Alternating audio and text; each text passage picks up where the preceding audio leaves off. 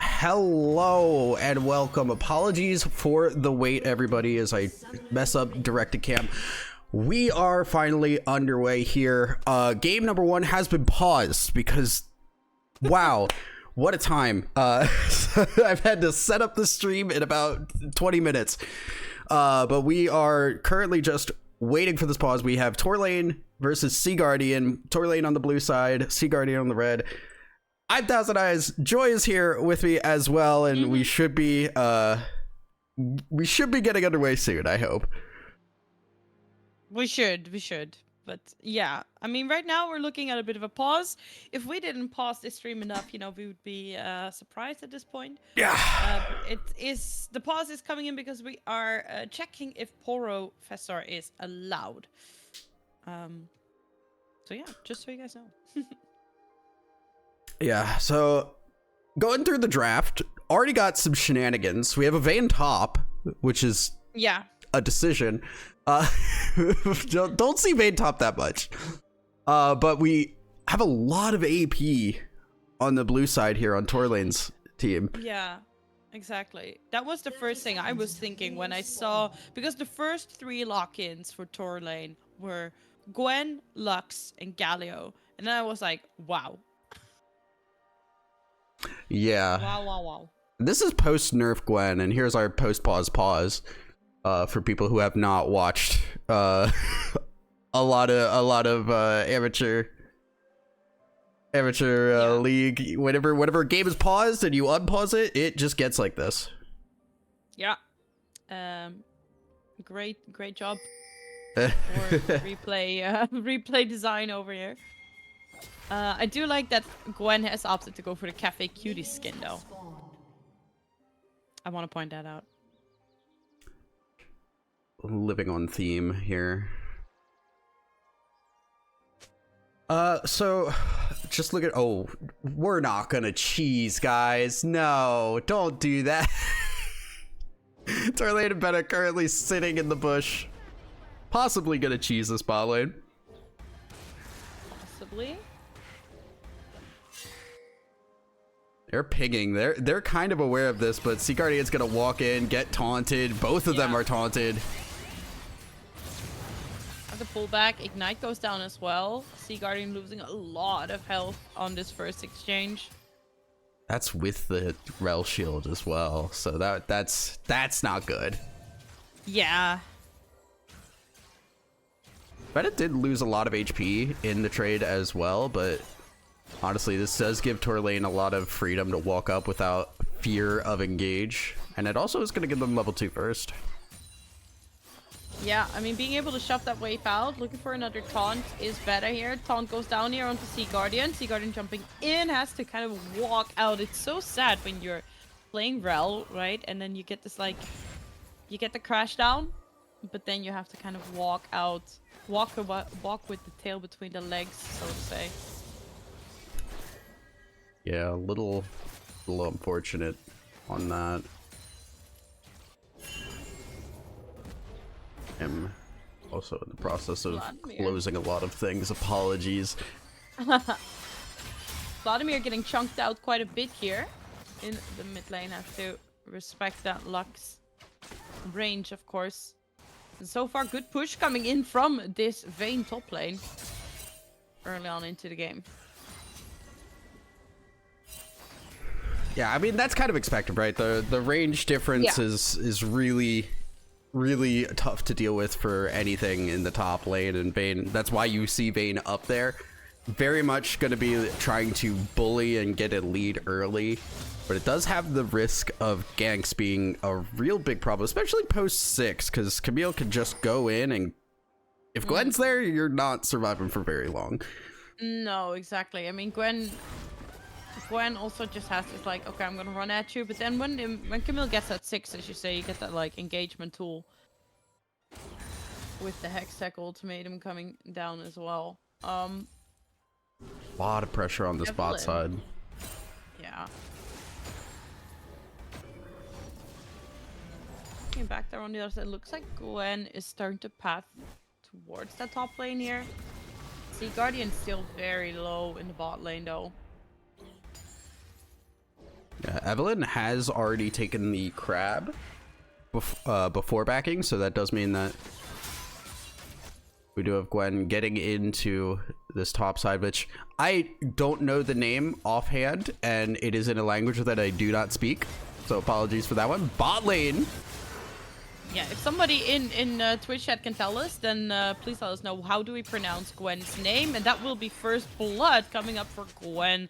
Did see the ignite coming down from Ravenby, but yeah, no way. As you said, no way that the Vayne would survive that for very long. Yeah, I mean that's exactly what we were talking about. You can't leave Vayne alone up there for too long, because if you're just not ready for the engage, you are gonna struggle.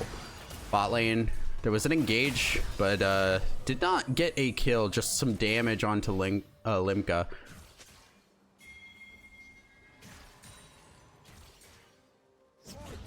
Yeah.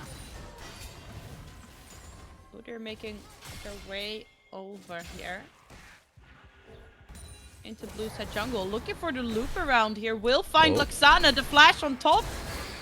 And I think that's going to be the death. Kill going over. Yeah, that's death. That's death indeed. Kill going over to Vladimir. Vlad getting ahead really important too, because we always talk about how Vlad's level 9 is really important. Getting that maxed Q for the heal, the cooldown on it. Getting there faster through the kill XP. Getting those items to be tankier so this lane isn't as hard in the early game. Will make Vlad very difficult to kill, especially for a Lux of all things. Oh. Get the Knock up and crash down being traded here in the bot lane. Beta falling a little bit low. So far, things are coming down though onto that bot lane. Evelyn is in the area, but so is Lux. Full combo does do about half HP, but you're not getting a whole lot of that. Just saying back off. That's my bot lane. Oh, well. Exactly. But Limka? oh my god, look at Lux. The bind Finds hit. that root. Yeah, the bind hitting, and that is just the end of it. With that Dark Harvest, you know, bada bing, bada boom. That's a kill coming out here for Luxana. Really nice call to rotate there on her own and just pick that kill up. Yeah, it has been a lot of control on this bot side for Team Torlane. They've just kind of been running over and at the very least just shoving this lane consistently, making Limka miss a lot of CS, and with that death missing some XP as well. So Torlane, while not getting any kill gold from that, is going to be a head up in at least the CS and the XP. Oh, okay, that'll follow. Auto attack didn't quite interrupt. Yeah, you saw it flying after, right? Yep.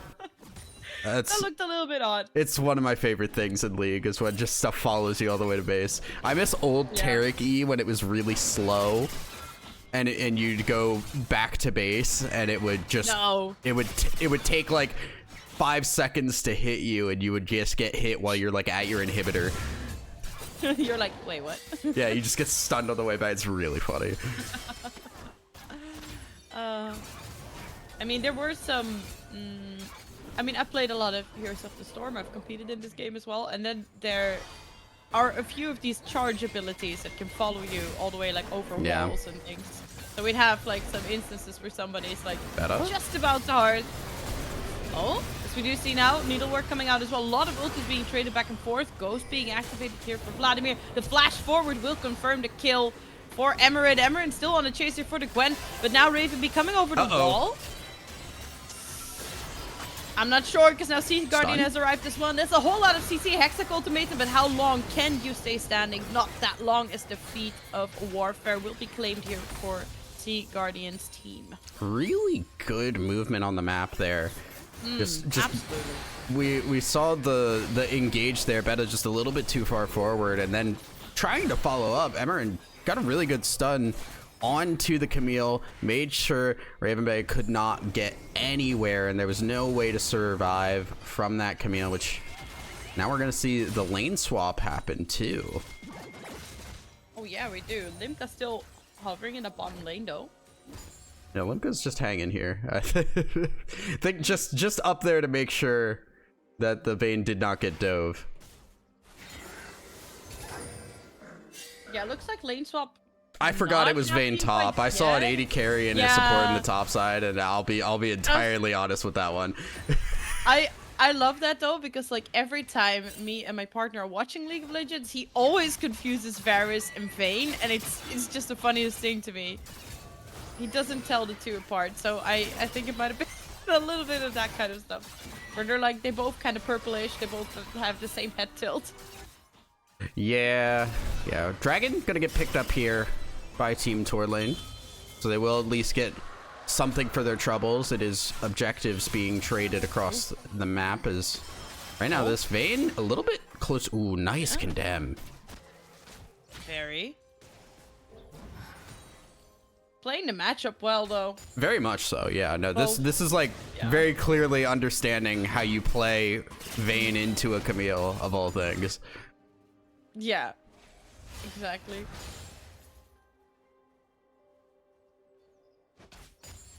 Lots of vision control for Team Sea Guardian on the bot side. You can see just vision all around, so they definitely know. They knew about that dragon being taken.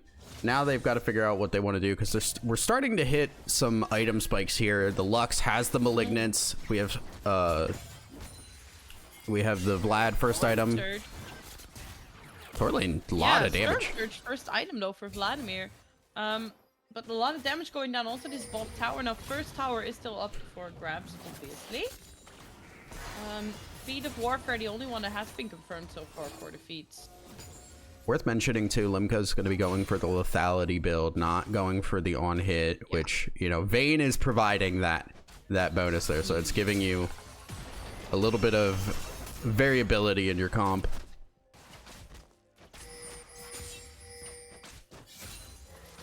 Exactly, but I do like that they can opt for both of the options, and that's like the thing that you often see with a double kind of like ADC comp, is that it offers a bit more variety in what kind of damage you can offer here then. Things coming out back and forth. Evelyn still blue side jungle. Vladimir gets rooted up. Good damage. Lots of damage. Power shot for that though. Yeah, gonna be okay though. It's Vladimir. He's just gonna heal that back up. Lux is now really low, and they're looking for a dive. Oh, yeah, they are. Flash comes out, but the slow from the smite will be enough. Evelyn picks up this kill. Evelyn. Oh, Ghost coming out. There's the flash to chase. The needle work does connect, but not quite enough. Torlane. Proxy under tower, nice. Oh no! Better Storm. Oh my god, flashes ulti as well. Torlane, sidestep queen over here. Sidestepping everything. They're Galio ulti, but it's not gonna come in time. She's so low already. As Beta arrives a second too late. It's the smite, isn't it, that took the kill. And now Beta will soon follow suit. The stun coming out here onto Gwen. But Lux, oh my god, everybody and their moms have made their way down to bot lane here. Now it's Emerin versus Luxana. And Emerin, she's just playing ring around the rosies here. Lux is getting very, very low. Oh, doesn't have vision now? Just needs a few more autos to weave in. And there we go. That will be kill confirmed. I'm actually really shocked at what all just happened. Torlane was playing so aggressive and kind of paid the price for that, and unfortunately her team was trying to save the captain. The captain went down with the ship, and the ship also exploded. It did, but it looks like Beta. Oh my god, no way. No way. Emerin, how do you survive? Torlane's gonna rotate into the river. Is she gonna have time? No, she's not gonna spot her. Oh my god, Emerin walking away, and Evelyn off the back of that picking up the kill onto Beta. Now Evelyn, I want to point out, was the player that Sea Guardian wanted to play with the most. She was like, no, I think this is the best player in the entire pool. So I just want to mention that right now she's sitting on a comfortable 4 kills. Yeah. And looking very strong on this Udyr. Yeah, the Udyr looks really, really good. It is that Leandry's build as well, so it's really strong, really a lot of damage, which is going to be tough to deal with as we get further and further along. Because you're going to get some tank stats on this Udyr, and you're going to be unkillable while absolutely pumping damage. Absolutely. Hextech Drake spawning in about 30 seconds. So we do see both teams are just kind of like trying to get some sort of priority in the waves. Teleport's not available for any of them. Oh. Our lane is playing with fire right now. Beta trying to block.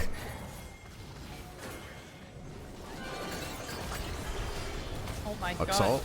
A lot of damage. Lot of damage. Sea Guardian does not have the health for an engage now, and Limpka's able to poke pretty freely. Bueno. Yeah. Needlework comes out, does a fair amount of damage. Meanwhile, Emerin up on the top lane, working on that first tower, confirming. Would lock in defeats for Team Sea Guardian right away if she gets to confirm this tower. So stalling might not necessarily be a bad thing.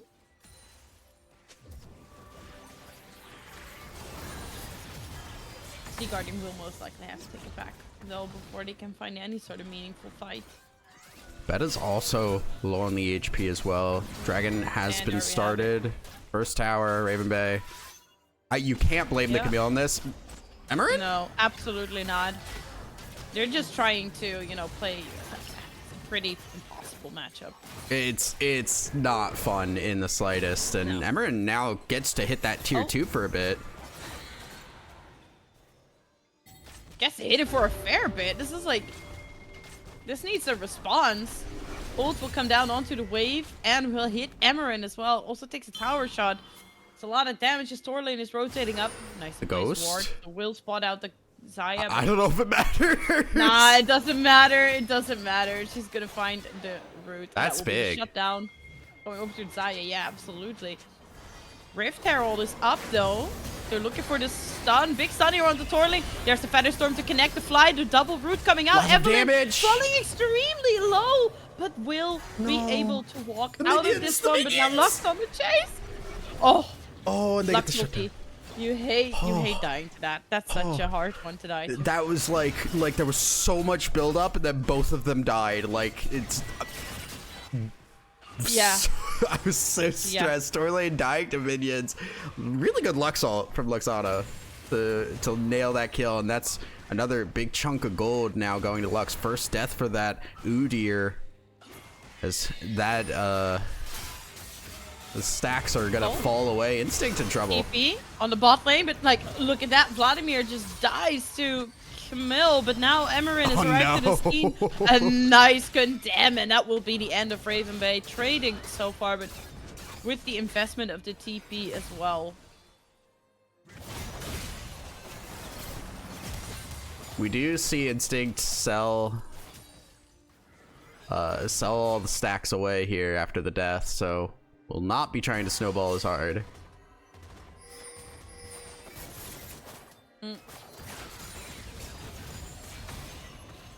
Lane and Beta, again, just continuing to be problems in terms of shoving waves. Yeah, but that's the thing, like, you know, with the Xayah versus the Varus. Just gonna have to respect that.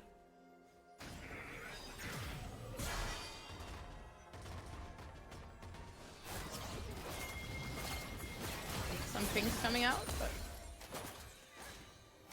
chains are available, but oh my god, this ulti! Oh my god, so much damage. Ulti from downtown, Beta trying to find any sort of meaningful damage to try and finish off Limka, the double root coming down, but look how much damage this Lux is doing.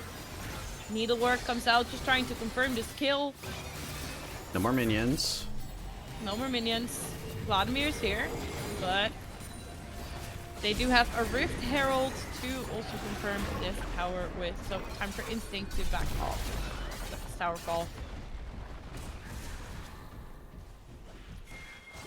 We'll now go for another charge, or no, don't get another charge here. Instinct does push away everybody, and now in comes the bot lane engage. Beta is not actually happy about that one at all.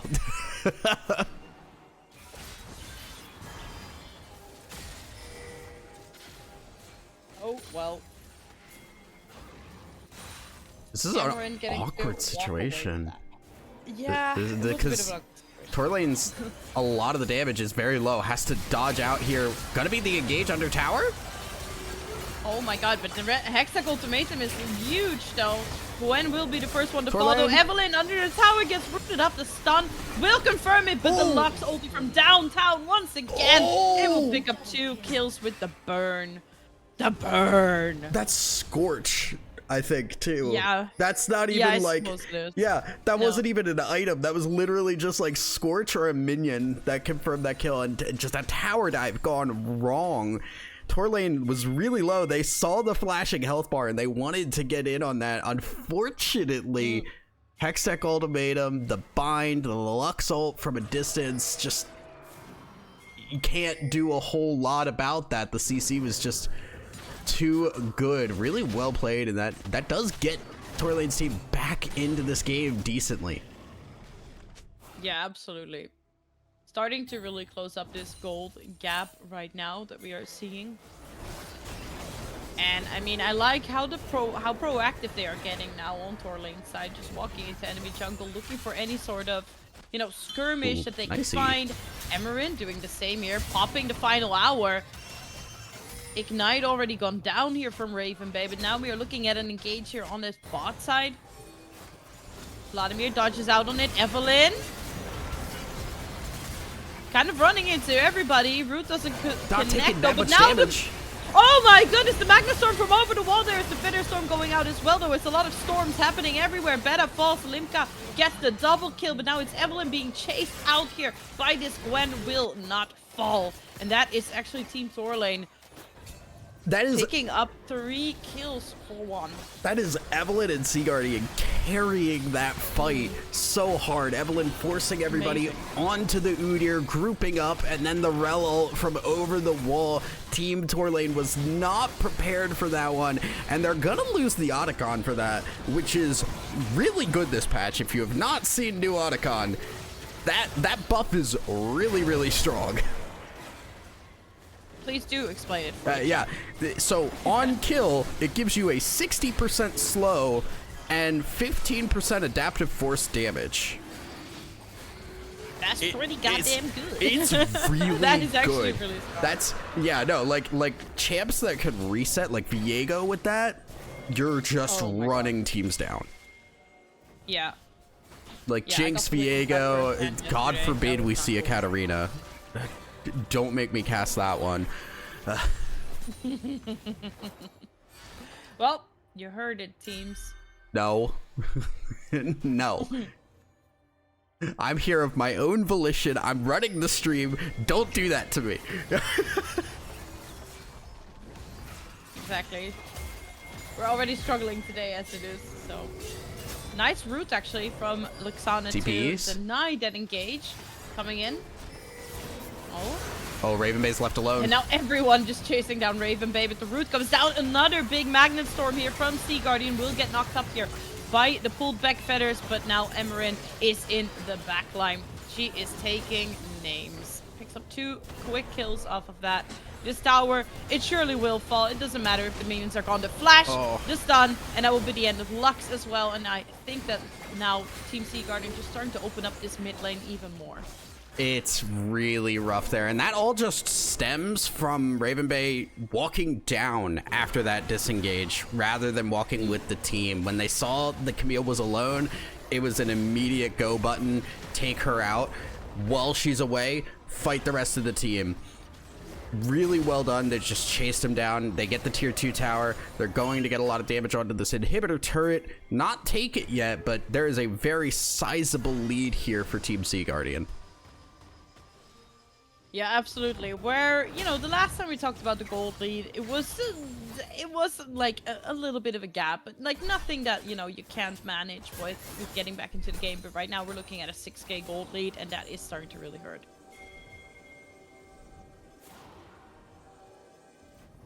Yeah, we're now looking for objectives. Baron going to be spawning in a minute. We have our next dragon in 3, so we're going to be waiting a bit for that one.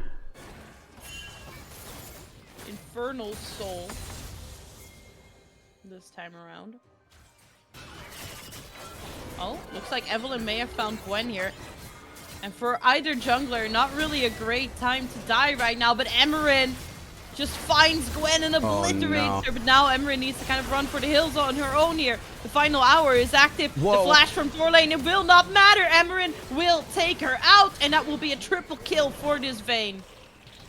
How in God's name did Emerin survive that? They just went so hard. Yeah, Gwen getting caught out, run down, and Vayne gets a free kill on that. Torlane with just full scent to try and get that kill. Wasn't able to do so, and that does now give a triple kill over to this Vayne. The inhibitor tower will fall. Inhibitor likely to go after as well. No, they're not going to risk it. But that is another sizable win for Team Sea Guardian. Definitely is, and with the Baron spawning, looks like Team Sea Guardian gonna take it back here. Maybe set up for that next engage around that Baron pit. Emerin pushing out the bottom lane. Vladimir taking care of the top side. Oh.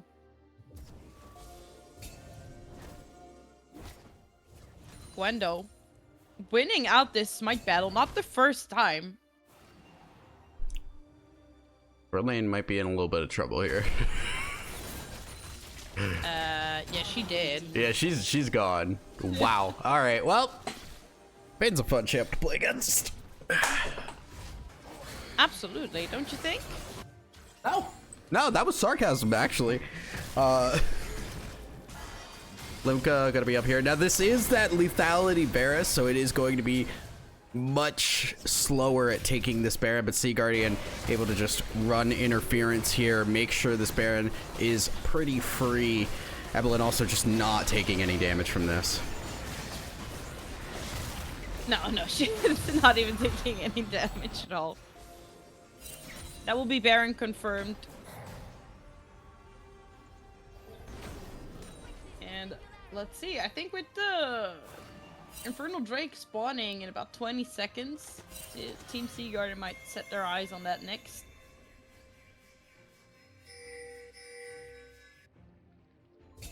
Yeah, looking a little bare in the cupboards here for Team Torlane.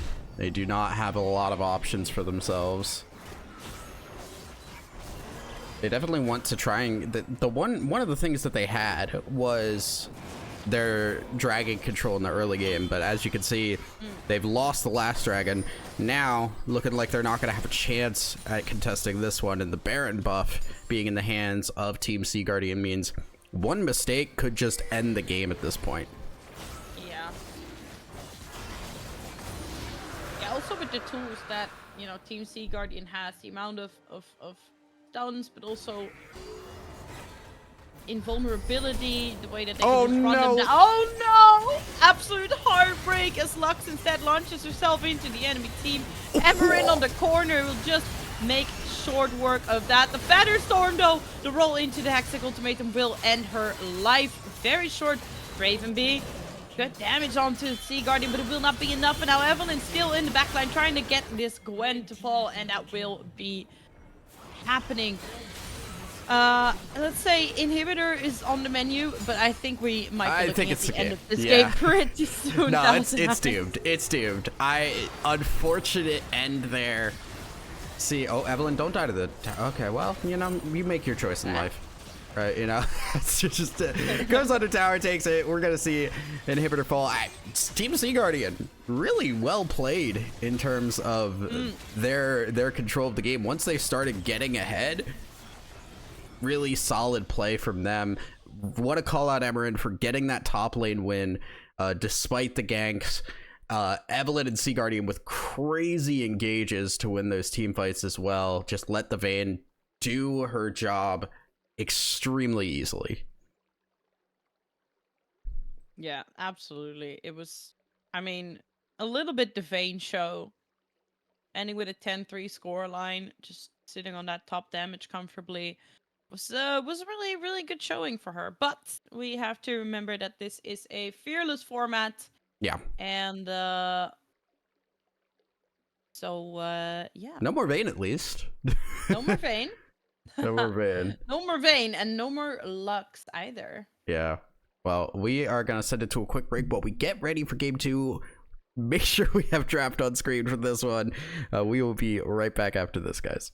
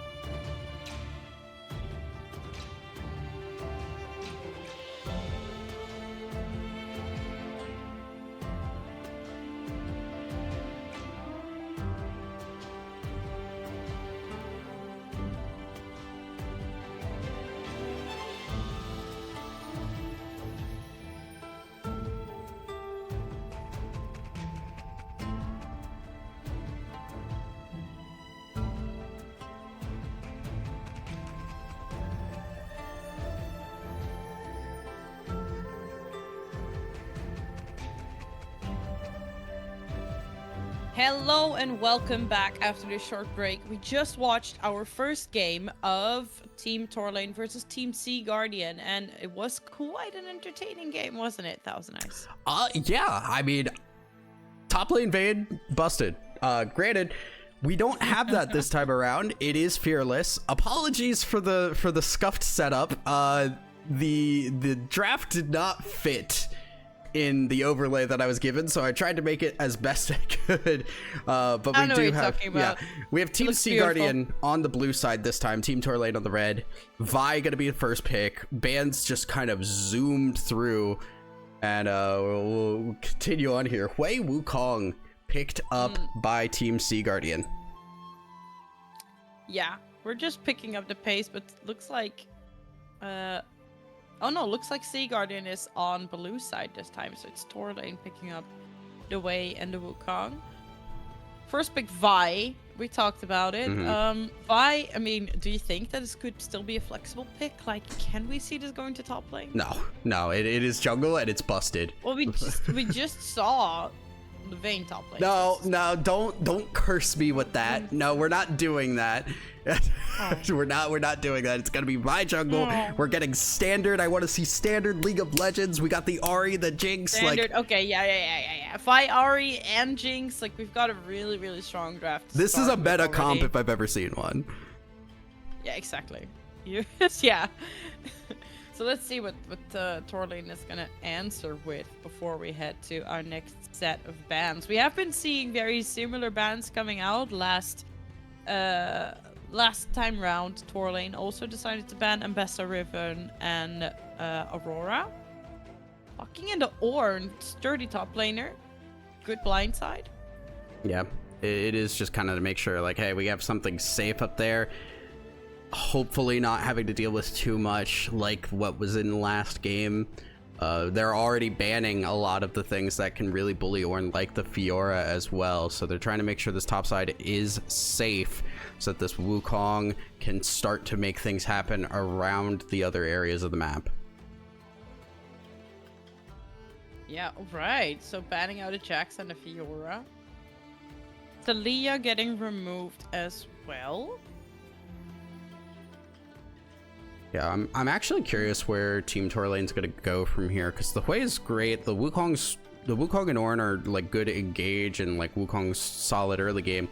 What is the carry going to look like here? Like, what are you picking in that bot lane, especially because Varus and Jinx are both gone? Those are your two kind of standard hyper carries that can exist at the moment.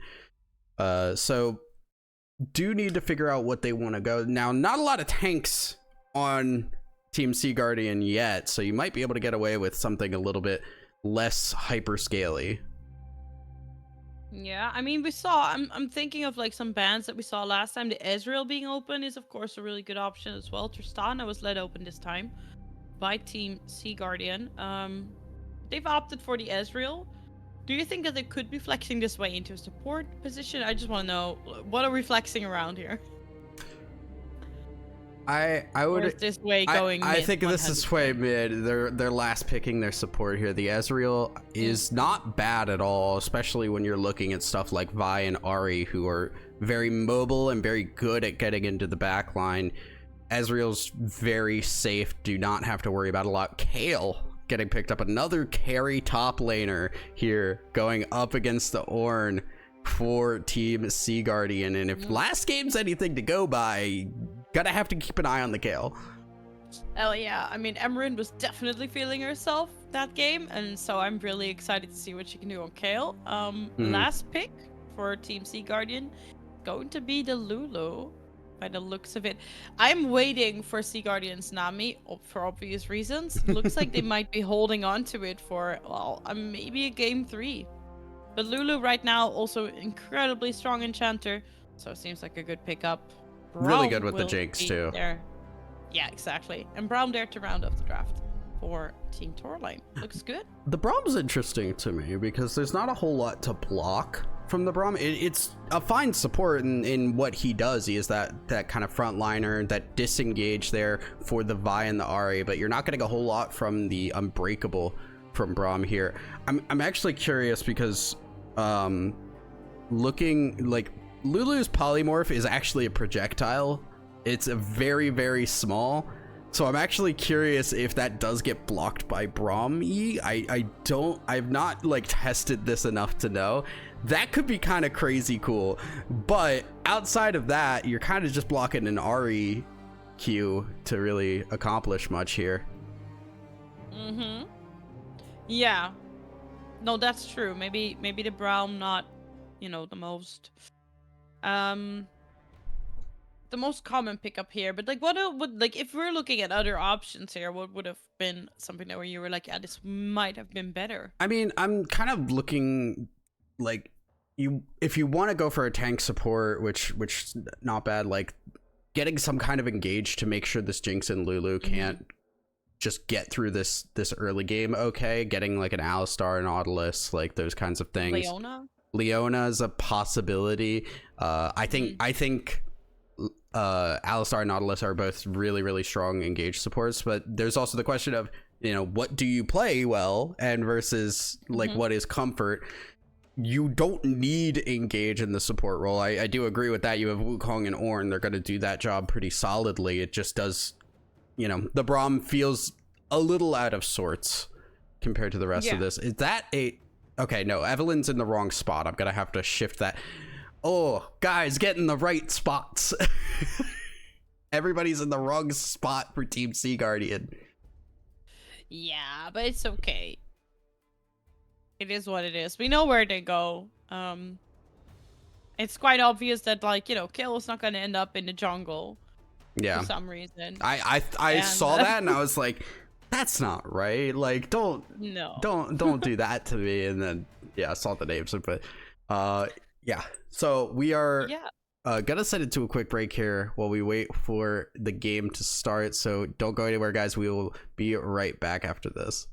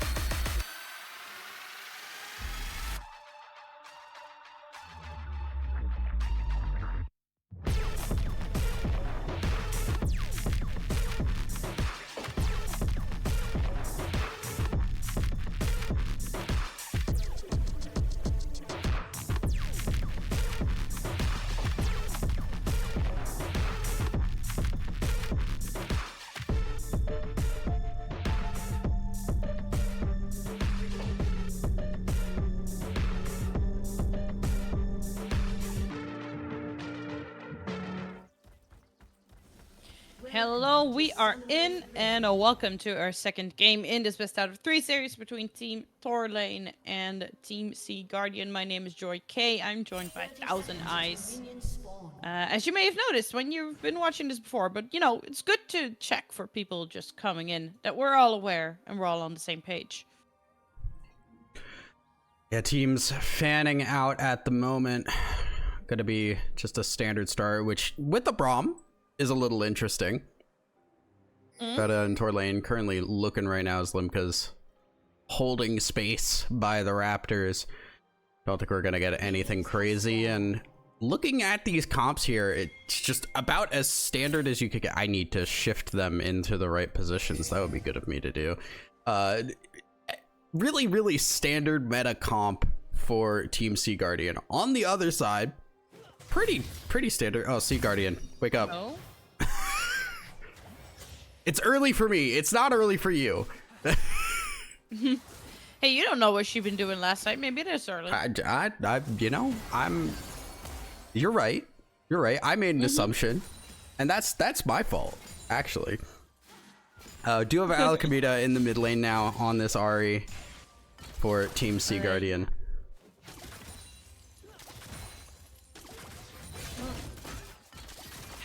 So yeah, let's see. So I think Alchemida is the real player that is I believe was so, drafted yes. for the team. Yeah, and then I think that the sub just only played for 1 game, which they won. So that's great for them, you know. Again, Sea Guardian with a big level 2 rush. Yeah, and Or actually, it was the other way around last time. It just Lulu level 2 is really good. it's Lulu's damage is actually really scary. People don't realize how good it can be.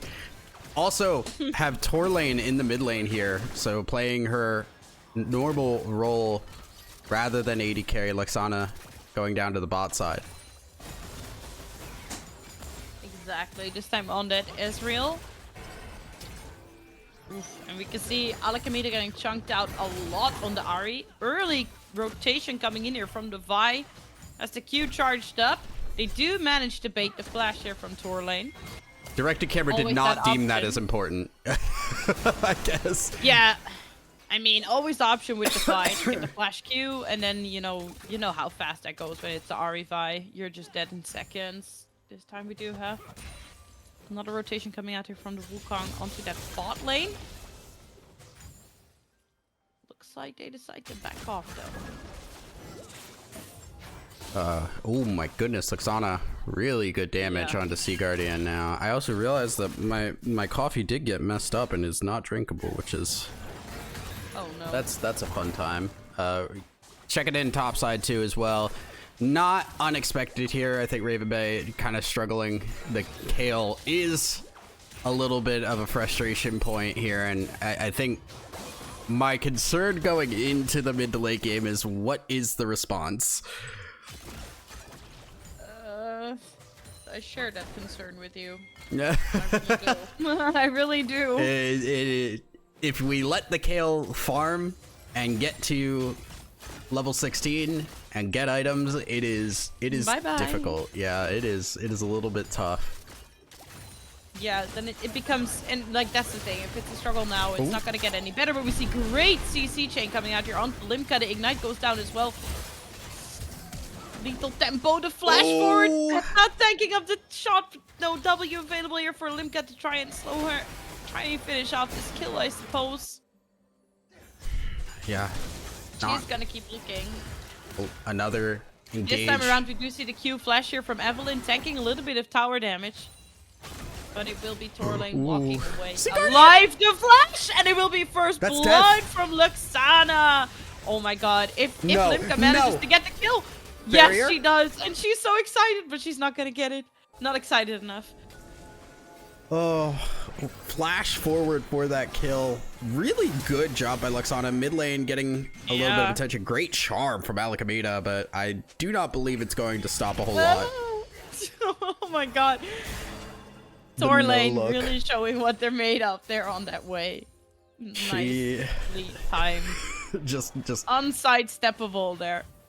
Cool girls don't look at explosions, just from a distance, keep farming. Exactly. Oh, polymorph onto Ezreal. Ezreal has to shift away here. It's a lot of damage, and Brahma's not going bot lane here, so Beta not gonna be able to help out here. And Luxana, I think, now saying, "Hey, Beta, I actually do need help here." Yeah, Ezreal is a really good like laner to leave on his lonesome, but maybe not this early on into the game when you're only level 4. Ravenby, good charge and damage onto the kill on the top side, but otherwise not a lot of trade back and forward. Evelyn has shown up here, has not shown on Vision specifically. Torlane continuing to just pressure this Ahri, and they're trying to bait this engage, and it's gonna work. Charged up Q from the bush, and that should be enough to confirm another kill here for Limka. Limka is very excited chasing down this big bulky man that is brown. I would get excited for that too, so I get it. And that's another kill going into the Jinx here. Amarin picking up the solo bolo with the trades of ultis. And that is... so far, once again, great start for Team Sea Guardian. Yeah, top lane already having the kill. Winning out on that lane is huge. Bot lane, it was looking really good for Luxana and Beta, but just a little bit too aggressive, not prepared for the gank from Evelyn, and do pay the price for that. That Jinx now 3-1, very strong compared to most Jinxes in this game, and now the one saving grace is that Torlane is winning this mid lane really solidly. Yeah, definitely. This the CS lead is getting bigger and bigger, and yeah, Torlane with the kill in the pocket as well, getting quite strong. Went to the bookshop, bought a lot of books, so very happy about that, most likely.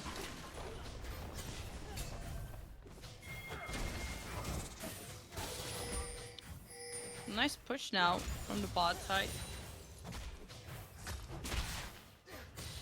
Right now, I think the big thing that we're looking for here is what can Torlane do with this lead? That is kind of the one thing that Team Torlane has going for them. They need to be able to take that to the other lanes, start getting a little bit more.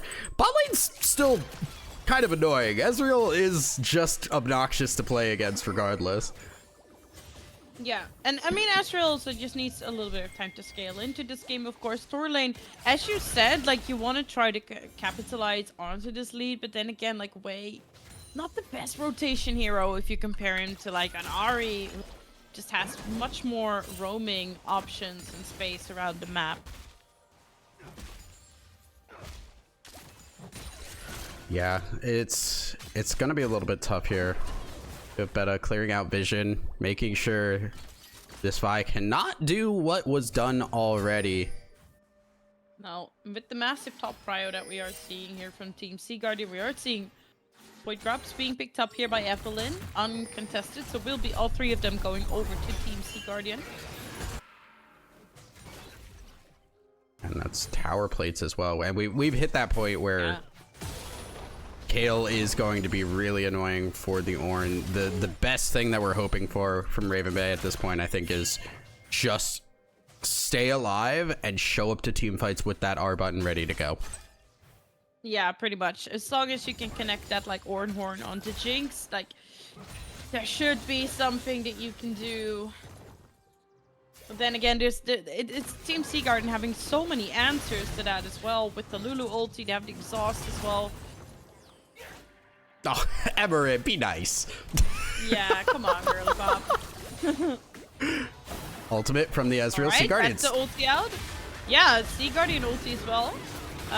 Will fall. I mean, say what you want. Luxana playing from behind, but comfortably picking up a double kill here. Might actually make it a triple. TP coming out here. It's Alakemida, but still very low. The flash forward here from Luxana picks up another kill as Limca falls, but Alakemida will fall as well. Wukong falls in turn, so that will be a double kill going over to the Ahri, getting some sort of, you know, consolation for having the TP here. Torlane walked down here, so still has that summoner up and available. It's still very much a win for Team Torlane, but I think it could have been a little bit cleaner. The dive just a little bit aggressive there. Luxana flashing under tower is wild to see from an Ezreal, but still, they got the kills. They got the Jinx dead. Really good counter gank by the Wukong to just be in the right place, right time to turn that one around, and good baits there as well. Yeah, for sure. I mean, it was messy, but it worked. And sometimes that's what you need, you know. It does give a lead to Team Torlane, which I think they need right now. Their late game does not match up to Team Seaguardian. They need to get a lead now and do something with it. That they do indeed, and that's what they're trying. Beta trying to find something here. It doesn't really have the ulti up and available quite yet. A little bit of damage being traded back and forth. We do see both junglers in the area around there. Evelyn looking for the engager onto Torlane. Torlane already committing the flash here. Unending despair. We just need that kill so that the Jinx can get excited, and Alakemida will confirm that. But now Limca so extremely low, forced the flash away from the Wukong. Alakemida still standing, has the Spirit Rush up and available, but out of charges, the flash comes out as well. Wait, Luxana. But that will be Luxana under the tower, picking up another kill, looking for the second. Alakemida so No, you're low. still tanking! Luxana still tanking and will fall to the tower. Picking that kill up to boot, as it will be Beta falling to the super mega rocket. No. And that is such a messy engage once again, but this time it will be Team Seaguardian coming out on top. Wow.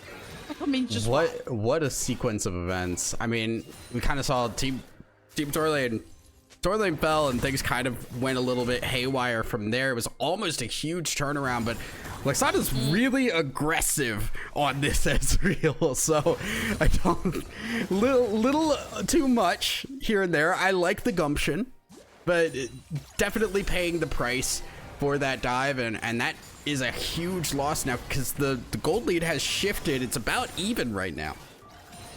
Yeah, exactly. Like just the moment where, you know, Torlane starting to take the lead, it immediately shifted again, as you mentioned. Now Emmeryn looking for a little bit of a pokey here onto Raven Bay. Raven Bay can't do a whole lot. Mid lane. So much, I mean, so much fighting going on in this map here. Alakemida, one last Spirit Rush available to her. Great damage onto Torlane though. But with the Spirit Rush being out, and now we do have level 11 again. Power Spike coming in for the Kale here. We do now have the double swords available. Under tower, good. Nice ulti under the tower. Emmeryn will pick it up. The Ornn Horn will not be reactivated.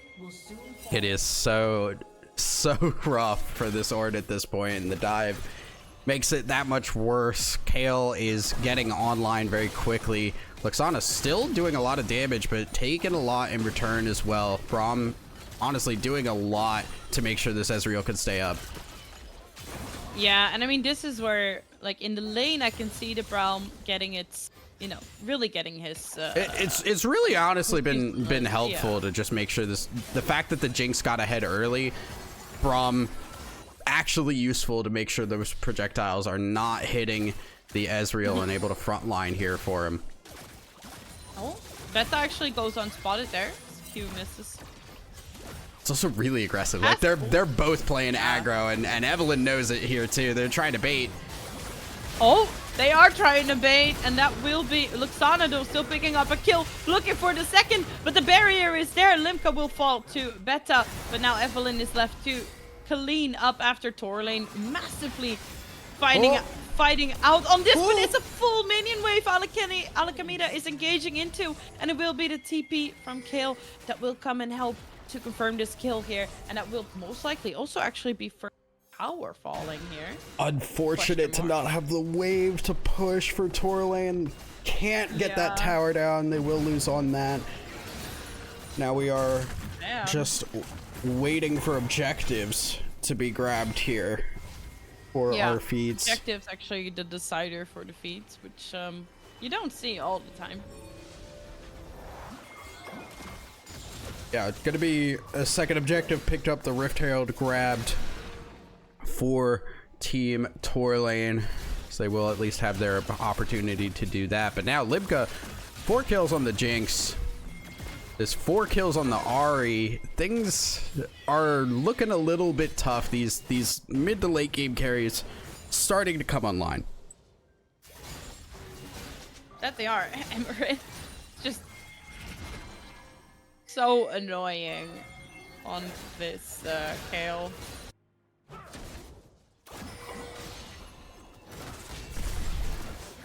But able to provide a lot here. Evelyn. Oh, the charm. Oh, the charm. The charm. Alchemida. That is massive. As we now see, like, this is the push coming in. That is, you know, that is massive for them. We do still see that Emerin is pushing up on that top wave, but now Ornn having free reign on Ornn having the free reign on the top. Hopefully get a tower. Want to get some money into this Ornn's pocket so that the items can come through. Also want to importantly get levels for this Ornn too, because you want to get those Ornn items online as quick as possible, and that 2-level disadvantage is pretty crucial to make sure that the late game power that the Ornn brings is not coming up anytime soon.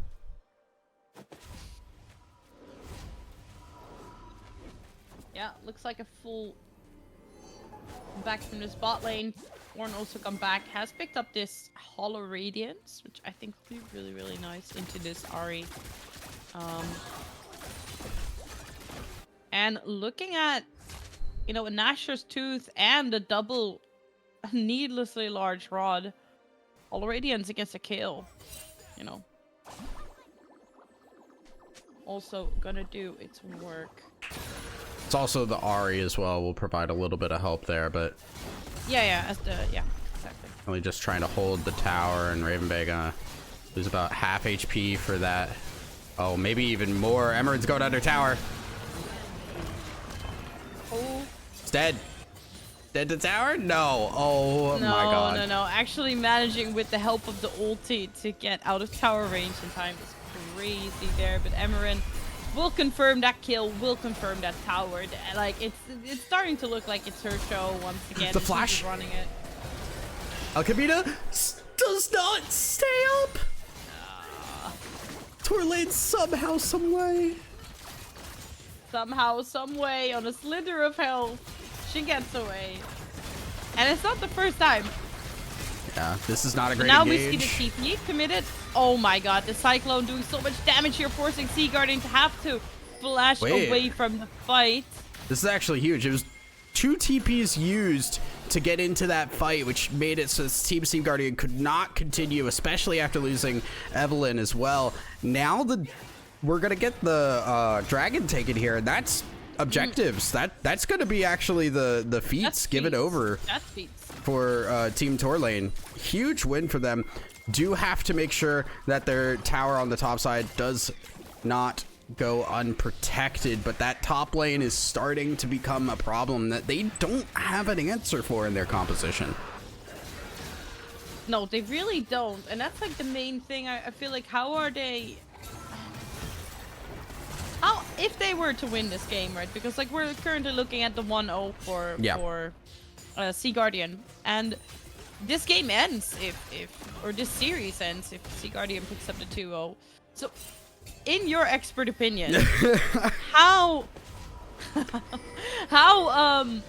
would they win this game? It's got to be like team fights. It's got to be fighting away from the Kale, not letting the split push become enough of a problem that it ends the game. Yeah. That's really scary though, because every time you're sitting there not engaging, you're giving time for this Kale to continue split pushing here. Lots of damage. Emeren's gone. Oh, but that's a shutdown. That's a kill gone, and that will be the Jinx as well. Fantastic Ornhorn and fantastic follow from Torlane.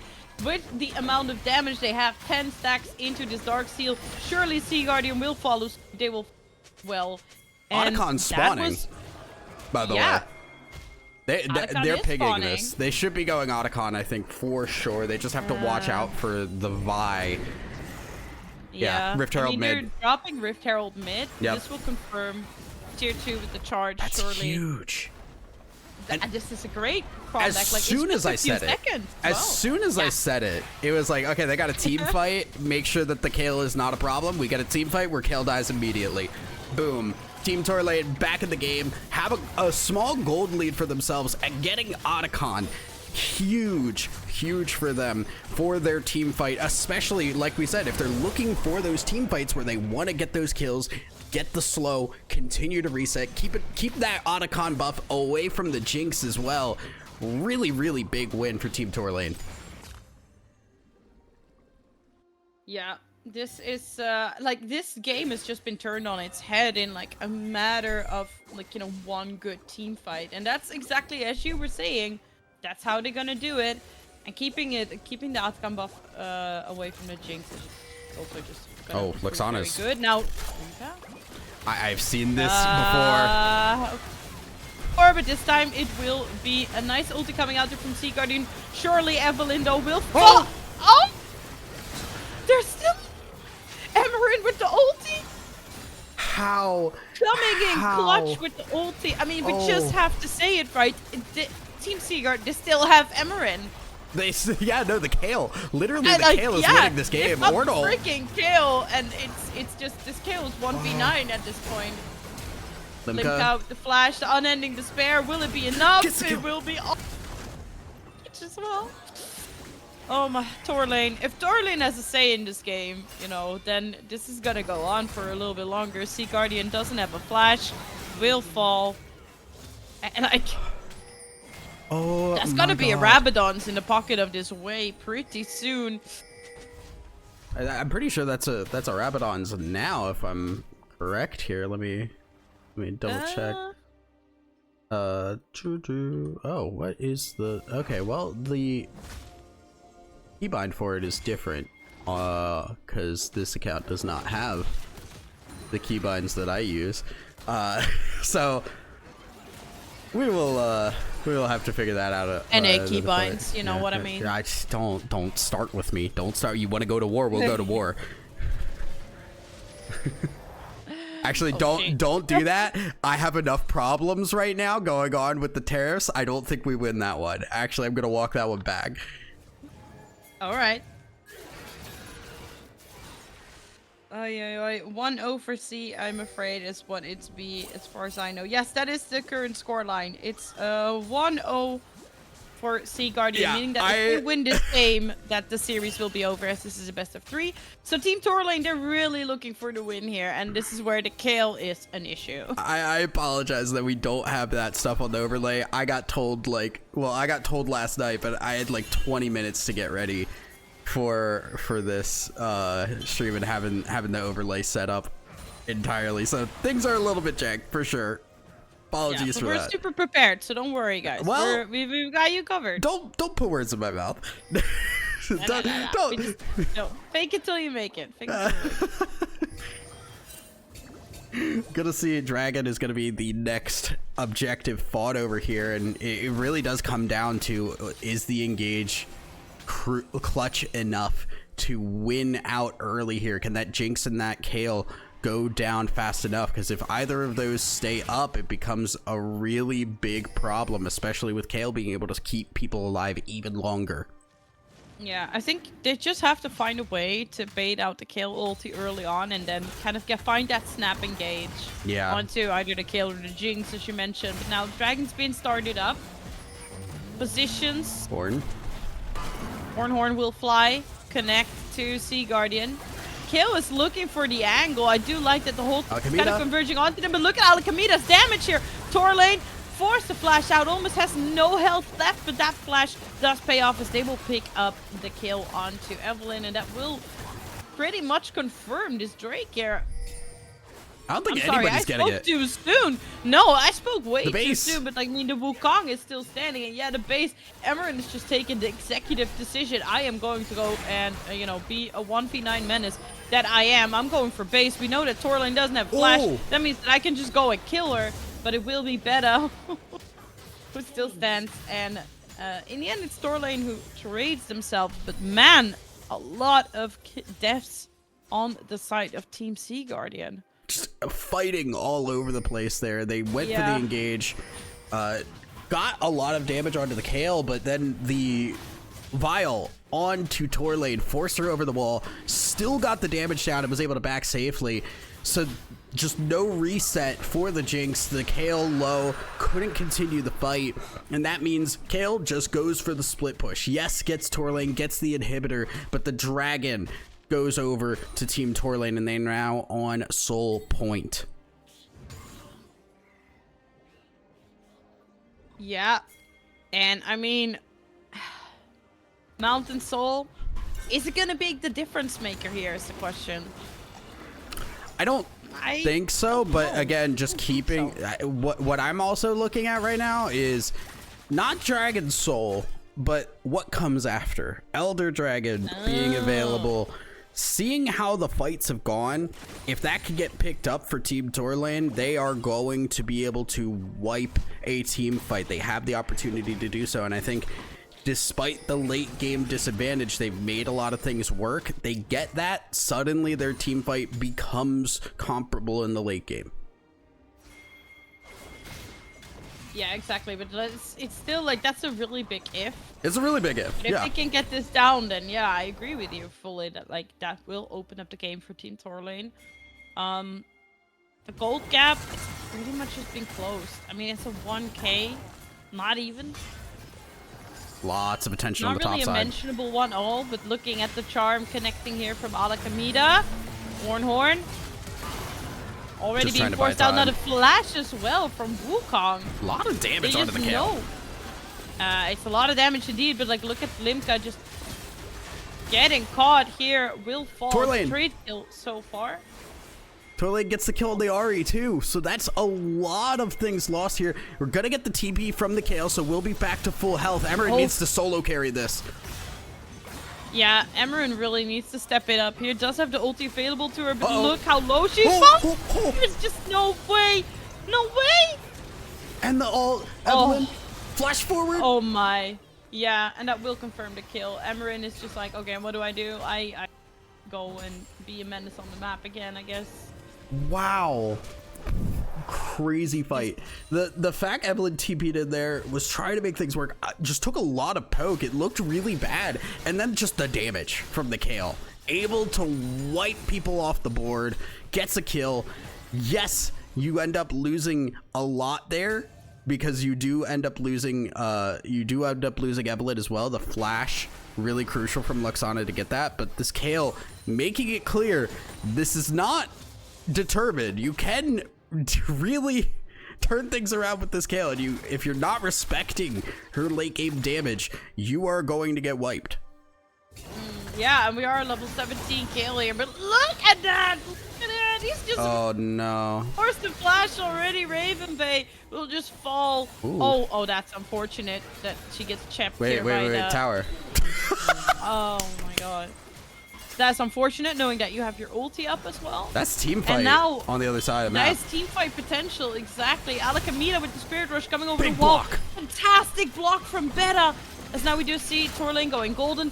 traps will fly out, so she can't really walk back. But now it's Limka getting caught by the Cyclone. Has to try and walk back. Flash and barrier still available to her. But it will be the ulti from Lulu that will keep her safe. That's Baron, though. Oh no! What Torlane, you monster! I mean, this is a 12 to 14 stacks on the Magi's on this way. This way also cannot be disrespected. Yeah, no, the damage that Torlane has right now is absurd. They're gonna give Torlane the fruit for a little bit of extra mana. This is going to be a Baron picked up, and this Baron is gonna be on them while the next dragon spawns, which they're already picking out. They're prepared for. They absolutely want to make sure that they get that. Now, things are really scary. It was kind of crazy. Yeah, you lose Raven Bay, but that Ezreal ult and the death to the tower was just the go button for Team Torlane on the other side of the map. Yeah, oh my god, we do see now a lot of damage coming out. There'll be a shutdown confirmed here. The TP, the flash to immediately just try and force out as much as possible. Emerin will be stunned up, and that will be a beautiful double kill. Absolute explosion here from Torlane. Wukong, though, living throughout it all, as we do see the, you know, just like Thunder Sky combination with the armor defense coming up clutch here with the shielding. It's like every time there is a win for Team Sea Guardian, Torlane is there to just smack it out of their hands. It is kind of crazy how often Torlane has been just there to stop a fight from going poorly there, and the Quail actually really crucial there because it does pop so late. The Kale fell off, gave them the double kill, and now despite losing Luxana has TP, can just go for this dragon. Yeah, you're right. This Ezreal's running TP, so they are starting up the dragon. Jinx ult will fly out, but it will not matter. It will be Dragon Soul going over to Team Torlane. This is pretty big for the Ornn specifically. It makes up for a little bit of that gold disadvantage because all of those defenses are getting buffed a little bit more. Now gonna see Alchemida having a charm to get away. Flash! Oh. We have the Spirit Rush available, has to infest it just to stay alive. And now the poke from Team Torlane is a problem. Hwei and Ezreal can just make life difficult for Team Sea Guardian here, and Team Sea Guardian is just gonna have to go for an engage if they really want to. Beta's able to just block there, doesn't even tank the charm, and now this tower should fall. Sea Guardian's really low.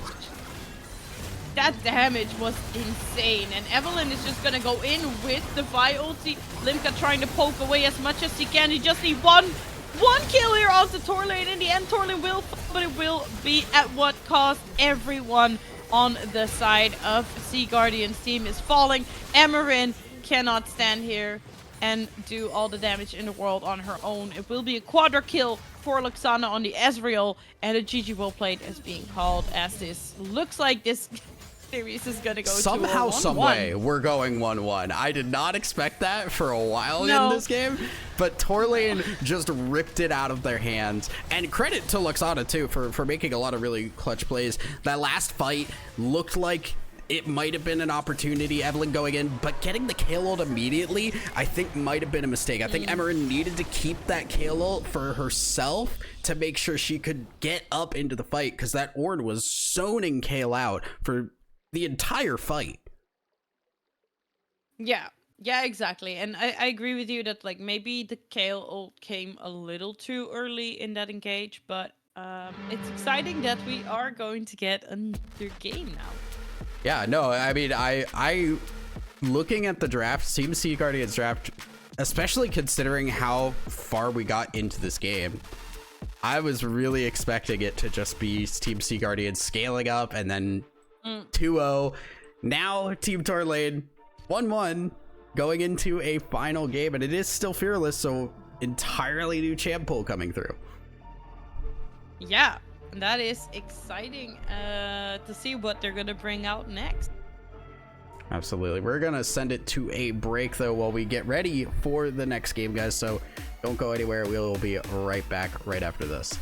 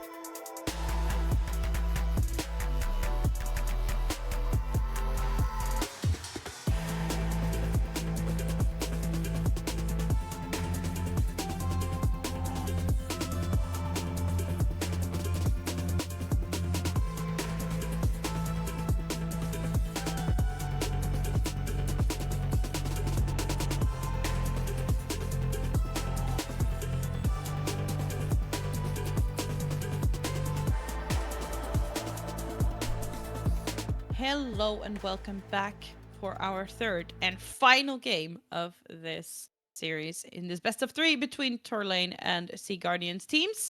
We are about to head into our third and final draft, which is which is kicking off just now. Yeah, we are getting underway. So we are currently, I'm kind of curious what is gonna still be banned. We're seeing the ribbon band here from Emerin still, which has been consistent. Torlane back on the blue side, Team Sea Guardian on the red. I'm gonna make sure the players know to be in the right order. Yeah, exactly. Let's see. Yeah, it just looks like, you know, Torlane sticking to the same old bands. It's gonna be the Riven, it's gonna be the Aurora and the Ambessa. I also do remember that, like, Sea Guardian was mentioning that, like, oh, I do want an Ambessa player on my team. Yeah, it was like, all right, not happening. Ambessa, not gonna happen. As like, that's the problem with being like, yeah, like, I want this player for XYZ reasons. Like, yep. Not getting to do it. Out loud? Exactly. Yeah, it's unfortunately It is unfortunately we baited that out of her, and I do apologize. But M-Pesa being banned, we're seeing Lilia Tristana picked up for Team Sea Guardian. Victor is the first pick. Torlane gonna be running that one in the mid lane. Yeah, and Victor, incredibly strong. Not the best mobility early on, but we will see the Tristana getting picked up to Xin Sao. How do you feel about that one? Xin Sao's actually really good right now. What he does well is exactly what Wukong does pretty much too, of just being that early game presence to make things scary for pushing up early. He can gank extremely well, very powerful. Actually, we're getting Victor in the bot lane. Torlane, if this is locked, this is Torlane Zilean. So Torlane gonna be running that one in the mid lane. Okay. Very interesting, because we just had the Kale for that protective aspect on the other side. Now Torlane getting to play her main. That is, I mean, I love to see a good Zilean Yep. and Zilean mid. Like we all know, we've seen it. If anyone has watched Los Rotonas, you know how toxic it is. To see Nemesis playing it, I'm already scared for Team Sea Guardian at this point. Yeah, this is comfort to the nth degree for Team Torlane right now, and I'm assuming the Victor is also just going to be going into the bot lane here. Just waiting to see kind of what happens as far as top lane. That mist ban is a Jhin for Team Sea Guardian, so that will not be available. Does imply that the Victor is likely going into, they at least believe the Victor is going to the top lane, assuming they know this. Sea Guardian should know that this Zilean is going in the mid lane.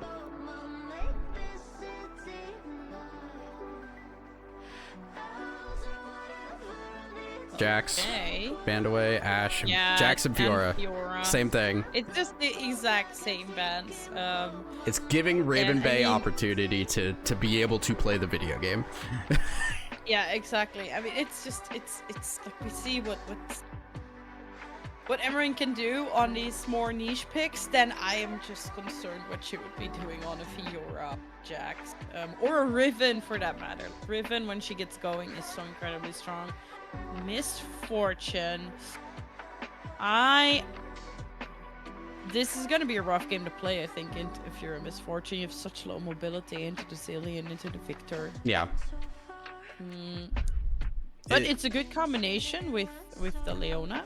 Yeah, I mean, you're also looking to, like, Lilia usually think is like really, really mobile, really able to just kind of weave in and out.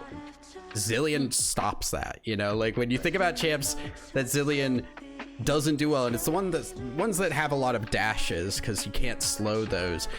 Lilia entirely relies on that move speed, and that's gonna get slowed to a halt here. Poppy and Alistar, last two picks for Team Torlane. Yeah, this is oh god. This is such a powerful draft. Yeah, Such a powerful this draft. is now the one thing that is a concern here is just in terms of damage, because your damage is not really strong on this team here for Team Torlane. They have Victor, they have Zilean as their damage threats really at all, which means it's a lot of AP damage that is going to be the focus here.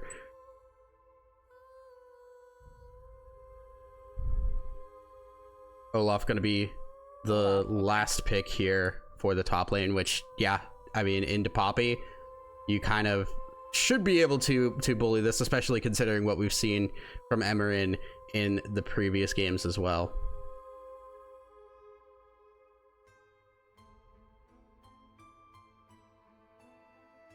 Yeah, as we are going to be getting underway for the client draft here. That we are. We are ready. I'm not sure if there is. So we have another observer in the slot. I'm not sure who this is, so it's good that we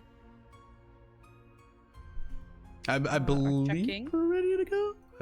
We'll hopefully get underway here. Now, just looking from compositions here, like I do think right now, like the possibility here for Team Sea Guardian to kind of just run away with this is decently strong. Olaf doesn't care about the slows. You have a lot of setup here. MF, Leona, Tristana to be able to jump in. Lots of damage. The thing really does become like, is the comfort enough? I think for Team Torlane, where they're gonna have the Zillion, they're gonna have Victor. Obviously, like, these champs are picked not because it's a crazy good composition, but because this is what the players are most comfortable on. Does that trump what the opposing composition has been put together? I mean, Sea Guardian's team, they have a really nice front to back, but I do really like Torlane's draft as well, because I just feel like this Victor and Zillion are gonna be so safe to dash out damage, because it's gonna be so hard to get past Poppy Alistar for any of these carries to even touch them. And then not to mention all the, you know, all the more protective tools that they have to work with the Zillion ulti, the Xin Zhao ulti, so, and Poppy ulti as well, Alistar's passive. I feel like they have a lot to work with, so I'm putting my money on Team Torlane. Yeah, I mean, this really is kind of like, if they can do decently early, like, obviously Torlane's going to be really comfortable in the Zillion. It's not generally a lane winning pick, but again, that comfort. The Victor can poke out this Misfortune. Alistar can be really solid here to give that protection or that engage if the poke is enough to whittle Misfortune down. Poppy is the only thing I'm kind of looking at here of what's going to happen in that top lane. If you could just wait for the wave to be pushed into you, you're kind of chilling.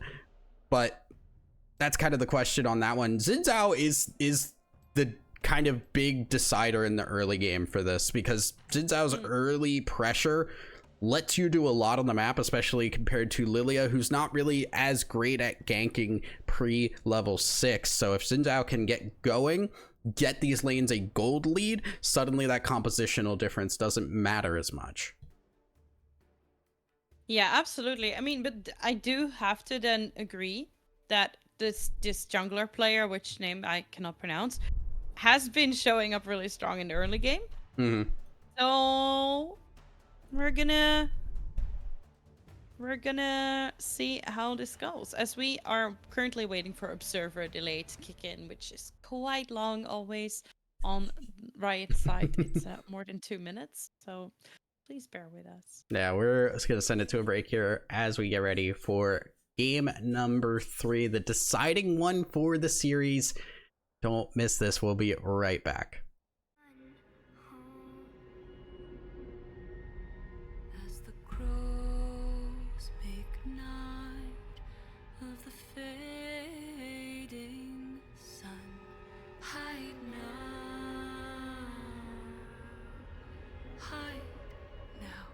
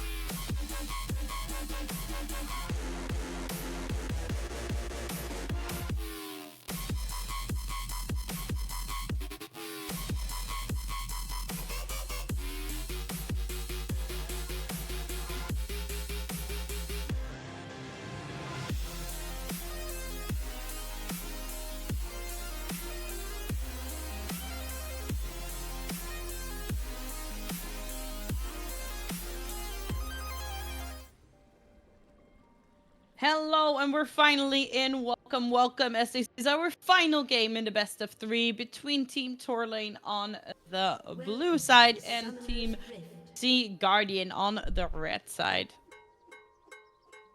Yeah, comfort picks, like we said. Torlane getting her Zillion. I'm really honestly curious here what's gonna happen as far as mid lane, because that was the decider, game number 2. So game number 3, can Torlane pull it out on what is decidedly less of a carry pick? I mean, yeah, I'm gonna have to agree with you on that. But if you get that double bomb up on somebody, that does some damage when you've got a few items in your pocket as a Zillion. But yeah, Zillion more of a laid-back character, more of a supportive character, as, you know, that's just how it is. We will see how it goes. I do, as I said, I do really like both of these lineups. Okay. So far, not a lot of movement going on in the map. People are just starting to farm up. Alakemida looking for an early trade here. Yeah, this is honestly my. really interesting. Yeah. So starting off, most Tristanas obviously start with the E, but knowing that the Zillion can't trade well early, starting with the Q and just walking up and autoing, really smart decision to just get up in the face here and make this mid lane difficult. Already seeing some trades on the bot side too, which, you know, this should be Victor being able to control this lane, but the early pressure here from this MF has given them an opportunity. Yeah, exactly. They're able to get quite a lot of space, push for that, like, aggressive level 2, which you like to see with a Leona all-in potential on that level 2, but, you know, Team Torlane, they are still respecting this very much. Very much so. I mean, it is just, we've seen Limca and Sea Guardian get level 2 first, I think, in every single game. They've had wave control really solidly in all of these games, and Luxana missing the E does mean that wave still gonna push back in there, and now we have much more trading on the top side. Oh no, Raven Bay! Oh, that is a heartbreak. That will be first blood going over to Emerin, and I think that's like the person you don't want to give that over to. I saw the vision. Considering how she has been performing, but we are not done yet as we do the flash and flash being traded, but it's the jump that will give Alakemida her kill as well. Really nicely played in that 1v2. So we do see flashes being traded back and forth here. Exhaust comes down, but not a lot happening other than that in this bot lane. Yeah, I mean, just kind of action all over the place. Since I was coming in on this, they are not aware. Did Sea Guardian see? No. Oh, but Beta with that engage, and that will be enough. Evelyn's here. Kill on Limca. Level 4. Yeah, Evelyn is here. Sea Guardian looks for that E, connects it. Stun to follow. Does Evelyn have enough damage? So early on in this game, she's not very tanky. She will fall as well, and it will be seen looking for that kill. But the rocket jump comes in, and the red team will claim the feats of warfare. Alakemida still pushing up here. Has that reset from the rocket jump. Doesn't have flash, though. Will be a very, very significant headbutt. I can speak English, I promise. That's good. That's good. This is an English stream. I know. This is an English stream. Crazy plays all around the map. Torlane showing up at the end here just to be annoying. As the teleport comes in, Luxana. Beta specifically the headbutt there at the end to make sure that Alakemida could not continue onwards into killing this Victor as well with the jump. Now Alakemida jumping on Torlane again. Yeah. I mean, if she gets rolling in this game early on, this is going to be a pain for them to stop this Tristana. Yeah, I mean, I'm also looking just back at top lane and the farm differential already coming in. It's tough here. Raven Bay having to fight against everyone who's just so solid here, and now on this Olaf. Oh. Rocket jump once again, but this time it's a fantastic roam from Beta. It will be Alakemida falling. Torlane picking up that kill. Huge win, and look at the CS differential in the mid lane as well. Torlane already starting to pull away from that. Bot lane getting some action too. Big wave though. Yeah, and Limca doesn't not have a flash. Luca will be stunned up by the trap here, will fall again to that Xin Zhao. And this is what I mean. It's so hard when this front line starts going on the side of Tour lane. They cannot get through it. Raven Bay. Like, the MF really needs items to get going there. And Evelyn has to flash out. They will pick up the kill. You're onto the Poppy, but a flash infested just to try and get away from that tower shot. That would have been fatal. But now this time, Alakamida doesn't care that she's tanking the tower. Gets the reset on the rocket jump. Finds the kill onto Tour lane. I think a necessary turnaround in that mid lane as well. Tour lane being able to get that kill was really crucial. Now Tristana back in control, has another solid gold lead here. The top lane, obviously, Raven Bay played that about as good as she could in that situation. Does force the flash out of Evelyn, but it is just kind of gonna be Poppy playing with about as little economy as possible, trying to just survive and trying to just be a threat in these team fights.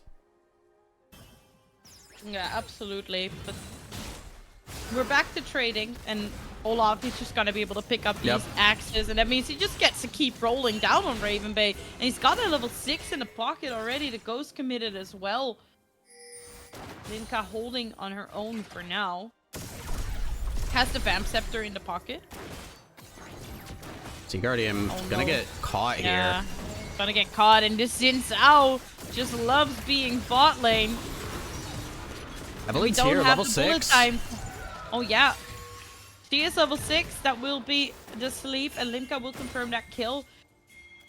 Once that bullet time also comes in though, like that is gonna really make the difference for this bot lane. Absolutely. Will be so good at like just trying to zone off how often this Xin Zhao is here. I mean, you also have to remember too, bullet time does not activate the wake up for Lilia either. So she does just get to do damage for a decent amount of time if you don't wake them up, and that can be really, really clutch. We also see just the difference between these two styles of junglers here. We've seen so much action early from the Xin Zhao, has gotten a lot of money from getting kills, doesn't have the XP, and Evelyn showing up at level 6 when Xin Zhao's still level 4 was the difference maker in that fight. That was the difference maker for sure. Now we do see that the level 6s are here for both of the spot laners now as well. So Arcane Storm, Bullet Time, both in play. Damage from Victor. We have a Vamp Scepter on the MF now, so that poke is a little bit less influential. And with that top lane control again, getting grubs, Lilia very good at taking them too, will just be picked up. Mid lane wave gets pushed in so that Dragon can be taken by Team Tour lane, especially with Lexana getting control of the bot lane wave as well. Yeah, I do like that, you know, Team Sea Guardian has really been prioritizing these grubs, knowing that they have Emerin, who just has so much agency in this top lane, and has had a lot of power split pushing. So it's a good prioritization. Dragon, yes, as you said, will be going over to Team Tour lane. And like, yeah, it's been tough for Raven, but I also want to call out just how the CS differential is comparable in mid and top in the opposite direction here. So like things have been going really well for Tour lane, and Tristana's gotten kills, but it hasn't been huge. Oh, TP is coming in. That's a huge mistake. Yeah, that is a big, that's a big mistake here. Look at the wave getting crashed mid right now. So you have Team Tour lane already got Dragon. Evelyn is running to pick it up. The headbutt from Beta to deny that bullet. It's like, yeah, Alakamida arriving to the scene here still. Has that. Beta finds that knock up. There's the Q onto Tour lane. They're looking to find him, but like Tour lane, no ulti available actually. So Alakamida. Oh no. That's Evelyn's so here. Unfortunate with the flash, but Evelyn does arrive. Q doesn't connect though. Ulti already out.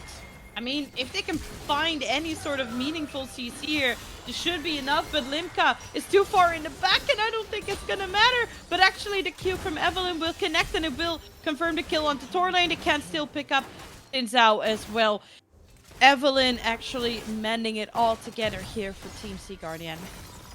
Crazy play in the bot side there to be able to get that kill. Luxana just too far forward with no flash available, ends up going down.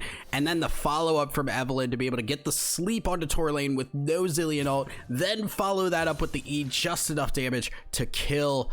And now trying to trade, does trade her life for it, and now things falling apart a little bit. But we've seen Team Tour Lane in this situation before. They've been able to hold on in situations that we really did not expect. Mm-hmm.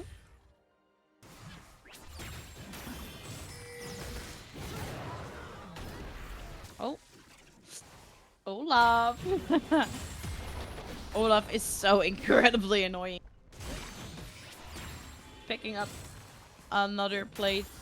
Raven B getting a trade kill in the top lane also is kind of a big deal too. Like last time we saw the Orange just couldn't do anything against the Kayle. Now at least able to survive and trade from the tower dive means, hey, there's a little bit more going for the Poppy.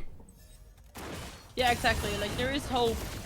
There's a light at the end of this tunnel. Limka getting knocked up again, and this is kind of what I was concerned about in the draft. Like, as a Misfortune player myself, you have like no mobility to play with into this team. It's a nice ulti here from Sea Guardian, but it will...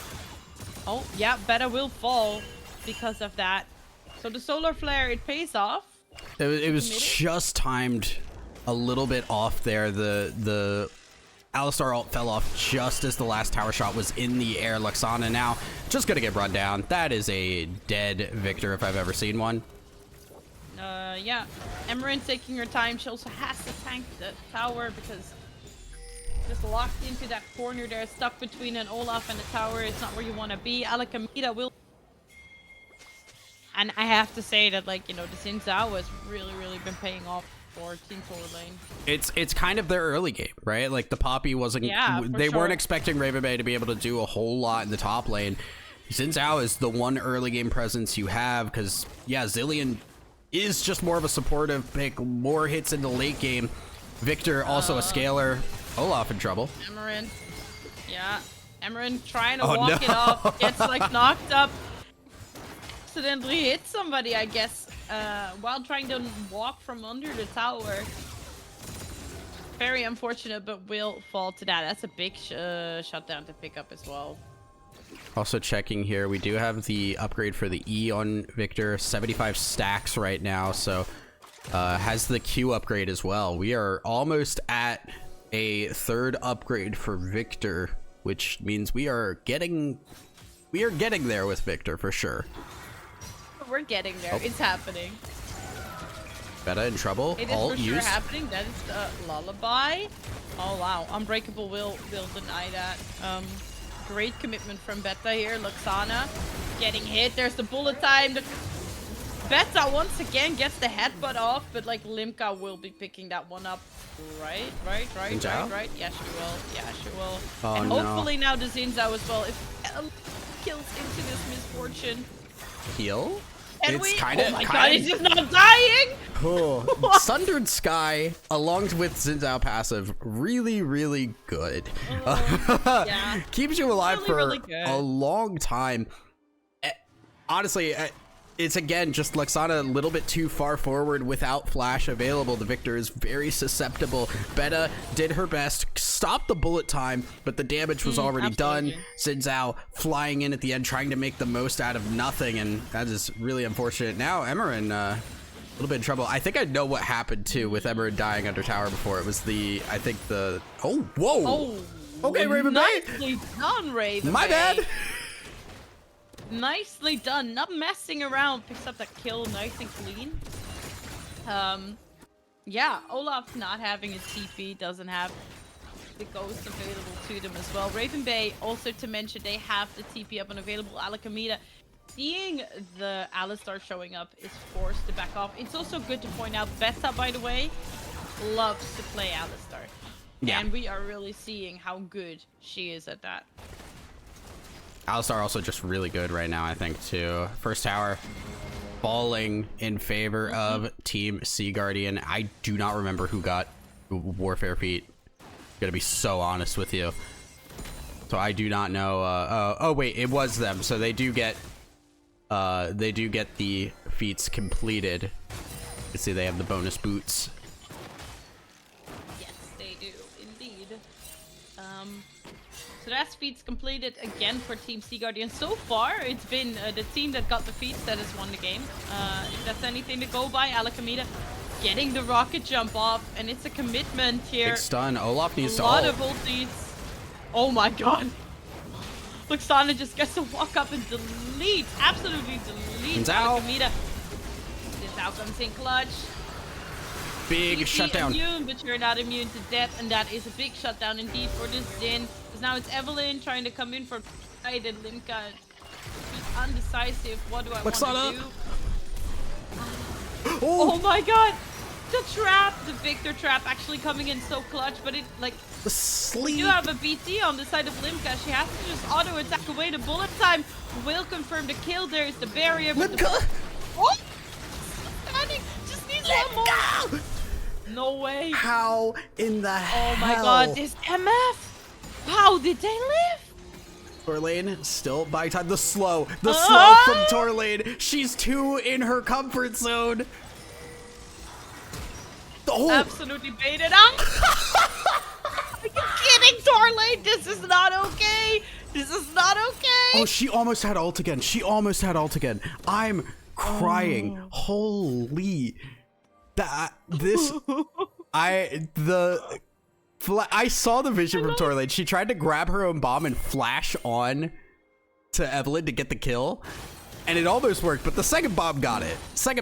Yeah, The yeah, fact yeah, that exactly. revive almost came back up, like, this is why Torlane That doesn't would've get to been play the Zillion play. often. Yeah, exactly. But that would have been the play. Great headbutt here. Limka under the tower, just trying to do damage to this tower, but she will fall. It's shutdown going over here to Luxana.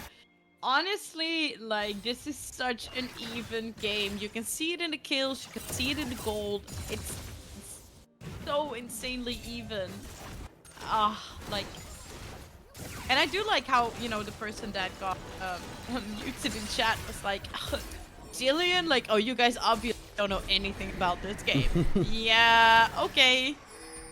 We do see how the Zillion is absolutely paying off for Team Torlane, and why Torlane doesn't get played that often, as you pointed out earlier. Sea Guardian, yeah, baits out the headbutt though, that's fine. The slow, Big so knock up much from Meta. damage. Yeah, big knock up indeed. It was a 3-man, but is it going to be enough in the end to do Zillion see revive. Poppy ulti going down just to get Alakamita out of that fight, and we do see now that, you know, Olaf wants to kind of keep going forward with so much damage onto him. Doesn't get the chance to.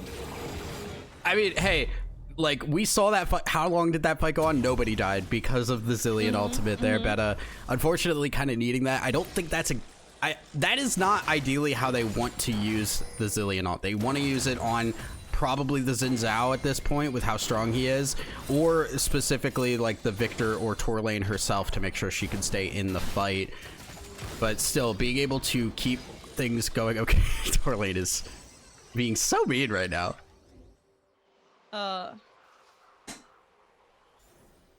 Just styling on them. I do think it's really creepy that with this Victor skin, they just decided to give him like an actual extra hand instead of a, you know, a mechanical one, which it was before. Hey, you know, sometimes extra hands can be helpful, right? Like, Yeah. Gotcha. he's- Still. It looks bad. It looks like hey, let the man live his life. He's just got an Yeah. extra hand. You don't need to insult him for it. no. It's just, yeah. If you saw somebody out in the real world that had an extra hand, you wouldn't be like, "Oh, that looks really bad."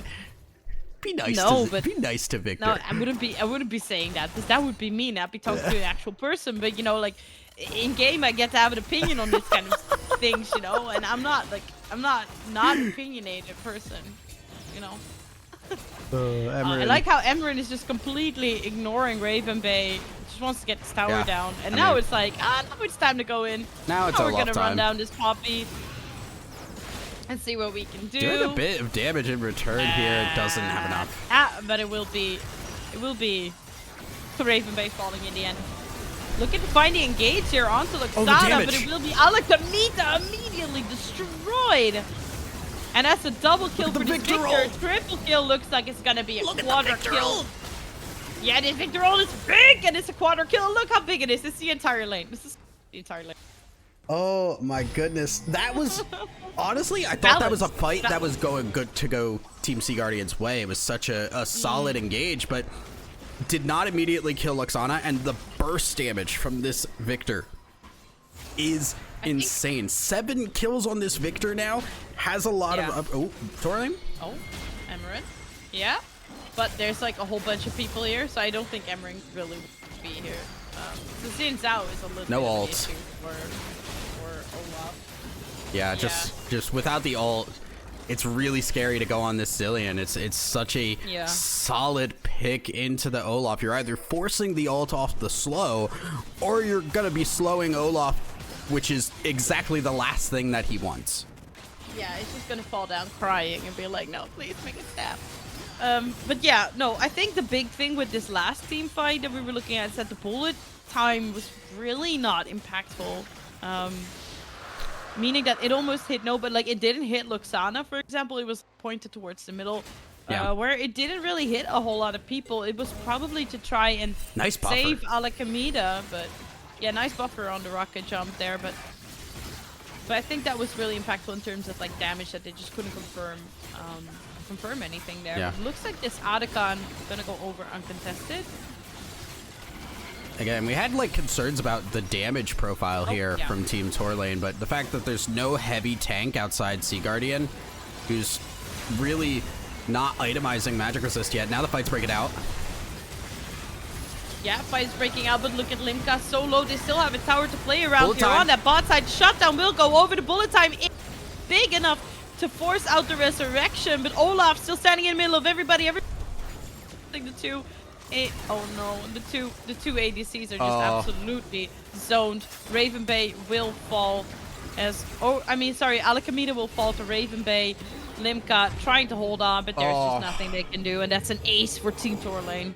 The team fight from Team Torlane is really, really good. They just get to go in, and the bullet time was solid, but the damage just is not there right now. Combine that with the revive, the one person who does end up falling, quote unquote, comes right back up. That ultimate's already almost back. What is the cooldown on this thing? It is 31.5 seconds for Zillion at this point. Like, and look at the build. She's optimizing for that. She went Frozen Heart specifically to slow the Olaf down, and there's so much attack speed that is trying to be built on here, and it gives you a bunch of cooldown reduction for that ultimate as well.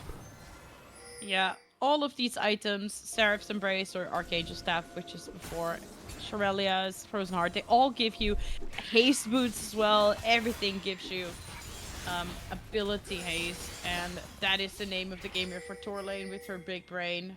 Haha, that rhymes. I just realized that I did not do that on purpose. Haha, that rhymes.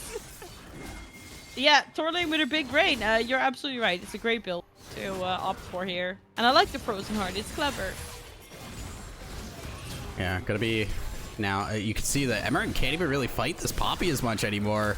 Kind of too far behind, and now the extra help as well. Top lane, that's a lot of damage. Now Torlane's caught. Yeah, Torlane is caught. Still has the ulti available. Question. Oh my, so fast. She's so fast. Look at her go. Whee!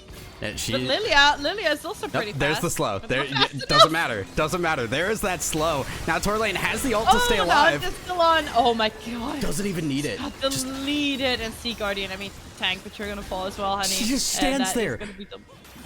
It's just bait. Or a bomb. Just stands there. Torlane just completely in control here, and I'm gonna be really surprised if Torlane can get her Zillion at any other point in these games, like in all these other series, assuming people are paying attention. Other teams have to take notes. Yeah. Yeah. Oh my god. Better. So much damage on this Victor. Wow. There's no chance. There's just no way. Yeah. I don't know. Tessa, how is Sea Guardian gonna, like, it's a 4k gold lead. Emerin is not as fed as she was in these other 2 games. Yeah, it's So it's not quite the Emerin show this time. Oh, and as I'm talking about it, looks like she is getting engaged upon. Has to pop the ulti, has to pop the ghost just to try and get away. And Baron is on the menu next. it is difficult now because the team fights just have not worked out, and that's kind of all. Like, the split push from the Olaf hasn't worked, the team fights haven't worked out, and that's like all that you really get from Team Sea Guardian's composition. They have team fights and they have split push in the Olaf. Now Beta able to just force away Evelyn, and Evelyn's in trouble. Yeah, Evelyn is actually in trouble. They're forcing out the TP here from Alchemida, but look at the Baron. setup that the team has, man. Like, there's just nothing you can do. Limka getting caught here, and that will be the end of her. Alchemida has the rocket jump out, trapped, but Emerin has nothing to play with. No ulti, no nothing. It's a double kill. This Victor ult just keeps growing the longer you look at it. Baron in the pocket, and they're opening up this mid lane here. And I mean, I think I've put my money where my mouth is. It looks like Team Torlane looking to end this series rather sooner than later. Yeah, and it's, what do you do at this point? Like, you can't get your first kill because of the and the redemption from Torlane. just Torlane has had complete control here, even just on a character that you don't normally see be a carry. Xin going down might be a problem here. We do have the ulti on to Poppy. That's gonna run out. But, oh, she didn't hit Olaf. Olaf CC immune. It's gonna take down Raven Bay. Still looking The for move speed. Move speed is clutch. Yep. Getting away from the Olaf, Yeah. stopping the Yeah. ult from continuing. Yeah, but I mean, so Xin is down and Cloud Drake is available. Cloud Soul, I mean, it's not the strongest, but it can work for this Olaf, for this Evelyn. It's Evelyn, incredibly good on Lilia. Olaf. It is very really, strong. really good. Yeah. Generally speaking, though, Cloud Soul not the most impactful. A lot of people have said Cloud Soul's not that great. I will argue in the opposite direction. So, Torlane's just being obnoxious. but Yeah. I think Cloud Soul is actually really, really solid. You look at like Lilia for the extra move speed to just confirm after the sleep. You have Leona can ult from a distance and get even closer in range. Like, there's a lot of decent uses for Cloud Soul. I have seen stupid things happen with Cloud Soul too. I've seen a Jhin open up Curtain Call and immediately close it for the move speed to get out of a bad fight. Like, it doesn't feel good, but it's useful. No, yeah, exactly. Better than Like, dying. It saves your life, but it doesn't feel great. Oh no, Evelyn has to flash out, but it looks like still gonna get caught here.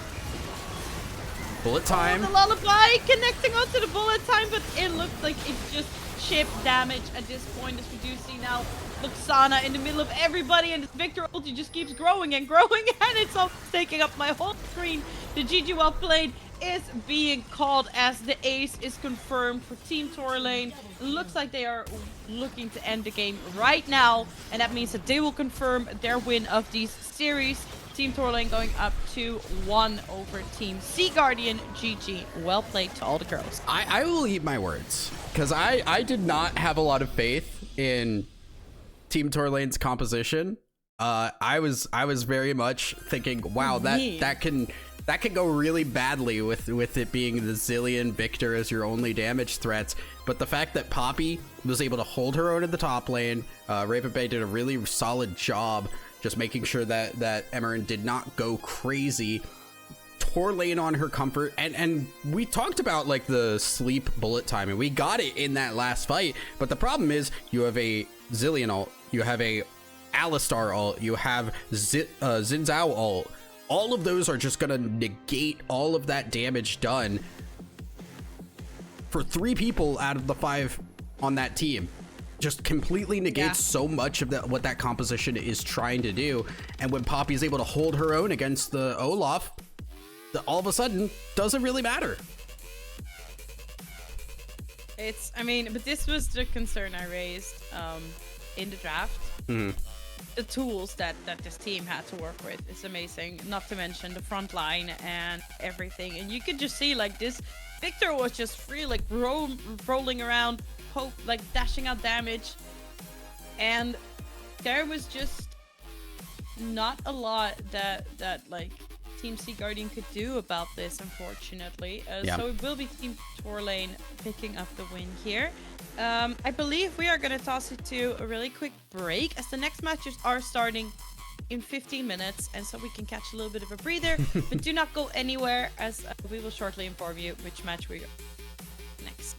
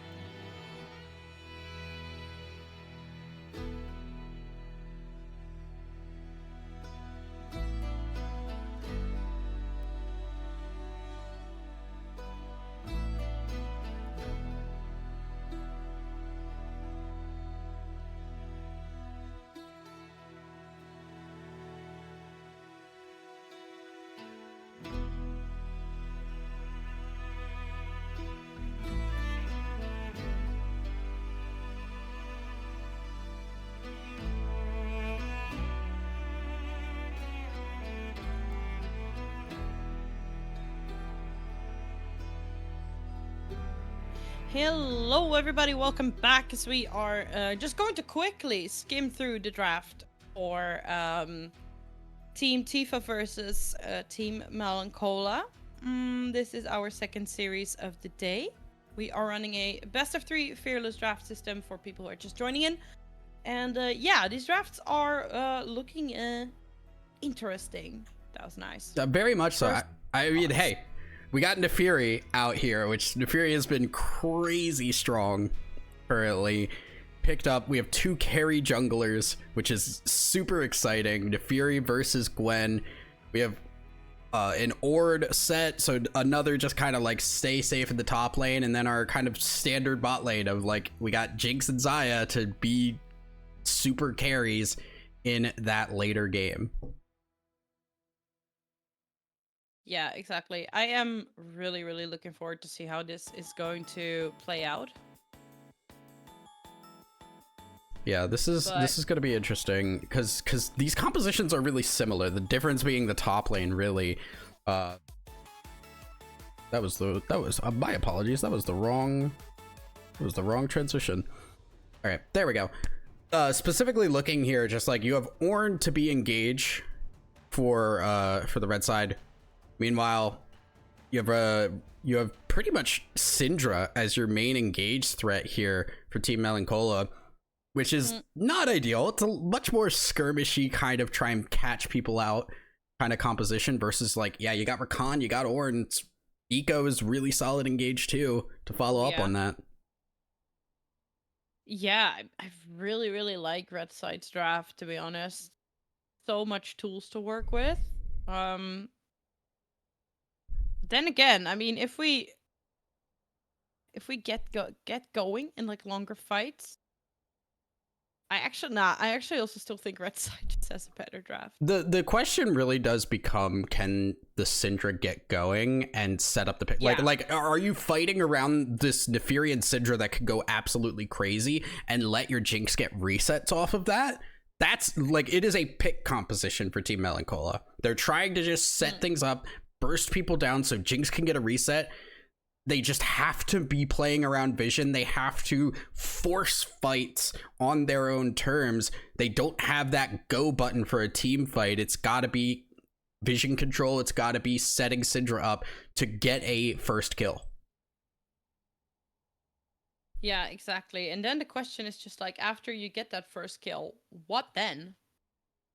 Ideally, your Jinx just goes nutty, Yeah, and continues to run through people, but you do have an Ornn to chew through, which is going to take some time until Syndra really gets going, has that true damage on the W to burn through that Ornn.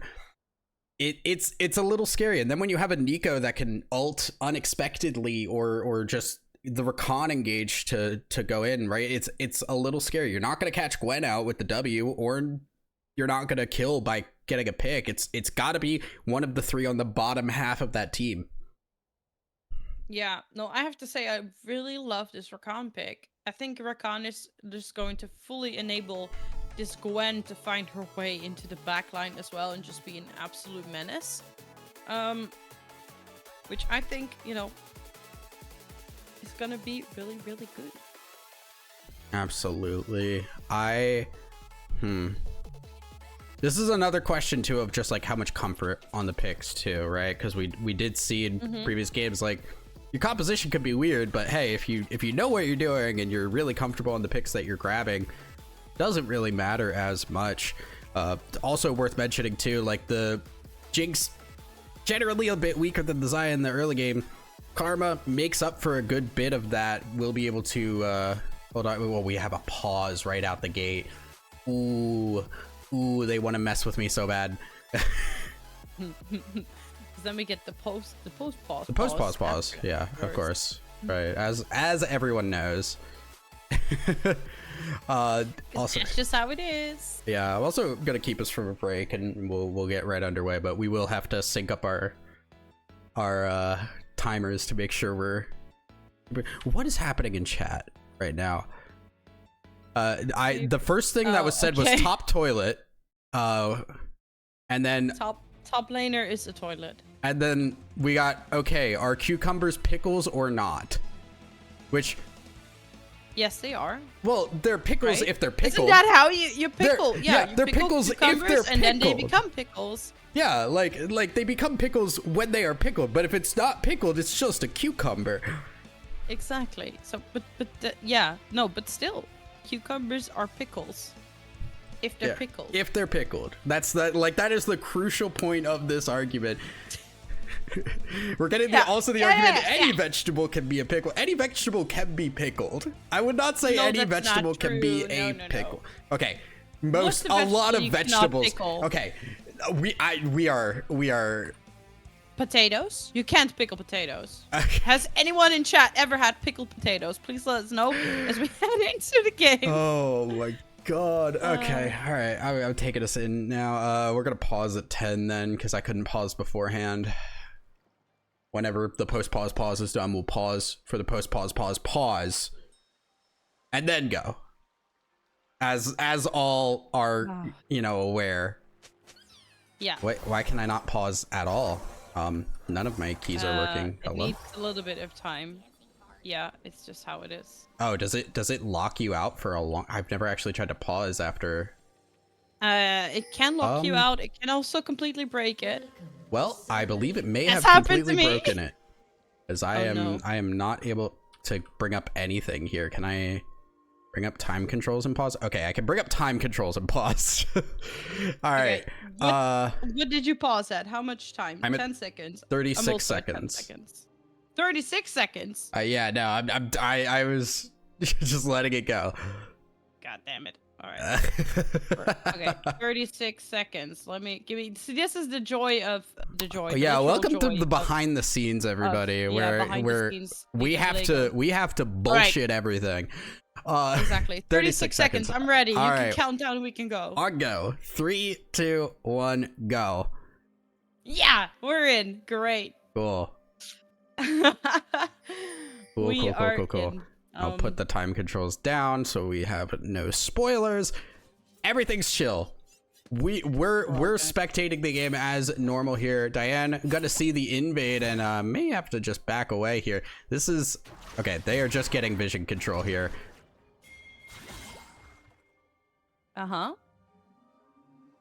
Okay. So it is just gonna be vision control, seeing where that Gwen is starting. Looks like Diane's actually gonna move over here to make sure that the vision is a little bit less useful. Iana also gonna see vision has been put down on Raptors as well, so it is a trade across the board in vision control. I spilled coffee on myself like a fool. Don't do that. Well, yeah. Are you implying that I tried to do it? Like, yeah, I think you did, and well, then I should say good job. You did it. Right? Like, you succeeded. I succeeded in burning my lap. Always look on the bright side of life. It's more the warm side right now. Okay, yeah, that works. Always look on the warm side of life. Yeah.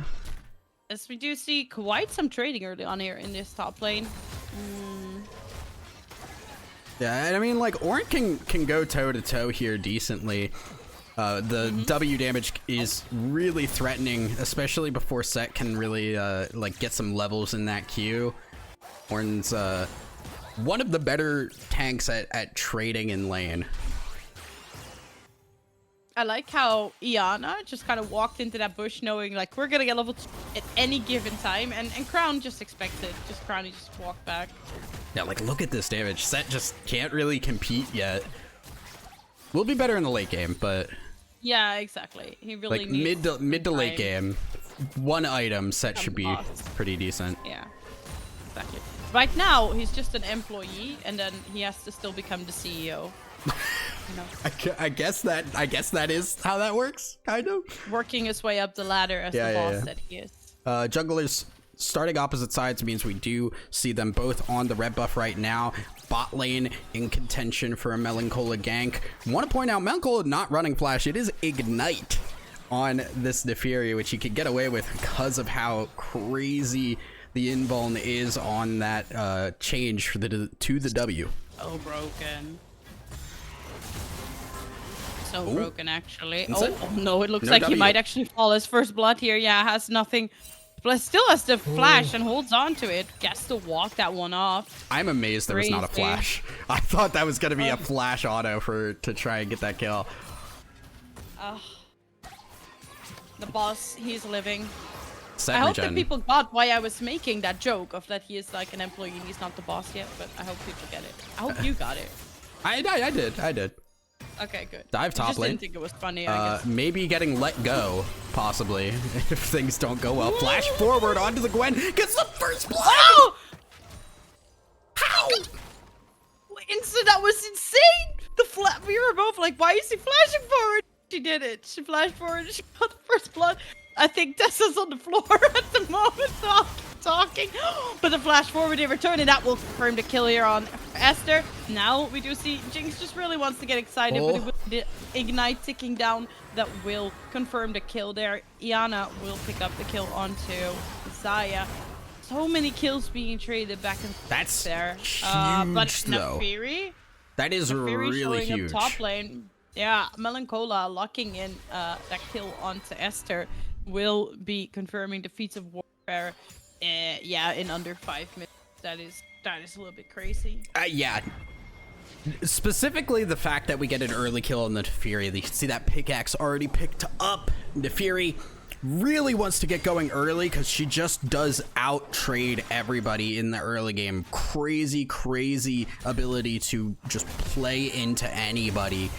And that is really tough now for Diane, who's going to be going in. Yeah. Just trading some damage here. But Melanchola's here. This is, I don't think a fight they want to deal with.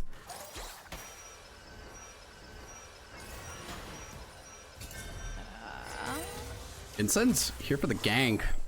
Just gonna get yeah. poked out. Tifa already spotted that out though. Gets to just walk that one off. Ocean Drake. Up and available. Crown. It's a lot. Good Look damage, at that. but Yeah, that's that's the Fury with the pickaxe. She kind of just does that. Granted, Crown's level 3. Like it is definitely like Nefarious level 5. yeah. Crown is level 3. It's rough in that sense. But yeah, this is gonna be free Drake pickup, knowing that okay, Crowny is just very low. Tifa has no prio on mid-wave, so it's a free rotation from Ilona to get down to this Drake. And first objective will be confirmed. That's Ornhorn flying out. Instant really getting bullied up in this top lane. Did manage to pick up the first kill, but yeah, good ult to just try and disengage here. Yeah, I was waiting to see if the E to stop the Ornn ult from getting reactivated was going to come through. Does not get that, but does get the ult to make sure, hey, we're safe for now. Set regen makes it okay to just kind of trade a little bit here. Does need to be a little careful because it is a little bit threatening. But you can see just how fast the set regen does take place. Yeah. Melanchola. Oh, this could be big. E. Yeah. For the fight, clumsy. Full W connect. That's another kill go to the set. That's really nice. Oh, the root here. Khan is Orkando, and he does get to jump out.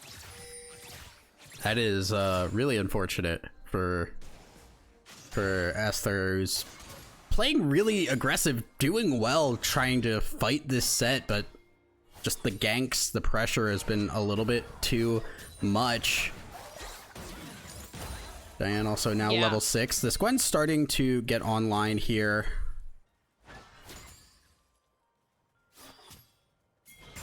Tifa, level 6. Oh, a Blossom flash forward here. Q to follow. And that will be a kill. And that's, yeah, that's what you say. This is what Nico can do, right? Like, just flash engages. That will just confirm kills really quickly. Needlework came out as well. Try and shove this wave in as fast as possible. Iana Melanchola here to hold the line. Yeah. With top lane being so pushed in by Esther and the fact they didn't get that mid wave shoved in fast enough, though, they don't have the opportunity to just get the grubs off of that. So that is a little unfortunate. So grubs will still be on the table while we look bot side. Void Beast and Nulkentup have been just trading farm back and forth. I also am going to say I'm a stupid American. If I mispronounce anybody's name, I blame it on my United States citizenship. I think just leave the Jinx name to me then. Okay, yeah, no, that's probably... That is a Germanic language group kind of name, Knochentulpe, and I think I'm yeah, just no, better at I'm never, pronouncing I'm gonna upset people if I continue to try and say that one, I think. I don't think people like would get upset, but I understand, like, you know, I understand your concern with not wanting to mispronounce it. Forcing the flash? Flash forced out, that's well done.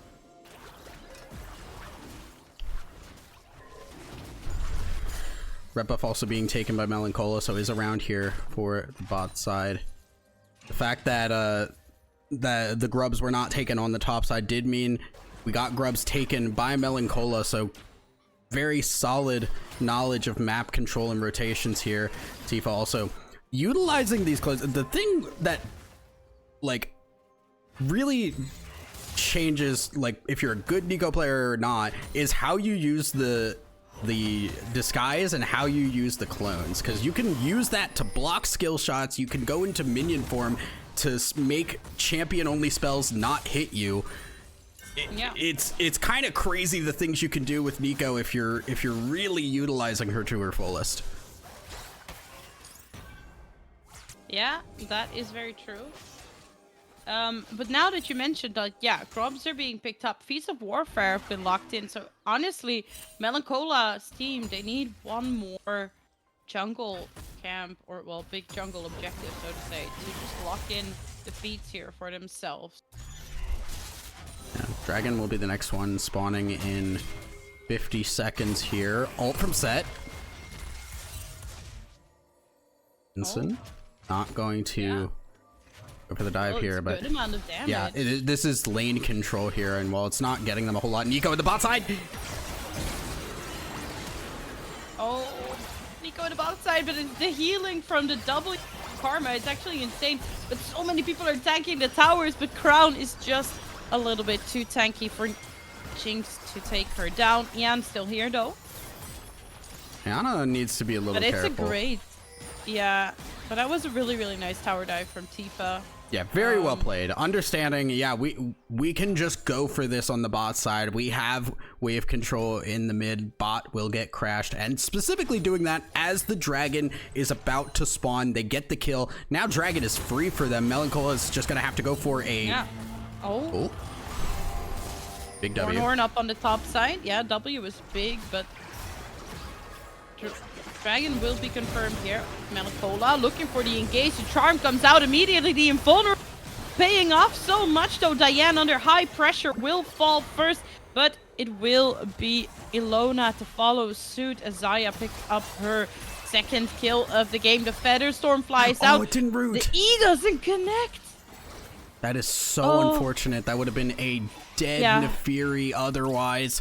But it is a trade 1-for-1 at the end of the day, with Dragon going over to Team Tifa. So they're getting at least a little bit of control here, and specifically now looking to, at this top lane, starting to go in favor of the Set. Mid lane has been Tifa controlling it. Bot lane, the Jinx has not gotten online yet. Right now, Team Tifa do feel like they are in decent control. It's just Melancholia has the opportunity to turn these fights into hell in a handbasket. Yeah, that's true. That is absolutely true. I mean, it's a really gonna... Oh, no. By the looks of it now... Uh-oh. Okay. Unfortunate for Jinx to go down there. Yeah, very unfortunate.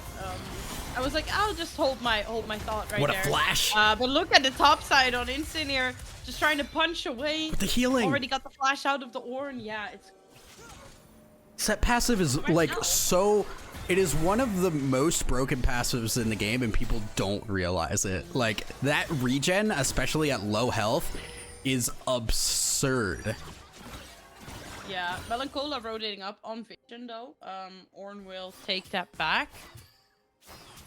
But right now, it looks like first tower might be confirmed here on the bot side for Team Tifa. It's just that much pressure onto this Jinx as we do see the quickness comes out alongside the Iana. There's nothing to do here as the first tower will fall.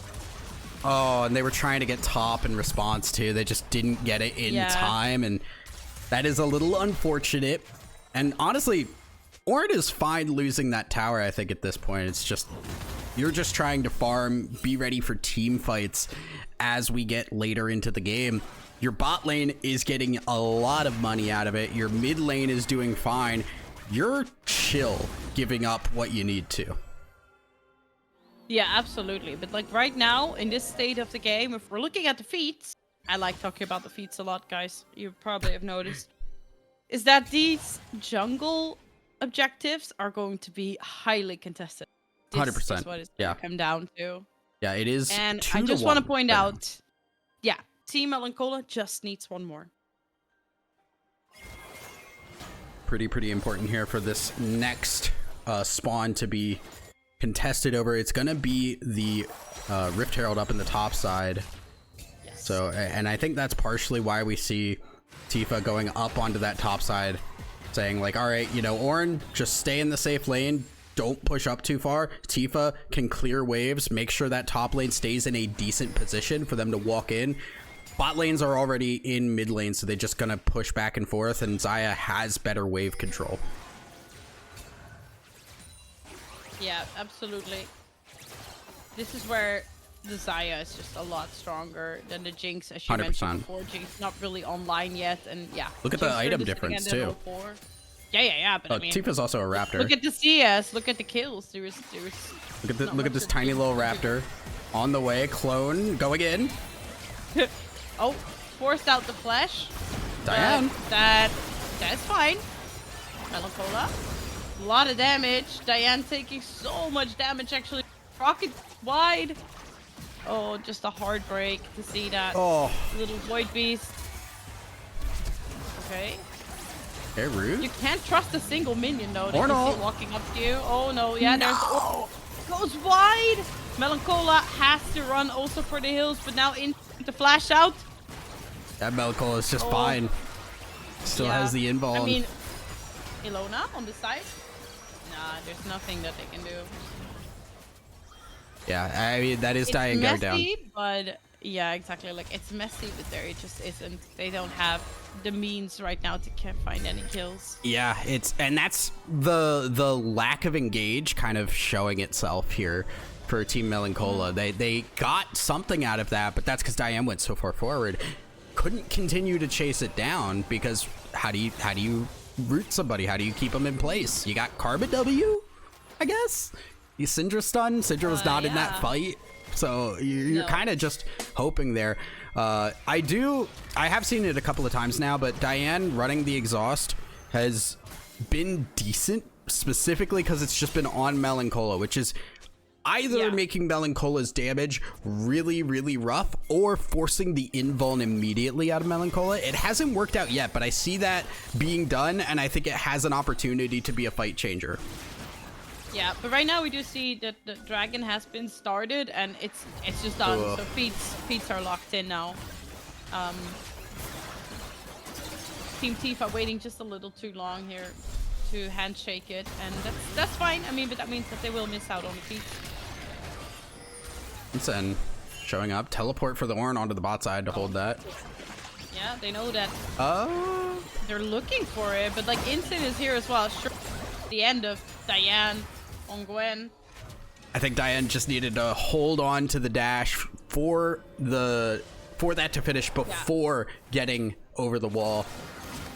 Unfortunately, does not wait, and that means Melancholia is just there to take another kill there. And now this top side of the map looking really solid for Team Melancholia between the Set and the Nefiri really getting online. And for what it is worth, while Jinx and Syndra are not online yet, they will eventually hit that point if the game goes long enough. Yeah, exactly. If the game just goes on long enough, they're gonna scale up. But right now, bot lane wise, it's definitely in favor of Team Tifa. Tifa also sitting on a comfortable 2-0, has that rocket belt locked in, which is like obviously like, you know, Nico's key item to get in place for a beautiful and big pop blossom. Right now, it's quiet on the map. It is, and honestly, that's absolutely fine for Team Melancholia here. They're gonna continue to scale up. As the more time you give this Jinx and Syndra, the more stacks Syndra can get, the more items Jinx can get, and then you really start to hit that point where, yeah, you can engage on us, but we have enough damage to get a Jinx reset and just turn it back around. Akantop needs to be very, very careful here, because more deaths on this Jinx mean a mid tower gone. And you don't want to see that happen at this point in the game. No, you do not. I am a little bit concerned about Ilona here. Quite far pushed out. Its tower is Inside? low and Gwen is in the area. But What an ult! oh my god. It's a Nico ult in the mid lane.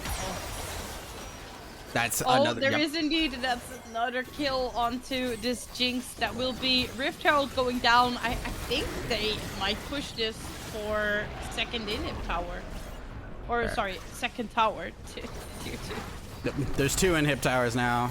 New patch, Yeah, guys. there's 2. I've just Hey, decided it. We need you to guys can get- tell the we map's need to changed, stop. you know. We are getting the fight though, as Diane is to dash away. A lot of damage onto that Nexus. Or, man, now I'm doing it wrong. A lot of damage onto No, that it's okay. tier 2 tower. Insun trying to get in range. Melancholia just going in. Oh my god, but the charm comes out immediately. The in, there's the... Oh, the Feather Storm. Instant has to dance around it, but everybody's so incredibly low and Instant find the damage. Big W. But, I mean, it's so rough. And again, the lack of engage just really being a Yeah, problem. Melancholia that- goes in. Nobody else Can't is there to lock get them there. down. Can't get into the fight. They just can't lock them down, which is, you know, it's a bit of a shame, but like as the damage is going to start scaling on this team, they will be able to get these snappy kills, but yeah, it's still missing on the real like Yeah, things are a little rough.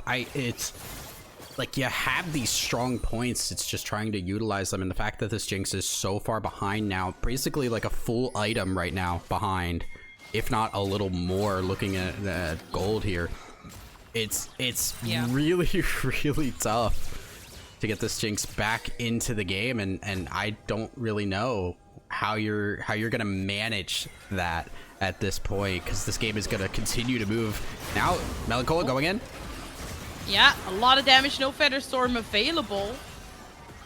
So they are just looking to get this Zaya low, knowing there's no real escape for her. That was Melancolia's ult for Yeah. nothing, to be honest. Like some damage onto the Zaya. Yeah, and exactly. Cool, you push her out. Now this does give Dragon control, because bot lane is Yeah. shoved in, mid lane is shoved in. Inside should be able to get this tower here. And now Yeah, Esther, we'll get that. No. Might be in a bit of a pickle here. flash. Has to flash. I mean, But don't Vision check is that. on Drake, so they will know. Oh my god, no, Esther, no! The root! Oh no. Yeah, the root from Iana, and that will kill. Or did I speak too Oh. soon? It's actually still standing. Are you kidding? No! Finally, the Jinx has managed to pick up a kill and get excited, but immediately they feel like they have to run away. The Pop Blossom will connect onto the Jinx, and the Jinx is really not worth that much gold, but they are trying to go and get her. She's not auto-attacking, she's just running, but that means that she will pick up this kill in the end for a little bit of an overextension. Now Melancholia looking to go back in under this tower. They will pick up the double So kill. yes. Tifa goes golden. Root? Oh my god. Oh my god. Not under tower. How is Melancholia Oh. not under tower there? There's 2 people Yeah, at single digit HP. What? I know, but it's the Moonstone Karma. It's the Moonstone That- Karma. Unironically, It's the made a Moonstone Karma. huge difference there. So that fight is exactly what Team Melancholia needed, right? They got that catch onto Esther, ran the Ornn down, didn't get the kill until the Jinx ult came through. But at that point, they were like, hey, our Ornn basically survived. Let's try and like re-engage on this and make something out of it. Unfortunately, Team Tifa just didn't have the damage to get anything done on that fight, and that's exactly the kind of fight that Team Melancholia want, where you're chasing them down, you're forcing the fight into them. We now have the lane ability to just walk you down. That they do. I mean, I don't know if Insim was spotted. Yeah, definitely now. They're like, oh, okay, I can't really be here. Yeah. But it looks like the cavalry is arriving, and I mean, look how much damage they are doing. The charm goes down immediately. The pop blossom connects on people here, but Melancholia in the backline still chasing out. Will confirm the kill here. Yes, Esther is still standing as well. It's just a back and forth of who is better in the backline, and this time it is Esther picking up 2 kills. Melancholia will fall eventually. Now it's Jinsin and Knochenturbe left.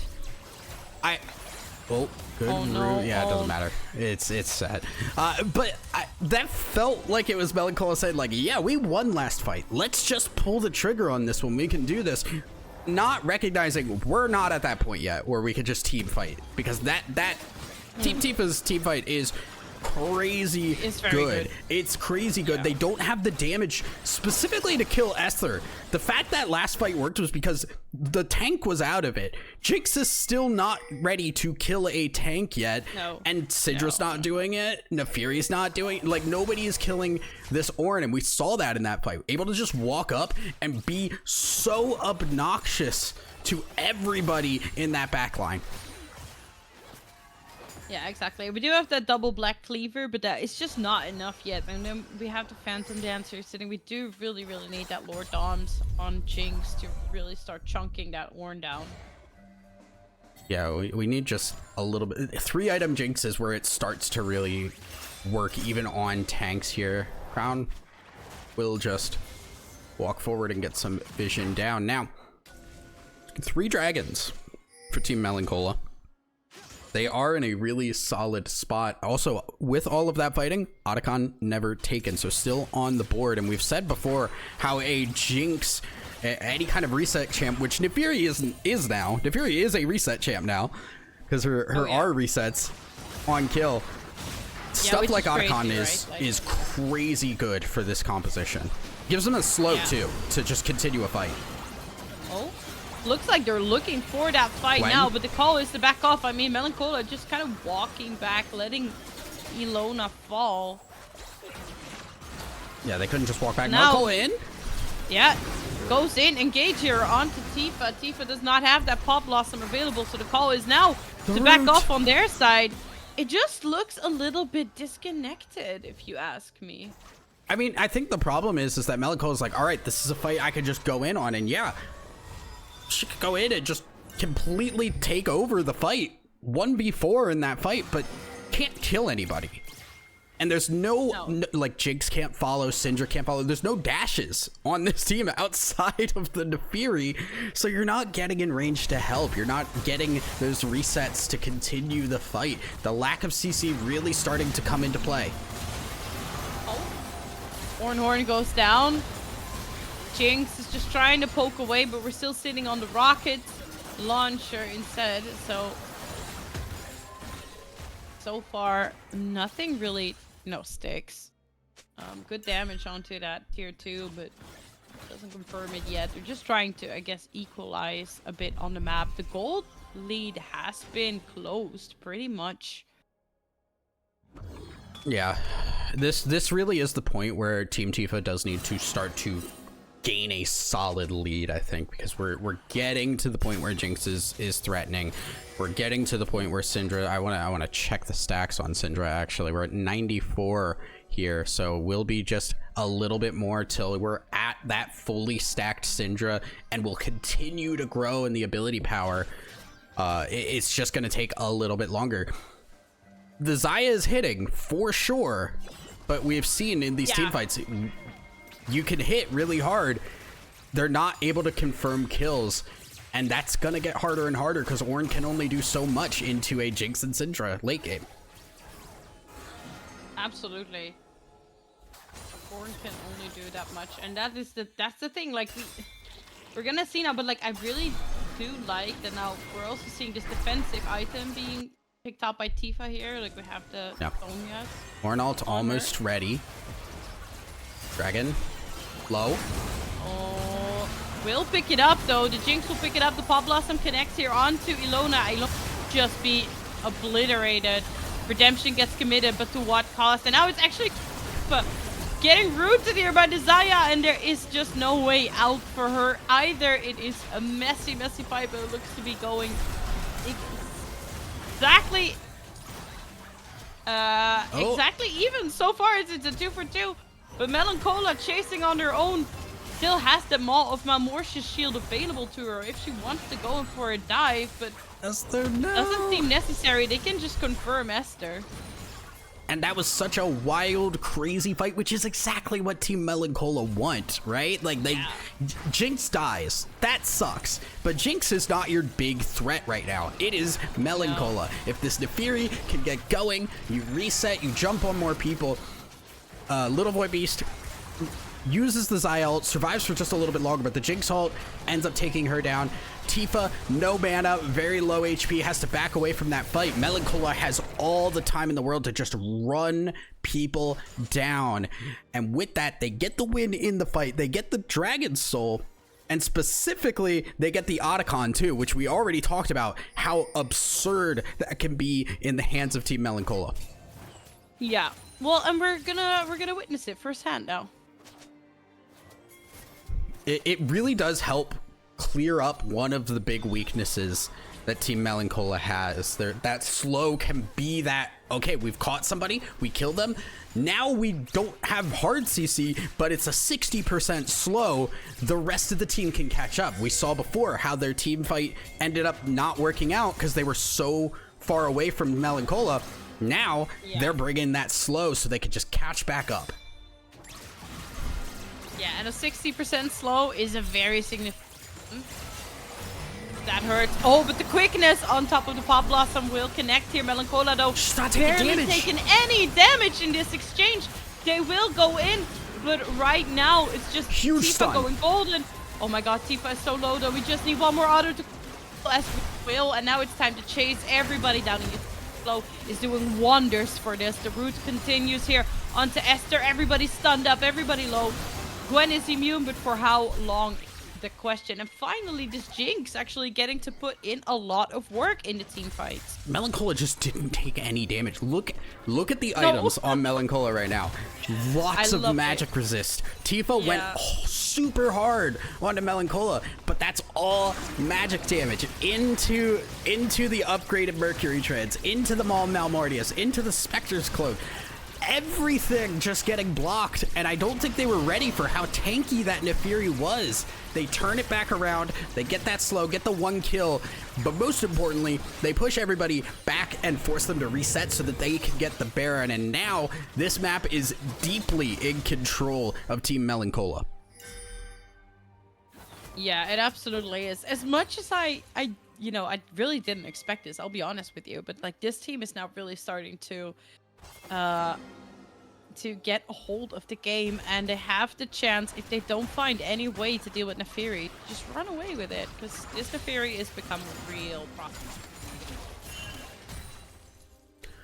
Yeah, the problem now is that the damage on Nephiri has to come from the Xayah, and Xayah does not want to be in range of this Nephiri. So you're kind of in a catch-22. Gwen's not doing enough damage. Tifa's not doing enough damage. Like we're not seeing enough here, and now you can just see how easily they could just walk up here. Yeah, and they will just take this turret, and I think this inhibitor is gonna fall very, very soon. They're just starting to build up a little bit of magic pen now on Tifa, and I mean, the question is now, is it too little too late, or can they somehow find something? But the Baron buff doing so much for them. It's actually Nexus turrets. Look at little Void Beast, so much damage forced out the Feather Storm as the Nexus turret will fall.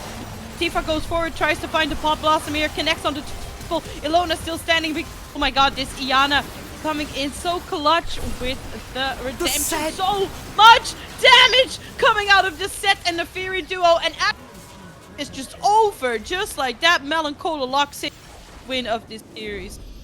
Wow. What? What a crazy end. And hey, Team Melancholia, just staying calm. Early game, a little bit rough for them. They saw how good this Nico could be. The fact that Little Void Beast was starting to get going. The ganks in the bot lane, this Jinx fell behind so hard early, but Melancholia found opportunities, and the fight specifically worked in their team's favor just enough for them to get that ability to work through the mid game, hit this point where Syndra and Jinx come online despite the early game disadvantages, and they walk home with the win. It went so fast, but wow, what a way to end the game. Absolutely crazy. I love it. Yeah. So explosive, and this just shows that this is gonna be really, really interesting game number 2. And now the question is, can Team Tifa come back from this really snap ending? We are gonna toss it to a really quick break. We will be back in just a few minutes with game number 2, so don't go anywhere.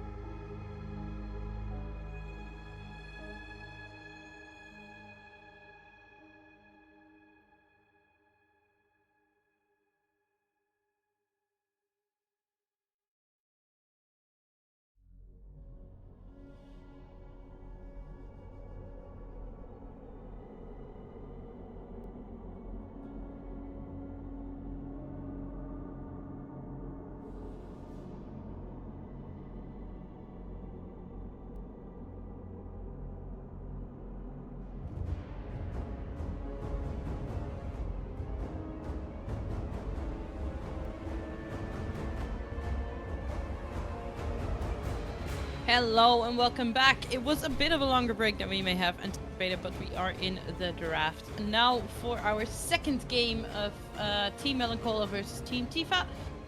As we have started up our draft? Question mark? Yes, we have. Yeah.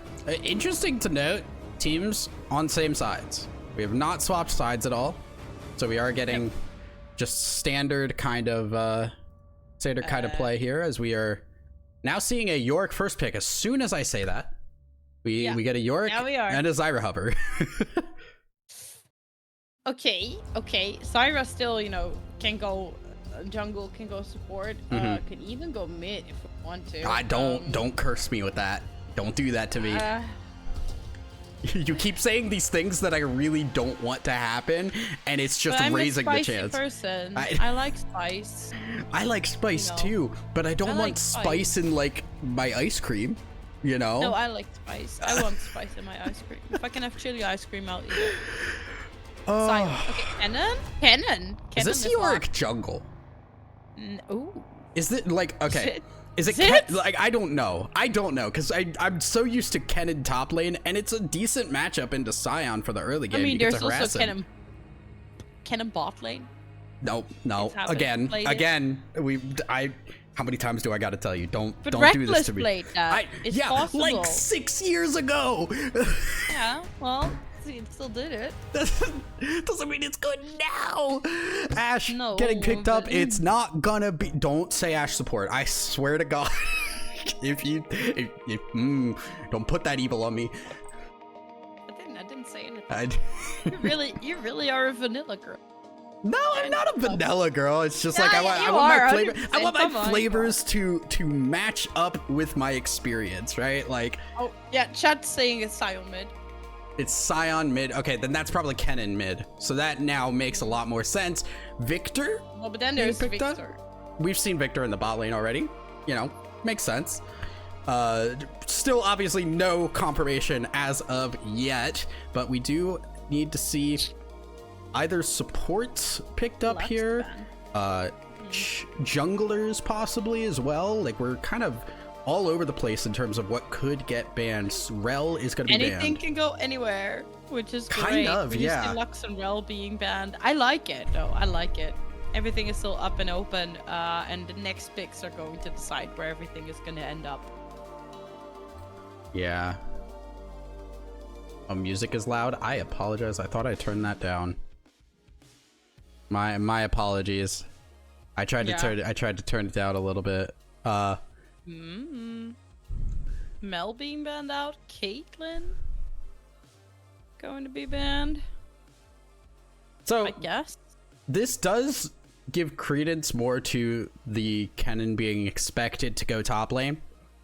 Sion maybe going there as well. Ezreal will be locked in, so we at least know one champion going somewhere, assuming this Ezreal does actually get locked. Somewhere. We know that it is an 80 carry. Bot lane then, right? Yeah. So Victor probably mid. Like it's a bot lane. Does mean Victor probably mid. Does mean Sion probably top. Which now does bring up the question Zyra of jungle. No, yeah, it's probably Zyra jungle. Which means we're looking for a support last pick here. Leona. Lots of CC on Team Melancholia. They are making up for last game in spades.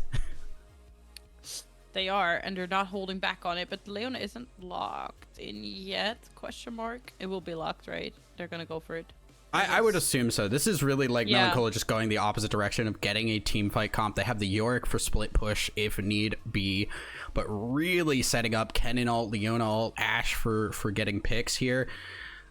The big question, the big question is damage, right? Like your team fight damage. Xerath, boom, does help a bit here in kind of softening people up before it engage, but the actual like DPS in a team fight is absolutely going to be lacking compared to Team Tifa. Oh, and they have the Alistar to round it off. I really like Team Tifa's draft. But I said that last time too, and then they lost. Yeah, I think you cursed them actually. Wow, I love Melancola's draft. Yeah, I Melancola's draft is really good, assuming they don't fall too far behind in the early game, which they shouldn't. But if they do, Xerath damage into an Alistar Scion, not really doing a whole lot. Ash damage No. into those, you're healing them at that point. Kennen is a much more of a burst character, so again, the front line really, really strong. We also do have JoyK jungle. I was correct on that. I think that's the only champion that is capable of really jungling here. Yeah, no, it has to be. I mean, I think that Melancola's team has to try and find, like kind of flank angle, find engages onto the backline, because once they get on the backline, it's like bim boom bash, done. But they cannot get past. I mean, Sion, yeah, otherwise, and I mean, then it's up to the Alistar, right, to be reactive in these engages. 100%, yeah, because you're looking at like Kennen ult, Leona ult to set up everything, and then Xerath can just ult from a distance and put damage onto these stunned targets in the backline, which can be good. JoyK has to chew through an Alistar and a Sion, which is gonna be a little bit difficult. It was first picked here, so Melancholia very much trying to say, hey, I'm comfortable on this pick. I will play it into anything. That's being tested to a pretty heavy degree here. Yeah, that is really being tested to a heavy degree, but I'm really curious to see what they're going to make of it. As I say that, we will be tossing it to a quick break to just sync up our spectator delay, and we will be right with you for game number 2 in this best of 3 series. Don't go anywhere.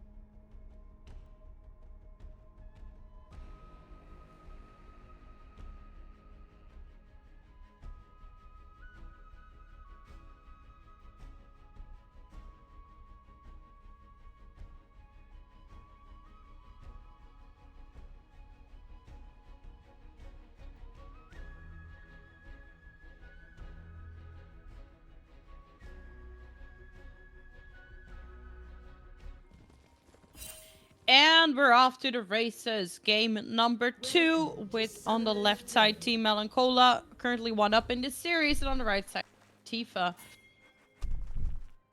So, Melanchola, we've been talking about it. It's quite a draft they've gotten themselves, and we were talking about it in the green room now as well. They have to probably get. Yeah, we do. Oh. Right, we do. Yeah, we're super professional casters. We have that they're gonna have to get quite creative with finding engages and finding the right engages. Right now, we have a little bit of a gamble stack looking around this red side red buff. Oh. Yeah, I mean, they're just trying to wait right now. Scion level 1, really. Scion and Alistar level 1, great if they walk into you. So just looking for an opportunity. But obviously, Team Melanchola realize that. Don't wanna mess with that.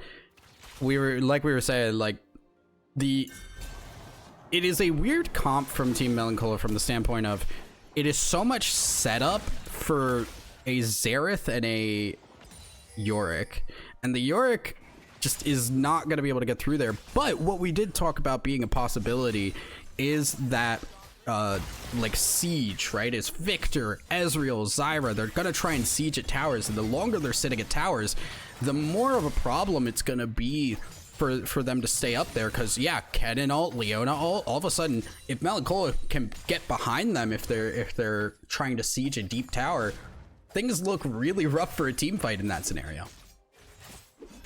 Yeah, that's absolutely true. And I do think, like, if they are looking for picks, like you say, they have really got the tools to make that happen and make that hard.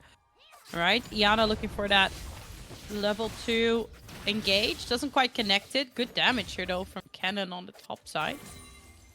Yeah, Incen should have control of this lane here. Not as much wave clear, obviously. You can't, like, E through the wave very easily, but do have a lot of ability to poke out this Scion and start farming that first strike as much as possible. So it is A-okay in the top lane. Also looking for that level 6. Already having a bait in the jungle, though. So we're seeing the Zyra go in onto the red buffs, trying to mess with Melanchola's clear. Trying to mess with Yorick indeed. And it will be Diane picking this one up. Yeah, it does. Does get the red buff. The walkout will help. Melanchola is just a little bit sad. I would be. That's my red buff. I care about that. Well, it's not anymore. No, I suppose that's true. Not anymore. You see also as well, just the early game Xerath kind of a little bit weak. Victor, not known for early game presence, but against Xerath of all things, you do get to shove a little bit. You get to trade a little bit better as well. Do have a gank on the bot side. Top side, Incen getting hit by the Scion. Oh man, and this like first strike as well, Kennen. Just it's just easy farming for them to get that onto Scion. Yeah, but look at the Does slow connect here. the Qs though. Yeah. Oh, it doesn't pop the Does shield. connect the Qs with great. Oh my god, had to flash out as well. I think if the That's rough. shield pops there, that's a much scarier play for Incen to make. Yeah. So a little bit rough. I don't know if it was just not ready to pop yet. I know it does take a while, but if that pops, that's a very different kind of fight, and the flash probably doesn't happen. Yeah, no, I think you're absolutely right. If that shield comes down, the flash doesn't have to be used. Diane really messing with Melanchola here, just Makes being sense. a constant presence. Yeah, Well, and I like that. You just look at Zyra's early game. She doesn't take damage farming these camps. She's just insanely fast and also very free to not take damage. So that means you can just kind of fight, even though you're not a great fighting champion generally. You have the health to trade where most other junglers are at least taking a bit, and your ability to just fight from range. Because yeah, look at this. Diane just does completely full HP. Yorick has to tank that stuff. Yeah. Yeah, and it makes the opportunity, as you saw earlier, to invade also a lot easier for Zyra. But once they do get caught, then there's a little bit of an issue. Yeah, and the thing too is, like, unlike a lot of other junglers where Zyra really does get scared, it's the like junglers that have dashes, the ability to just jump on top of her. JoyK does not have that. JoyK has the E to slow you and the W to catch you inside after slowing you, but Zyra should never ever be in range of that. Nope, exactly. And that's what we're seeing. Okay, Iana, roam. Doesn't exactly see anybody, but like it's a little bit of information gathering here and there. Dragon is up and available. Will be started up here by Diane on the side of Tifa.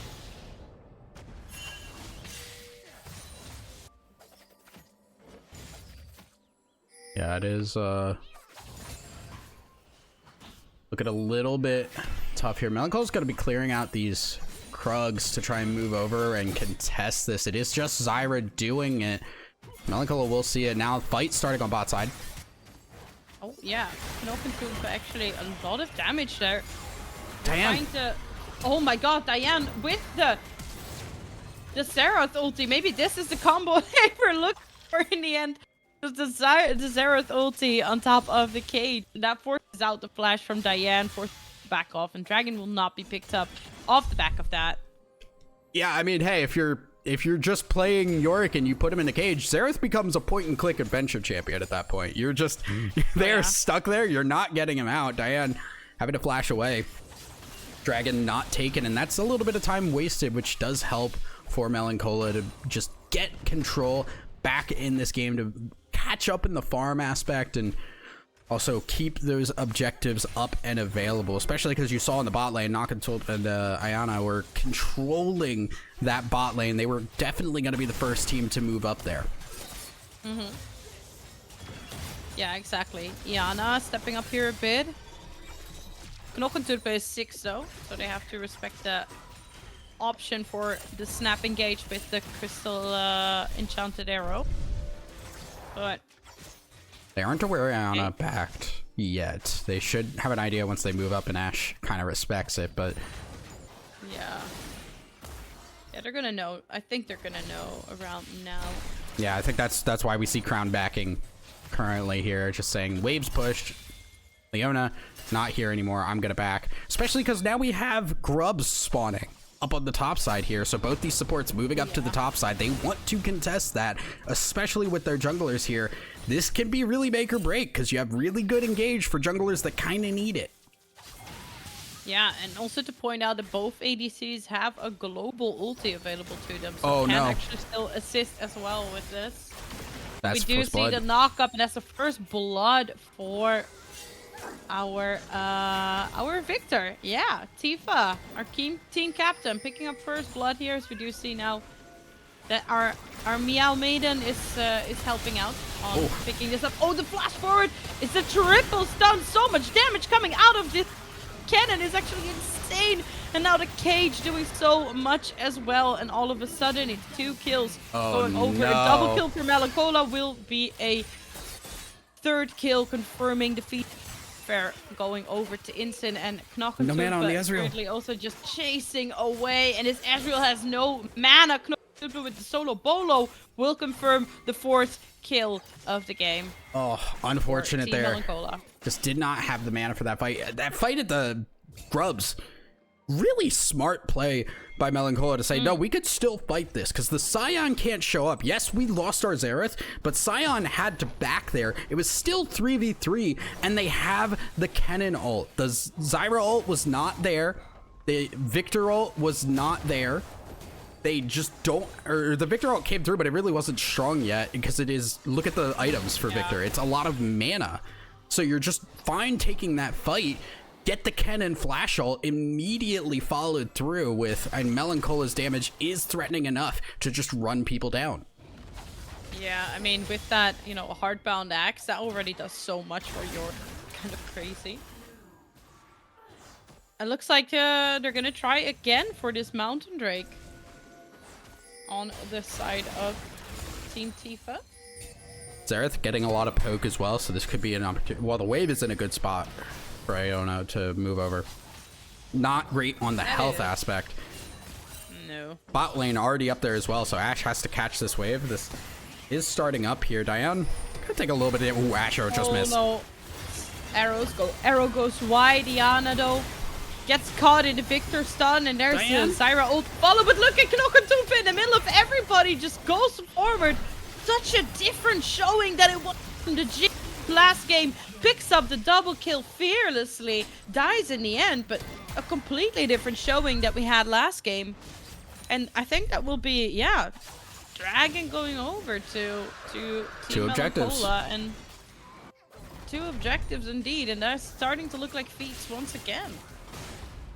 Yeah, I They're mean, making it work. Esther? Yeah. Oh, the canceled Slow. autos. The stun. Yeah. Oh, No, Esther, you gotta hit little these. mousey. The stun? Isn't enough Oh to my flash? god, it's so annoying, but he got the shutdown with the flash. He got it in the end. How? That was so messy. But it works out. Esther gets the kill. She's happy to just get that. Oh, it doesn't stop the back there for Tifa. I mean, hey, crazy moves here from the Ashe. The fight looked a little bit scary, but no fear from Knock-on-Toompa to be able to walk up there and just put out damage. Alistar immediately kind of taken out of that fight as well. Has to keep running because of the Zerathal. Again, Victor just not putting out damage yet. We're still waiting for that. Just can't team fight yet. Yeah, exactly. I mean, we just need to wait for Victor to scale. Zyra also gets increasingly scary. This game goes on, of course. Like the Victor And now late with the game. Hollow Radiance on the Scion, I think that's also really gonna start making a difference. It helps make the wave control a lot easier for Scion in this matchup. And the Victor late game is gonna be great, right? Like you have Roa combined with like the Blackfire Torch is what's gonna be built as well. But it's taking a while, and the fact that it is shifting off into the Blackfire Torch first rather than finishing the Roa, it's going to be a very, very late Roa. But if you hit that, all of a sudden you're really, really good. Yeah, then you're solid. But yeah, exactly. So as you say, it needs time. It just needs time. And in the meantime, like, you know, Team Melanchola, they just kind of get to do their thing. Like, you know, farming jungle objectives, locking in defeats, farming away at towers as well, because looking at how the towers are doing. Crown. Crown does get caught. You are absolutely right, as it will be still standing. Arcane Storm coming down, but there's no kill yet confirmed. There's the root. Exhaust onto Diane. The knock up. There's the Zerathal kill, but it will be once again Melanchola who picks this up. Knock-on-Toompa. Oh my god. So fearlessly just chasing down this Ezreal. Super, super good plays. And again, just Crown caught out. Crown just entirely caught out. Uses the ult to survive for a little bit longer. Tries to headbutt somebody into Tifa's range. But again, Tifa just can't get the kill. And you just walk down the Alistar. I like the Ezreal trying to move up there, but the Ashe is strong. 4-1 now. Has the damage and has the utility to just take the fight and run you down. If that Ezreal does not have flash or E, Ashe will get that kill. Oh, yeah, no, Ashe Esther. will get the kill, and now Melanchola made her way Crazy up flash. there. Oh my, instant! She flashes into the ulti to make sure that Esther cannot get out, and it will be another kill picked up here for Melanchola. We already have the Trinity Force locked in, and my god, instant playing with her life there. 5-0 on this Yorick. I mean, there's the comfort. I don't know how they're doing it, but yeah, they're doing it. It's just the comfort, right? Like, you just know how to play this champ. And the thing with that is, like, we can say, like, yeah, that's really unorthodox, and it's gonna be weird to play with that composition. But the thing is, if you're comfortable and the other team doesn't know what to do, they just get to do stuff like this, where Diane's just like, oh, that's not my jungle anymore, I guess. Yeah. And that is the end of Diane just walking into that bush. We do see 45 seconds-ish on... Oh, the well played is being called in chat as well. 45 seconds on the next break. Good vision setup though around this dragon pit from Crown, and now Ashe is a little bit on her own. Wave pushing into her though, so she gets to hang back under tower. I mean, this is when your Ashe is ahead like this and the Ezreal's so far behind. Doesn't matter if you leave this Ashe alone.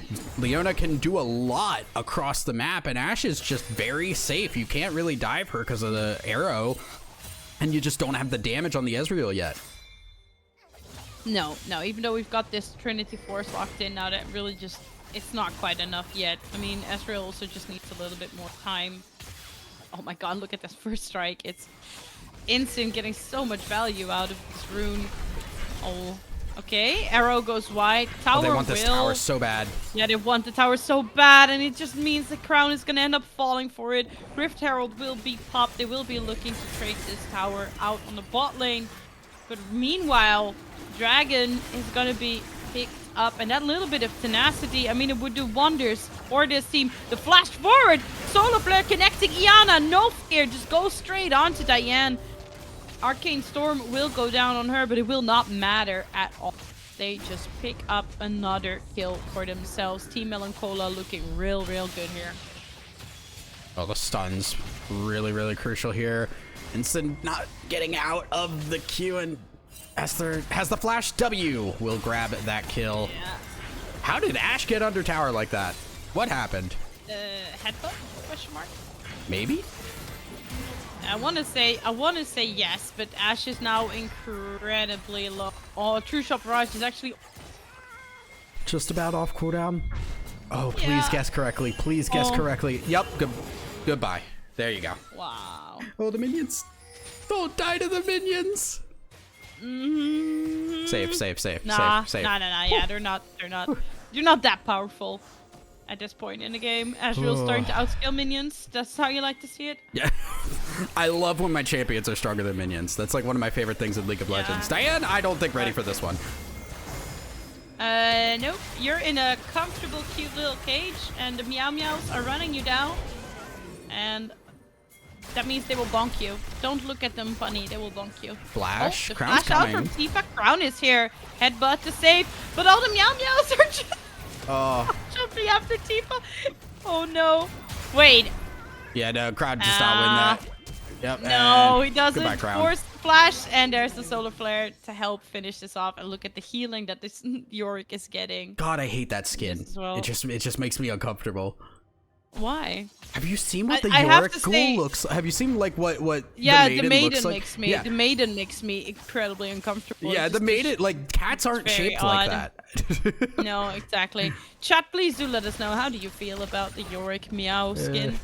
What is it called again? It's like Meowrick? Meowrick, yeah. I Yeah, don't mind Meowrick. it outside of just No, the exactly. maiden is terrifying to me. The maiden is terrifying. If I see that shit out on the street like late at night, I think I will go straight into a meltdown. Be Yeah, like, no, pepper spray is what coming have I out. been doing? Goodbye.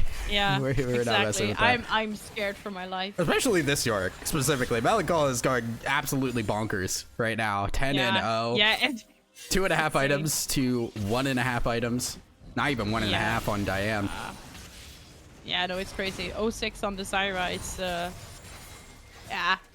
It's rough. It's very rough. And it's like also 6k gold lead coming in. Feats already confirmed at this point. It's just a really strong showing, and showing that like Team Melancholia, they just want to make this a 2-0.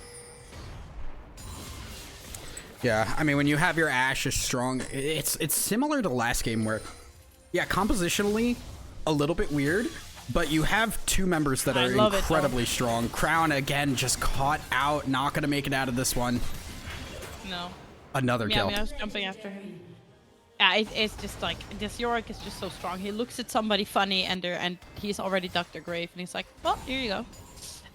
No, but that's it's fun though. I like it because we've had our doubts about this draft, but I do like how they are making it work, and that the Ashe also has a lot more presence than the Jinx had last game, which I think is also good. It's good for the confidence of the team. It's good for obvious reasons. I think what's also, like we talked about it before we got in. Yeah, weird comp, but also comfort, right? Like Melancholia is clearly comfortable on this jungle Yorick, and you just kind of get away with stuff that you wouldn't otherwise, right? Because how many people know how to play against jungle Yorick, right? Like, how many people know how that like works from a matchup standpoint? Yeah, no, I mean, I would have no idea. I'm also not a jungle main to begin with, but I would be like, oh my god. Oh, we're looking for a How the hell Oh. dive. do I do this? Yeah. Ensign bringing a lot of people Ensign, no topside. bounty on their head, but like this tower is incredibly low, and they're just trying to save it, but in the end they will fall for that. Yeah, I was gonna say, I hope it goes over to Diane though, because I feel like she really needs that kill. Atakan is the trade for it though, and then I feel, is that gonna be worth it? I think it's not worth it, but you weren't fighting no choice. Otacon. You weren't fighting never. Otacon. You're losing that fight 10 times out of 10 with how fed this Yorick is. Because now we talked about, like, yeah, Yorick can't just walk through Alistar and Sion. Well, it can right now. Like 11 kills, you can walk through walls at this point. It does not matter. This Yorick is a absolute beast, and this tank frontline does not matter at the moment.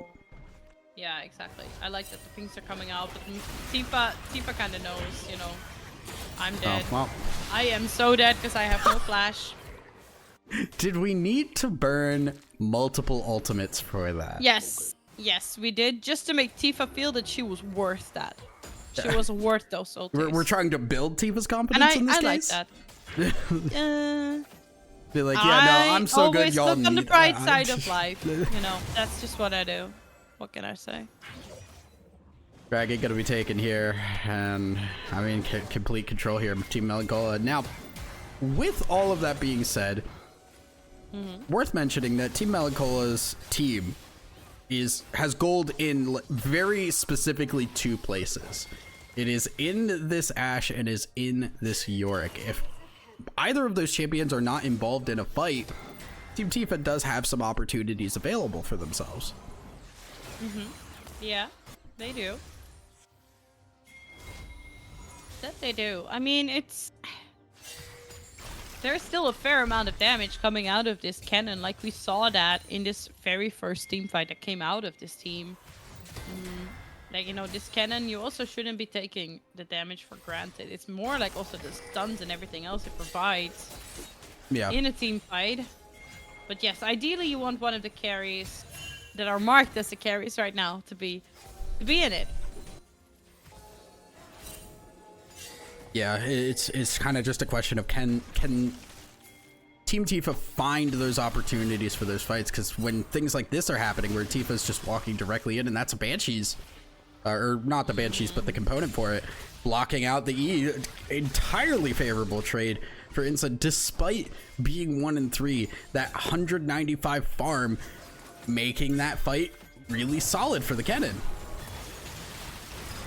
Yeah, exactly. And that's a really nice bait from Kennen, just baiting out the strangled there and being able to live. Not having to even burn a flash in that. Brown. Oh, they know that they're being looped upon though. Oh, the flash forward, find the stun, but right now it's Insane in the trap and will fall. So Diane's Leclerc, gone. slow. Diane is a goner, I'm afraid, but it is... Yeah, it's gonna take a while, and it has to first kill.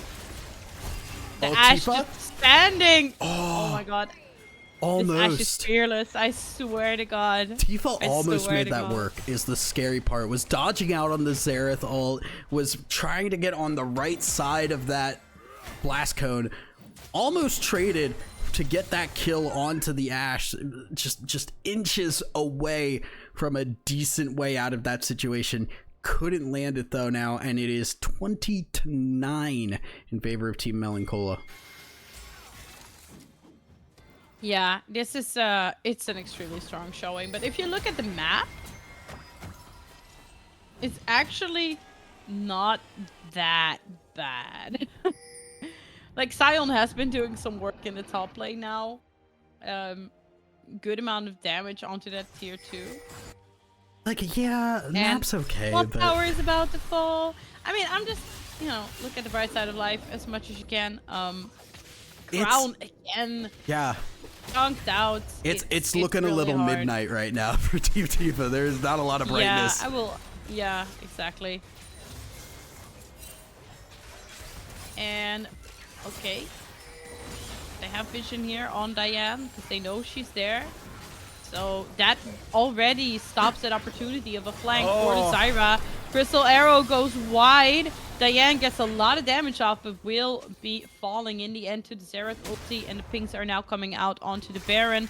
They do have vision on that, but with no smite available, I find the chances very slim that Team Tifa is going to contest this, but it looks like they want to try. This is really tough. Now, granted, there is a lot of damage. Oh my god, Sion! Oh my god, clumsy Esther. She is making no clumsy play there. Fantastic ulti from this Sion with the follow-up of the True Shot Barrage. Instant is incredibly low. Will fall, but now it's Melancholia just running everybody down. Yeah, it's a disaster. You almost thought they made it work, but it's a triple kill for Melancholia. 14-0 on the JoyK. Yeah, that's so unfortunate because it looked like such a good fight. Sion getting so much CC and damage on everybody. The Ashe was really low, but the problem was Melancholia just was able to slowly walk forward to try and just take the fight piece by piece. And unfortunately, Lil Void Beast could not finish the kill chasing away these members here. Ends up just putting a lot of damage down into somebody who survives. Does cause problems for Melancholia, who's just able to free hit at that point. Yeah, and now with Hextech Drake up and available, we're gonna see how this next team fight is going to look. Diane on the side, a little bit on her own. Doesn't quite get to spawn the plants the way that she wants to, but there's Instant. Actually, it's a big Strangle Thorns here. Leona taking so much damage. Instant up in the front already. Diane deleted. So much damage actually from the goals that are coming from the JoyK as well. It's forcing everybody back. This should confirm the third Drake if they even still want to go for this. But yeah, it looks like they want to. I mean, yeah, they just get to walk up for free, and it's not a bad Stranglethorns from the Zyra, but the team's not there to follow up, and the gold is just such a disadvantage for them that the fight has to go perfect if they want to even have a shot. They're even splitting the objectives here, saying, you guys take the dragon, we're going to walk up to the Baron right now because we could just take that as well. Melancholia is just absurdly powerful. Yeah, I mean, they're building a Leandri's next to the looks of it. Gonna give them a little bit of that extra health, a little bit of burn, which we like to see. But it's, yeah, no way of contesting this Baron and Dragon pickup. That puts them on soul point as well. It's rough. It's rough. And I feel like right now, what can Team Tifa even do?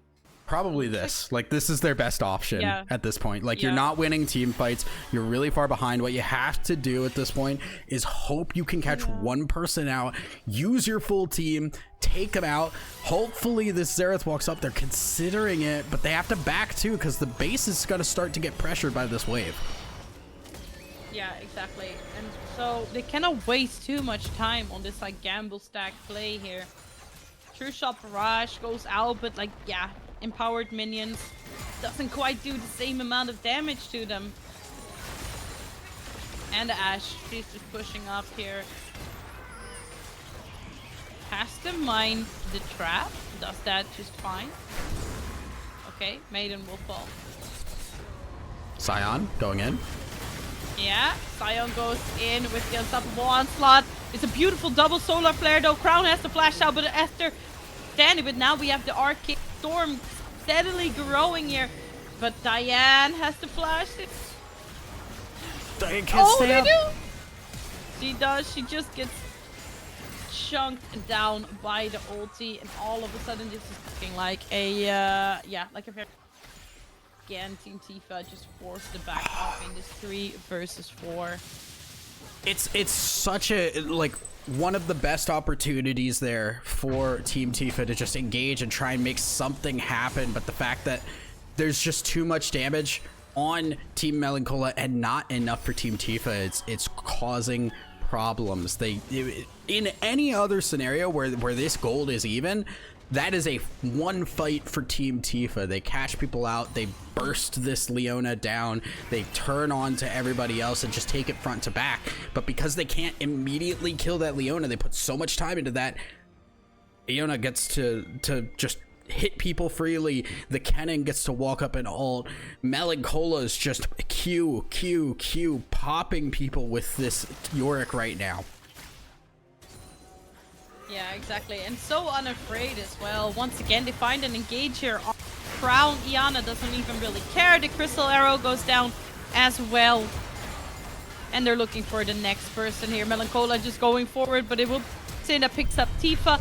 Cleanse will be used as well by Little Void Beast. Oh. They will fall to Incin as well. And I look at the Scion. I see them going as well. Inip will be opened up. Diane will fall after she goes golden. Yeah, and that will be game, I think. Calm, cool, collected from Melancholia. Just complete control of both games, to be honest. Both games, Melancholia was just playing carries and carrying the game. Yeah, I mean, incredible showing from Team Captain Melancholia, and GG's to both teams. Team Melancholia taking the win 2-0. Yeah, can't say we really much had more, our doubts, and they still made it work. Yeah, like, hey, we said it, like, comfort is king at the end of the day, and obviously the comfort was there. You can talk about how comps theoretically should work in scenarios, but it really does matter how the execution ends up happening. And obviously Melancholia is very comfortable kind of controlling the game from that jungle perspective. Not super surprising to see her just kind of run over things. Now, though, do have, again, more information. What I'm hoping here is that teams are watching these games saying, these are the things we need to look out for, and how do we respond to them? Do we have to ban it? Do we have picks we can take that will make that more threatening to pick up as a blind pick? Those are the conversations that I hope are happening right now. Yeah, and this is like something that we are going to see as we move up into the bracket. We will again throw it to a short break and get back to you when we have our next match available. Don't go anywhere.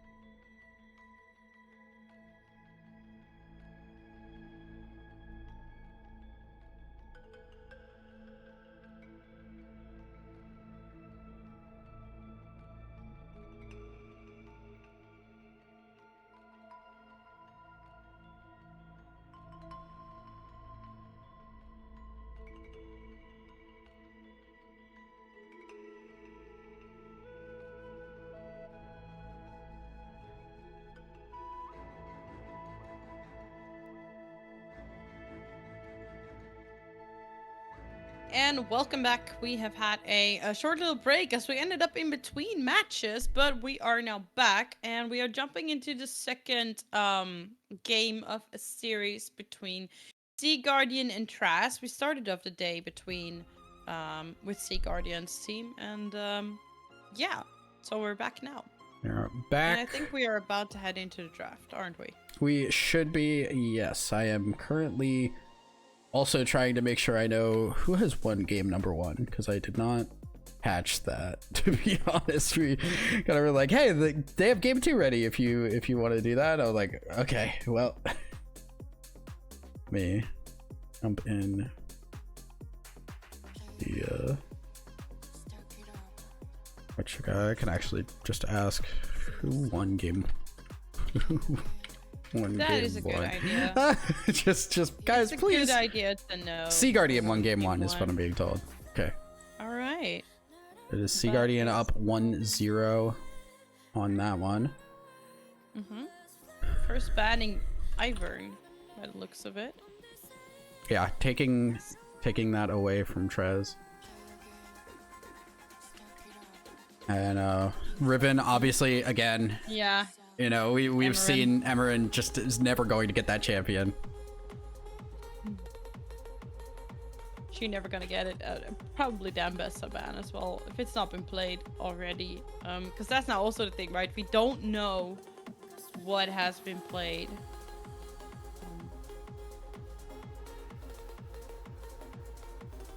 Yeah. Lilia. Okay, Camille being banned out. Really heavy top side bans and really heavy jungle bans on the side of Sea Guardian. Yeah, they're really trying to make sure Trez cannot get off the ground here. But you know, seeing Emerin also just getting focused right now, taking away Camille, taking away Riven. LeBlanc is going to be the final ban for the mid lane here. So very much target bans is what we're seeing here. We're not seeing meta taken away. Don't know what is unavailable in this specifically for this game. So we're not sure if there's gonna be something they say like, hey, we can't pick this, like whatever. Looks like what is not available, because I think this is a draft from last game, is Gwen, Udyr, Yone, Aurora, Saya, Varus, Rakan, Ilawi, Karma, and Fiora. So Jinx is on the board. So Jinx is on the board. Jinx is on the board as an AD carry that may get picked up here. His Vi also is available as well. So first picking Jinx, maybe not the play. Getting the Vi. Tristana gonna be grabbed. Now that you could get Jinx and Vi on this if you have the comfort to play those champions, but looks like Ezreal is going to be the hover, at least for AD carry.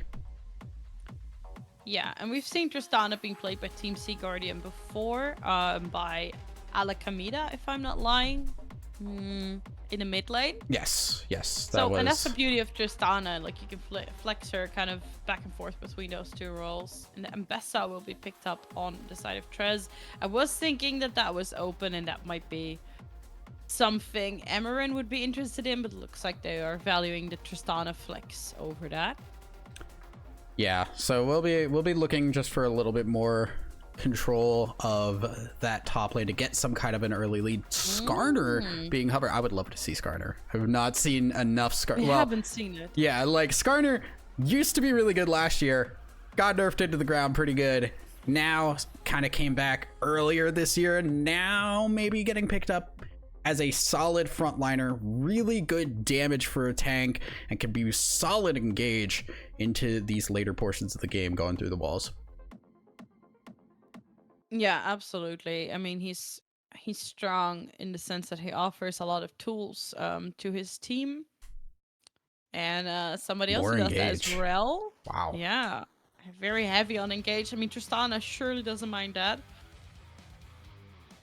Very much kind of just setting up teamfight right now. Looks like it is Sea Guardian's team that really wants to get teamfight off the ground and just full send into some kind of death ball. At least that's what it looks like for here. Meanwhile, other side, we're seeing the disengage, and this is really, really good. Janna, great I love into Janna. Rel, into Skarner. The tornado stops both of them if you just quick double tap it. All of that engage potential taken off the board. Then you got the ult on top of that for just even more disengage potential in one champion. Yeah, exactly. I mean, the Monsoon, such a great tool here as well, with the healing that it provides, but also the disengage if needed. Peeling for maybe then some more squishy or immobile carries that we might be looking for in the mid lane, because like Ezreal, kind of good to just weave around team fights on his own. Jax being banned out. It's you know, every time we have seen ever in a game, it's been like, yeah, Riven, Jax, Fiora has been banned a lot as well. Just taking away those solo carry top laners to really force something more passive into the top lane. Pantheon gonna be banned away. Another jungler taken off the board here because we are not seeing a mid laner or a jungler for Team Trez yet.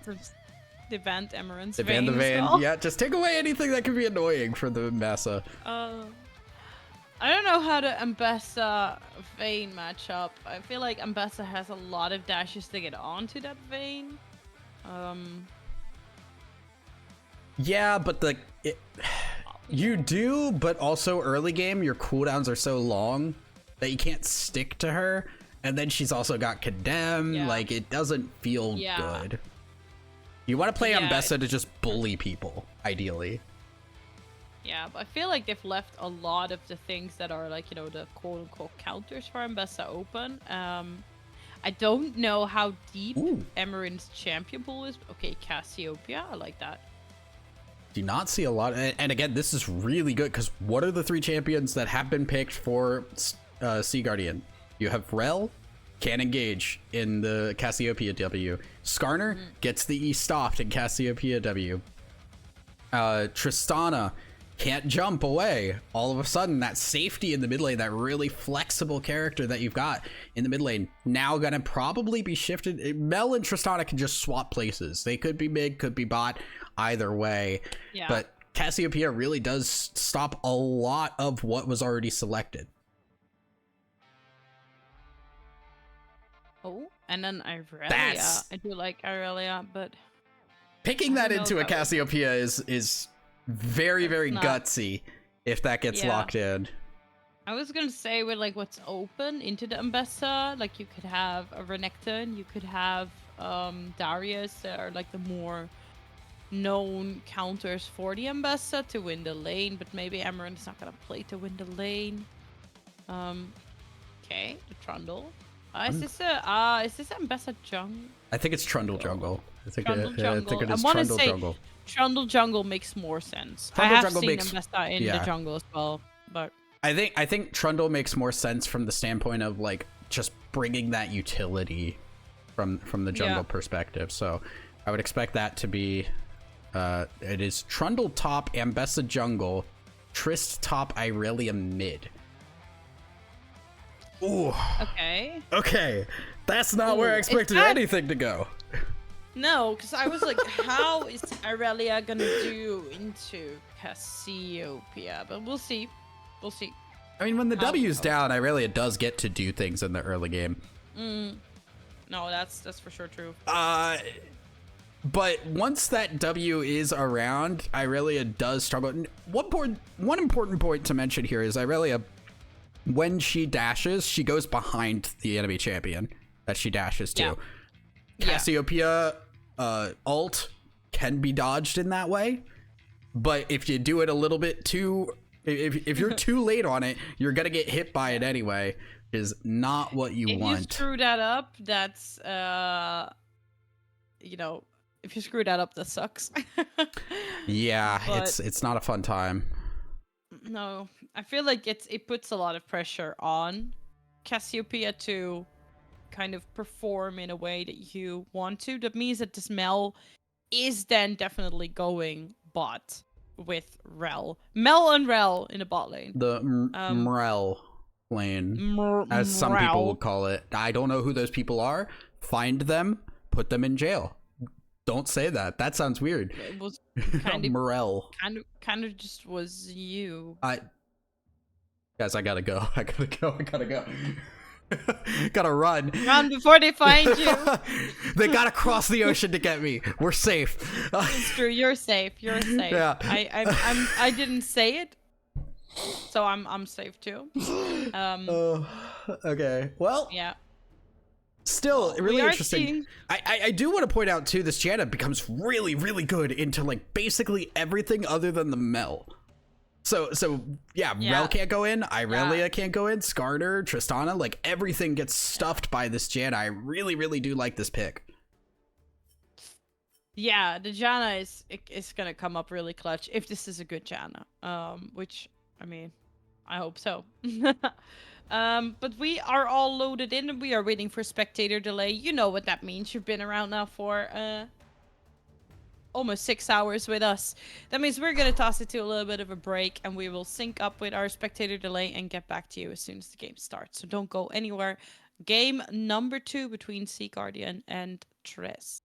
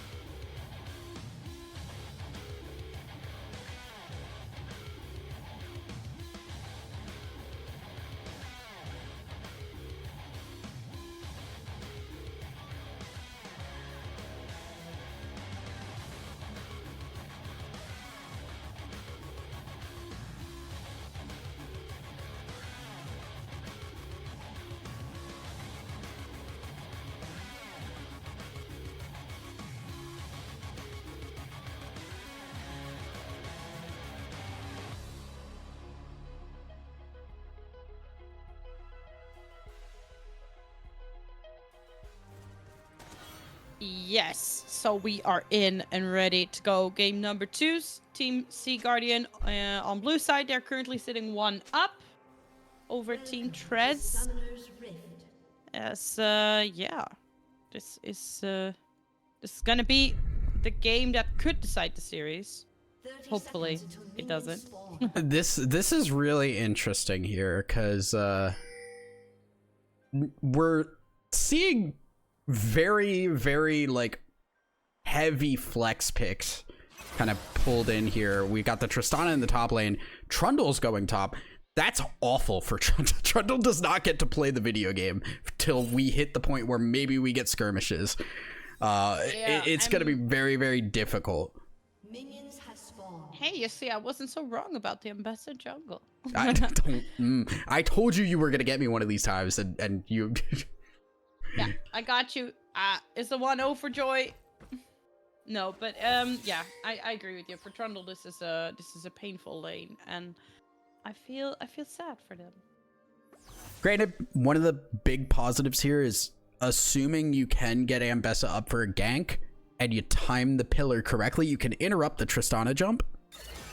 That's a lot of ifs and buts, but there are ways around that. There is exactly what we talked about, getting that W stopped, and Limka getting run down by the Cezreal. Yeah, I mean, heal already being used by Charlotte. Probably to get that little bit of extra movement speed going. Alakamida doing some good damage, just getting the, getting the Conqueror proc here. Exhaust used as well if I see Guardian to really just make sure Limka did not go down, and that's your defensive summoner gone. There's only a teleport on Limka as well, so very difficult now for Limka in this lane. Yeah, very difficult, definitely. Ezreal's so good at just poking you out. Alakamida, in the meantime, having to force a flash out to just try and survive. And Beth's actually in the area, and now no flash available to them. Still has the Q. Oh, Probably knows that they're gonna die once they get the wave, but will go down. That is first blood going over to Trez on the Ambessa, which really important for Ambessa to get going early, especially in the jungle world where you're not getting as much money. Ambessa really wants to hit that point where, yeah, we can just get an item, be really strong, have all of those stats to run at you with the dashes. Yeah, exactly. I mean, so far, now bot lane looking pretty even. Ambessa making her way down to the top. Actually, Evelyn coming up on that top side. Stun. Finds the stun. Rocket jump in. Tanks the tower, has the flash. But that will be the kill successfully going over to... Limka. Oh, yeah. Has the root. Beautifully done with the root and the rebuttal to boot as well.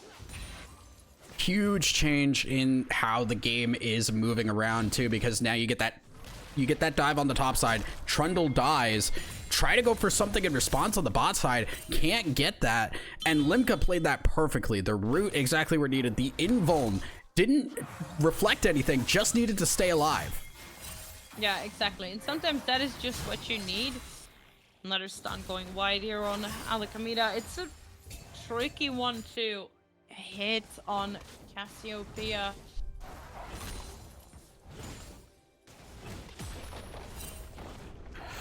Yeah, it's gonna be tough, and you could already see the CS disadvantage growing in the top side as well, which we very much expected. Tristana will be really threatening on this Trundle bot side. Great damage here onto this Ezreal. Great poke as well. Limka! Taking a lot of damage from the wave, I suppose. Evelyn's here. Evelyn's looking for this gank. Has the rock ready. Gonna E over the wall. It's gonna E. Doesn't have the flash though. I have to keep that in mind. Will get stunned up. Tanking a lot of the tower shots. Can Limka do anything is the question. The answer is no. But the barrier will be used here as well. So much use there. In the bot lane here. Yeah. Back Sane now. Vixen running Alakamita down. Yeah, this time important that the stun hits. So Alchemida can make her way out there. Looks like Ambessa is still trying to look for a chase. No. Just debating right now. Go for the Raptors, yeah. I mean, Yeah. opting to go for the Raptors is nice there. I wanna call out that dive bot lane that just kind of went so poorly. It's just did not get the E onto the Ezreal, ended up on the Janna, tanking tower, could not get Sea Guardian involved because the HP was just not there to tank the tower. Now dive topside. Oh my god. Yep, Tristana. Comfortable and clean. That's Tristana for you, but also that's just Emerin by the looks of it. This top laner is like, yeah, just really showing up in every game that we've watched from this team. Emerin has been outstanding. Yeah, Amarin has just kind of always been in control. The one time that wasn't true for the entire game was that Olaf game, and you know that comp was just really built to make sure both Olaf and Miss Fortune could not play the game. So can't put a whole lot on that. Now 51 farm, 2-0 on the Tristana, has the Berserker Greaves, has the BF sword. What was already hard for this Trundle is becoming impossible very quickly. There's the grounded. Oh no. There's the grounded. We do see, yeah, a lot of ultis being traded here onto Evelyn. She will fall. This is again just like compositionally, the draft was picked to make sure these champions cannot do what they want to do. Skarner E getting stopped by the grounded puts Skarner in the middle of nowhere, and that's the one escape tool that Skarner has. But if you think of Skarner being slippery, can't do that if your E is already down. Followed up by the public execution, and this Ambessa is already off the ground. Yeah, exactly. And I mean, they are picking Ambessa R here. But now Alchemida, the pain of playing a melee champ in the mid lane is that you're just completely getting zoned off of your wave here with the presence of the jungler nearby. Yeah.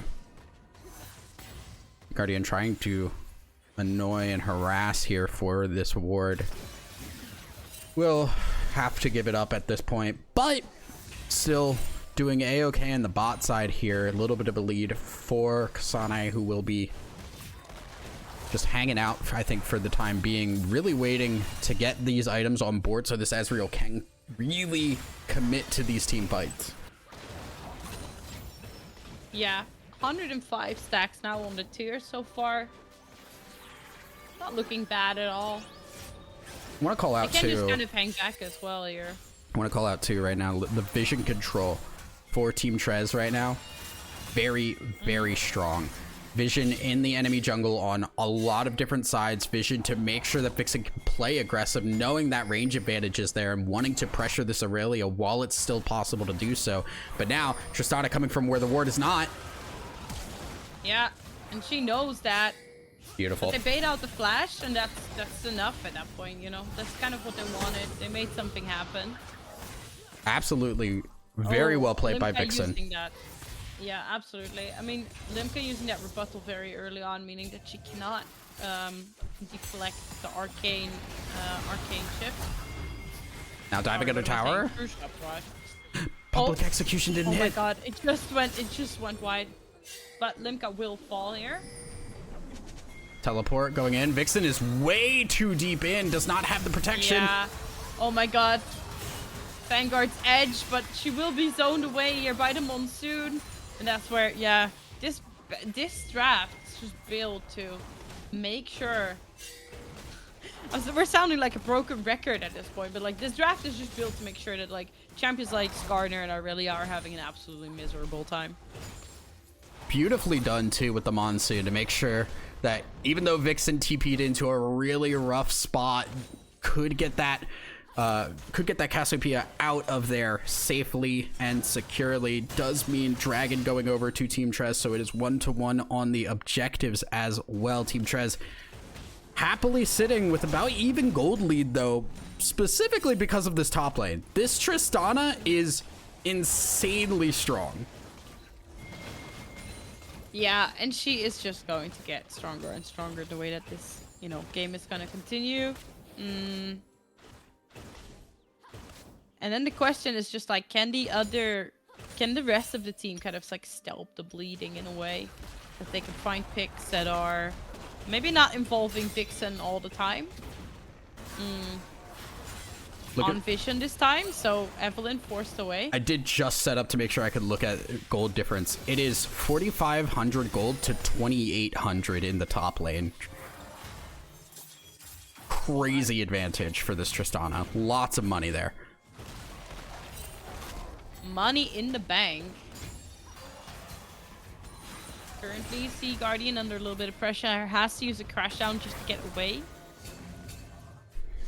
Yeah, and the more I look at this composition, the more I say, what, how, unless Amarin just goes absolutely crazy, which we have seen before, how do they play this game? Because look at this. Skarner can't do anything. No, yeah, Skarner just out of the game, and in a way, I think it's gonna be the same for the Rel and for the Irelia, and I think that's really, really rough. Okay, big root, Janna Charlotte. rooted up under the tower. Oh my god. Can't stay alive. The heal just enough to keep Charlotte alive, and it's just getting worse and worse for Team Sea Guardian. Yeah. It is just getting worse and worse. It's hard to watch in a way because, I mean, what can they do? Yeah, I mean that's the thing, right? Like you look at Irelia. What can they do? Irelia, Janna, Cassiopeia exist. Skarner, Janna, Cassiopeia exist. Rel, Yeah. Shanna and Cassiopeia exist. Those two champions just stop so much of what this team wants to do. Now, granted, like we have said, this Tristana, incredibly, incredibly strong right now, has a full item completed, can go crazy right now, but does need to get something moving to at least get the rest of the team into a place where they're matching where Tristana is, because they are pretty decently far behind. Yeah, they are. I mean, and then we're looking at like you know, late game potential here. This Mel gets the potential to scale up a lot more, but looks like they've gone for a swap here to try to opt Alakamida in the top lane, but she will just fall right away. Yeah, I mean, Trundle's already a decent matchup for Irelia, and then you bring in the Ambessa too to just make it even more difficult. Pillar, Irelia can't do a whole lot about if there's no minions. Yeah, it's just so rough in that sense. And now Limka just getting completely chunked out in the bot lane as well by this Ezreal with the Trinity Force already completed. Amarin with the ulti, but it will not be enough, and Sea Guardian comes in just a little too late. There is The monsoon. My God, yeah. Oh, Yeah. goodbye, Vixen. So Going under tower. A little bit of fun. Okay. The Impale was nice there to get the kill, but it was really, really hard to look at this engage here. Just it's like, I don't know. I'm sounding like a broken record, but man, this is a hard draft for Team Sea Guardian to play. The TP coming in. Fortunately, Amarin trying to catch out. Team Trez not able to do so, just a little bit too late on the teleport. Oh, but they think it's Irelia's TP. That has been used. Well, now they won't know. now they're chill. They will not know. Yeah, they're chilling. Dragon spawning in about 20 seconds. First one went into the pocket of Trez's team. And if you're wondering who is Trez, well, it's Phil Helmut. Why not? Trez. Why not? Why? You know? We don't know, but you know, that's who Trez is. If you guys were looking at player names and think I can't find anyone named Trez. Yeah, there's a lot of people using different names than their normal IGN, so thing is get a little bit funky. Dragon started up by Team Trez. Evelyn starting to walk in. Maybe, yeah. He can get in. I was thinking maybe we can grounded. catch the Janna. Yeah. Can't get in. Just so many denial tools over here. Good poke though from Limka, but Sea Guardian quite low. Can't really look for any sort of an engage with that. Even though Evelyn is here, they're just gonna have to let this one go. Oh, and it's just looking rougher and rougher now too, because Emeren's the one Good job, though, shining Emeren. grace, and she can't do Emeren- anything. Yeah, no, I mean she got the ulti out, and she didn't get stunned by it. Oh, and Trez no! gets away. That is. What a way to play that. Dodging the impale with the public execution. Alchemita can't get in range Actually either. Fabulous. Just No. beautifully played. Can't Just reach them. in Yeah. and out. And the Skarner ult doesn't hit. They can't follow up with anything. A lot used to make sure that Trez could get in there and get that kill. But again, that is Emeren, the one player that has been doing well in this game for Team Sea Guardian. Yeah, it sure isn't looking up, but you know, we stay hopeful. 4-0 on the Mbessa, 3-0 on the Ezreal. They are looking mighty strong. We've got the full take Cyclo Sword for Mbessa, which is a big power spike given all the dashes that she has. Yes. Very, very big for her. Also, again, want to point out the vision control that Team Trez has right now, just all over the enemy jungle, trying to clear it out right now. But, I mean, Team Sea Guardian are just always on the defensive. It's not safe for them to be in their own jungle at this point. And it's not going to get a whole lot better unless they start really finding a way to catch people out. But, again, how many times have we said it? How do you catch people out on this composition?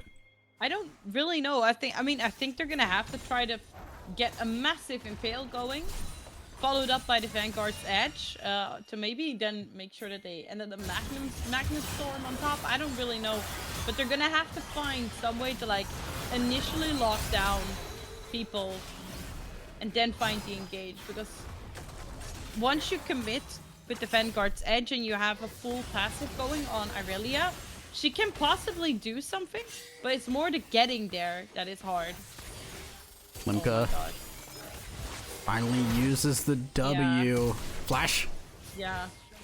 Wow. Yeah, but there's just nothing. This Ezreal is incredibly strong, and they're gonna take this turret, take it under kill, 4-0 now as well.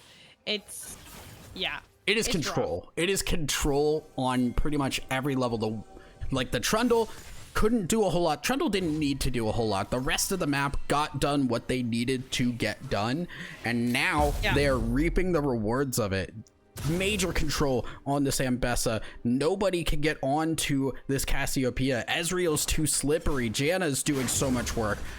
There's very little opportunities available for Sea Guardian right now. Yeah, there really is, and I think that's also like what the Trundle has done, like, well, that I kind of discussed earlier, or like a few minutes ago, was that he just kind of stopped the bleeding, because like what he could have done is just be like, you know, kind of keep playing the game and keep dying, making this thing get out of hand. But instead, this Trundle's just sitting on 2 deaths. It's really not too bad. They're kind of keeping up in terms of CS, and so that is a lot of, you know, saving grace for them, whereas Evelyn is just trying to keep farming the jungle out. But they do find the suppress here on the Janna. Finally they get something going.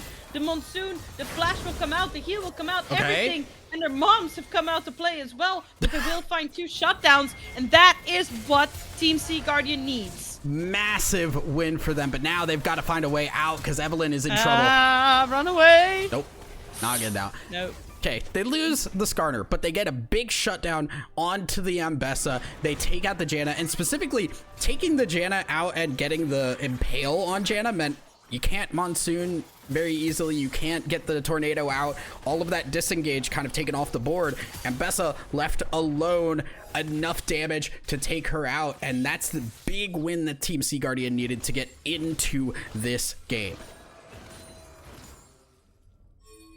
Yeah, absolutely. I mean, this is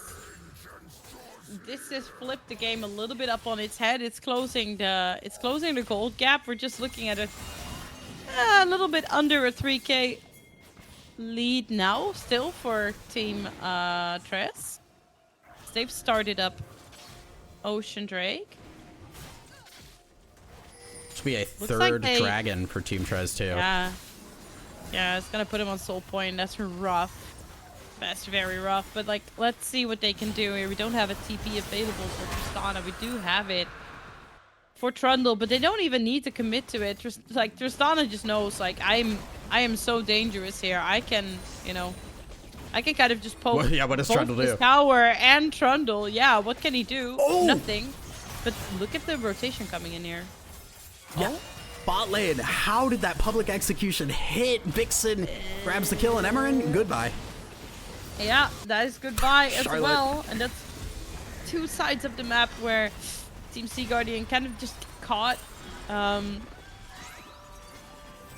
They do get that mid turret, but with Rift Herald's charge coming in on that tier 2 on the bot side, I think with nobody there to contest this is just gonna go down. Yeah, Evelyn just kind of left alone, Yeah. unfortunately. Trying to get as many Heartsteel stacks Yeah. as possible. Will not be successful as Vixen now gets Yeah. that tower. Limka cannot fight against this Cassiopeia. No. 6-1 right now.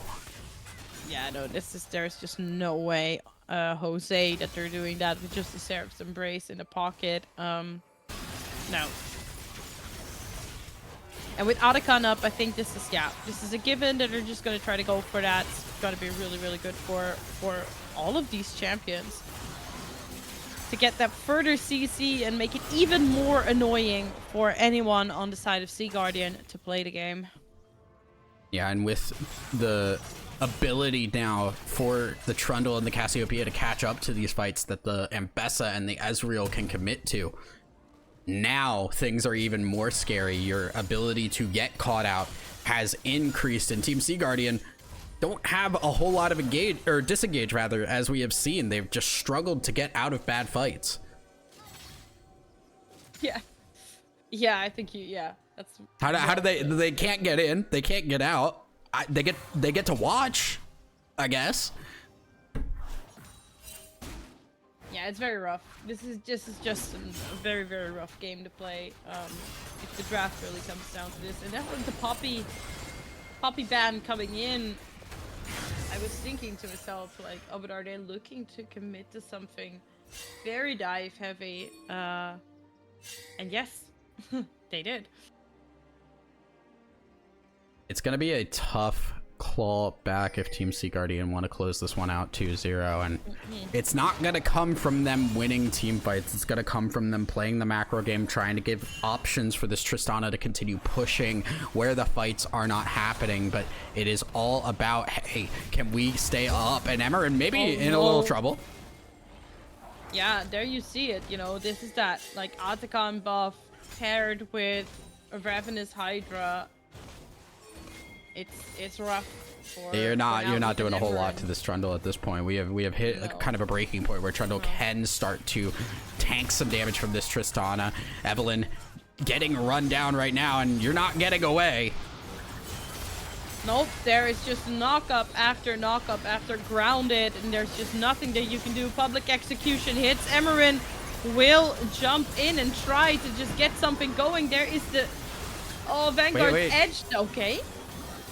Emerin, if Emerin Looking can get for into more, this 'cause fight, this shut is a down. fully stacked Irelia passive. We still have the golden eclipse available to us, so like if they can get anyone low enough, Limka could try to go for this like execution play here, but If that it is a looks like it fight, will be quite the opposite. if that is a fight where Evelyn does not die before it happens, that is Sea Guardian being able to find a way into that game, because they almost turned that back around. The problem was that Emerin got so low, couldn't find a way into the fight afterwards because that front line wasn't there. It was so scary for Tristana to walk up, but the damage is palpable. Oh, for sure. For sure. And now, Whoa! Emerin actually here. I mean, she has to get out at some point. Whoa! The best thing she can do is just try to do damage, so she almost kills two in one go. 1v3. This Tristana is bonkers. Holy moly. That most ballsy play that I've seen. Just goes into 3 as Tristana, gets the kill, doesn't just see ya later. Cool girls don't look at explosions. Yeah, damn, that was quite a play. And with Trez being removed, you immediately see that they're gonna go for that Baron play. True Shot Barrage will get knocked back. Dragon And spawning Baron will out. be... They're resetting. They're just gonna give up Ocean no. Soul. Yeah, they're giving Ocean Soul, and that's not good. oh, that's rough. That's rough. That's very, very rough. But what choice do they have? Like, I don't think they would have gotten there in time, question mark. They're doing it quite fast. I almost would have liked to see them just not, because my big issue right now is, are they going to utilize the Baron well? They have to at this point. If they opted in to take the Baron, no choice. rather than getting control of the Dragon area to try and force a bad fight for Team Trez, now you're saying we're gonna win the game on this Baron push. We have control of it. We have split push pressure. You have to utilize it, because now Ocean Soul means, okay, yeah, Trundle takes even less damage in these fights, and Bessa will never die. Yeah, like it's so rough. Why did it have to be Ocean Soul as well for this Exactly. one? Oh my god, like not even all the anti-heal in the world. You pair that with a Janna as well, right? Like, Yep. Like, it's just crazy. But it's looking like they're looking for Trundle on that bot side. Done, but nah, they're about to be completely rotated upon. Looking to get rid of this tower is the best thing that they can do. TP comes down from Vixen, and now it's like running for the hills time. But yeah. Oh, Sea Guardian looking to go back in, actually. Trundle and Vixen falling so low. Emerald doing so much damage, and the Reset City is just coming in as they are looking to try and push for more. Impale was used. Didn't really get anybody. They're looking to find something onto this Ezreal. That will not happen. And I mean, Janna looking. is too fast. Ambessa too many. Amaran wants to jump in. Yeah, she does. Okay, that's barrier out. Oh, trying to get in Q. Oh, come on. Doesn't get it. Ezreal's still alive. Yeah, I know. But yeah, that's Ocean. Look how he's regenerating. Ocean Soul, bro. Oh Bullshit. my god. Evelyn. Look at his BS. Can Evelyn even reach the Ezreal? Okay, No. finally. Oh, and that's my 1,000 God, that's so gold. long. That's 1,000 gold to the Tristana that's already really strong. Crazy Yeah. turnaround for Team Sea Guardian. They've been able to hold out for long enough, and now Tristana is pumping Full build. damage. Like, it's almost a full build Tristana. They got that 1,000 now on top of already having 4 full items. This Tristana has got to be having such a big target on her head at this point.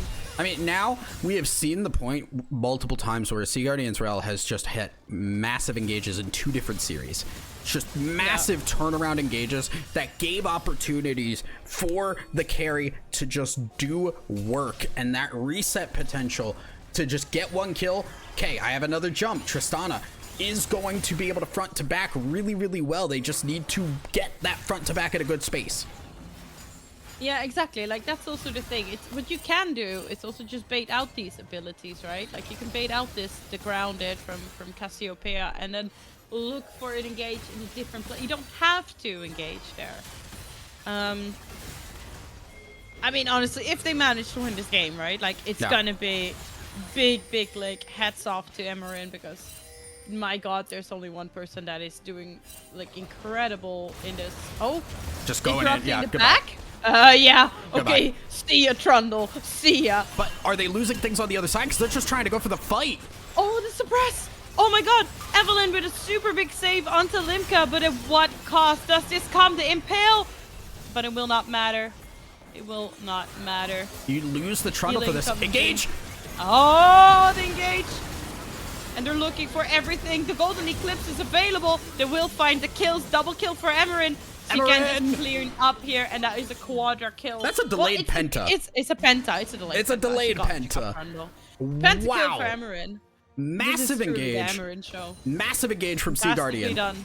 to turn that around, and then Emerin just given again that front to back when Tristana is able to hit. There is not a tank that can stand on this Tristana damage. Emeren gets the kills. Now they're going to push in, take an inhibitor as well. Trundle's back up, but Trundle's not doing a damn thing to stop this push.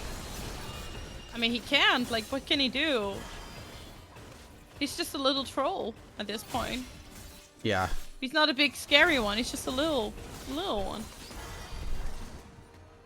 And that's, you know, that engage alone flipped the whole game up. Because now, Team Sea Guardian, like, you know, 3k, like, what am I saying here? Yeah. 3k gold lead all of a sudden.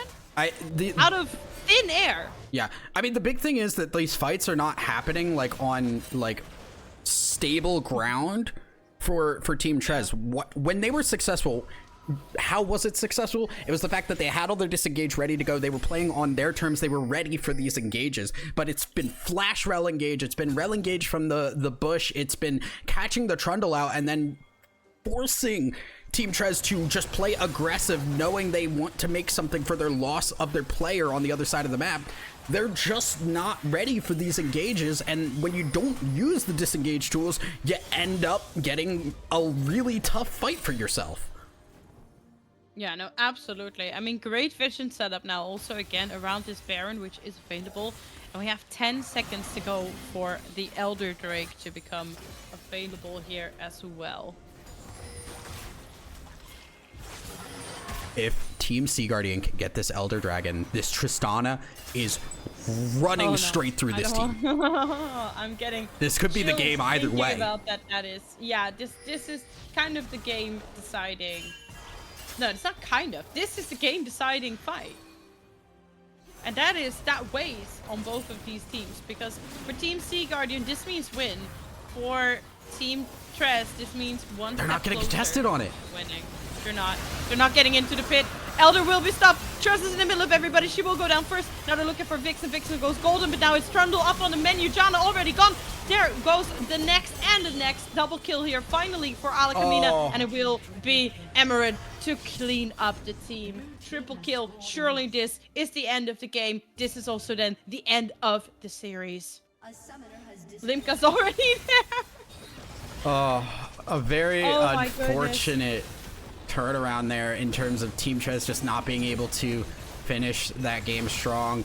Very well played though by Team Sea Guardian to not give up, find their opportunities, recognize, hey, their disengage is down, our opportunity to go is now. We've been playing into their hand, let's force them to play on our terms, and they did that incredibly well. I mean, I'm struggling with words, okay? Because, like, what just happened? We saw them struggle and struggle and struggle through this game. And all of a sudden, I don't know, it's like Sea Guardian was like, okay, we're gonna win this game, you know? And she just grabbed it and was like, no, we are winning this. Jumped in, and yeah, that's just fantastic. Beautifully played. I'm gonna looking at the post-game screen. 52,000 damage by Emeren. Almost double anybody else. The only people who did not get doubled by that in damage were Kasane on the Ezreal and Trez on the Ambessa. Absurd control of the game from Emeren. And again, I want to call out Sea Guardian's engages have been bonkers. Yeah, no, they've been amazing. I mean, those two players. That was the turning point for this game, for sure. Yeah. All right, we are gonna send it to a quick break here, guys. So we will be back in just a moment. Don't go anywhere.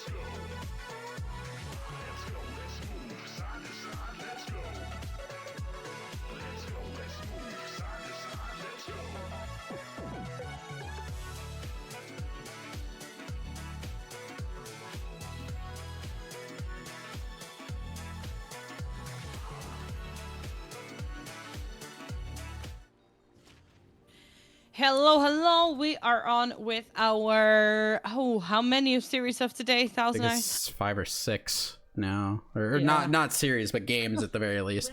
I haven't been tracking this, dude. I got enough going on right now. I gotta handle the prod side of things too. Yeah, but okay. So here we are. On the left side we have Team Torlane, and on the right side we have Team Zayla. Yeah. So, Team Torlane, very clear what their compositions that they seem to want to go for are. It is going for the mage bot lane. It is going for an early game jungler like the Wukong or the Xin Zhao, and then getting a tank in the top lane for Raven Bay to hold the line and then show up for team fights. Minions have spawned. Yeah, exactly. And then on the other hand, we do see a very like rounded out composition from the side of Zayla, where it's a lot of dishy dashy. Good lockdown with the Shen, good lockdown with the Amumu and the Maokai. And easy to follow with champions like Brand and Kaisa, of course. Wolfie is trying to get in on this and maybe taking a little bit more damage than ideal. Yeah. Oh my god. I would not want to play against this. Against Syndra Seraphine? Why would you say that? What, Why? What do you have against Syndra Seraphine? I have nothing against it. I'm just saying I wouldn't want to play against it. It's not Yeah. my champs would do very well into that. Yeah, no, I mean, that's entirely fair. Zayla's not going to have a fun time for sure. It's a little difficult. Level 2 for them first, so don't have that wave clear on the Syndra just yet. Meanwhile, Torlane pressuring really hard in the mid lane on this Talia's top, kind of just looking like it's going to be Cassante hanging out, waiting for team fights, and then trying to all out on somebody to get a decent trade. Yeah, exactly. So far, I mean, a lot of that health that Wolfie lost has been traded back now with the Shen. Yeah, ooh, Raven in trouble. Ooh, It's- already has to, yeah. That's blacked a little out. tough. That's crazy. While all of that was happening, though, Zayla pushed that wave in, walked up into the red buff to get that ward down where you can see that the Wukong is at now. So crazy ward, really good knowledge to know I have enough time to get up there and see this Wukong. Yeah, and that's crazy for their lane as well. Of course, now the root coming down. A lot of damage on the Zayla. Miss Goldfish trying to find that engage, but the Zayla just no way they could follow up here. Have to respect that. Ooh, Shen having to take a tower shot. Goldfish in trouble. Oh, taunt. Shield. The shield, auto yeah, it blocked. would be the block. Yeah, the auto block. It's just, you know, it's not broken at all. It's on Shen, and people. I remember they did this thing on the LEC where they had to like let people guess on the description of the ability who it belonged to, and people read the subscription of this auto block and they were like, "No way, that's so broken." Yeah, And I was remember like, this. Yeah, well, it's on Shen, and they're like, what? The champ's crazy good. We're seeing a movement a little bit too aggressive. Yeah, already forced a flash. That's really not great. Just doesn't have the HP to really go for a guy, especially with what the bot lane situation looks like. Just a little unfortunate. Yeah. Yeah, now it's just Miss Goldfish trying to like hold on to this wave, which is hard. Wolfie has the flash available, also has the dash. We'll survive. That's a little taunt there to show that they knew that this gank was coming. Yeah, we're all keeping a friendly banter, of course. Does help though for Ravenby to be able to push this wave in and then get a reset here. Just gets the wave, now has the opportunity to just back away. Although walking into the river is a little bit scary with the Amumu there. Yeah, a little bit scary. It does, of course, get unstoppable, this Cassante, but...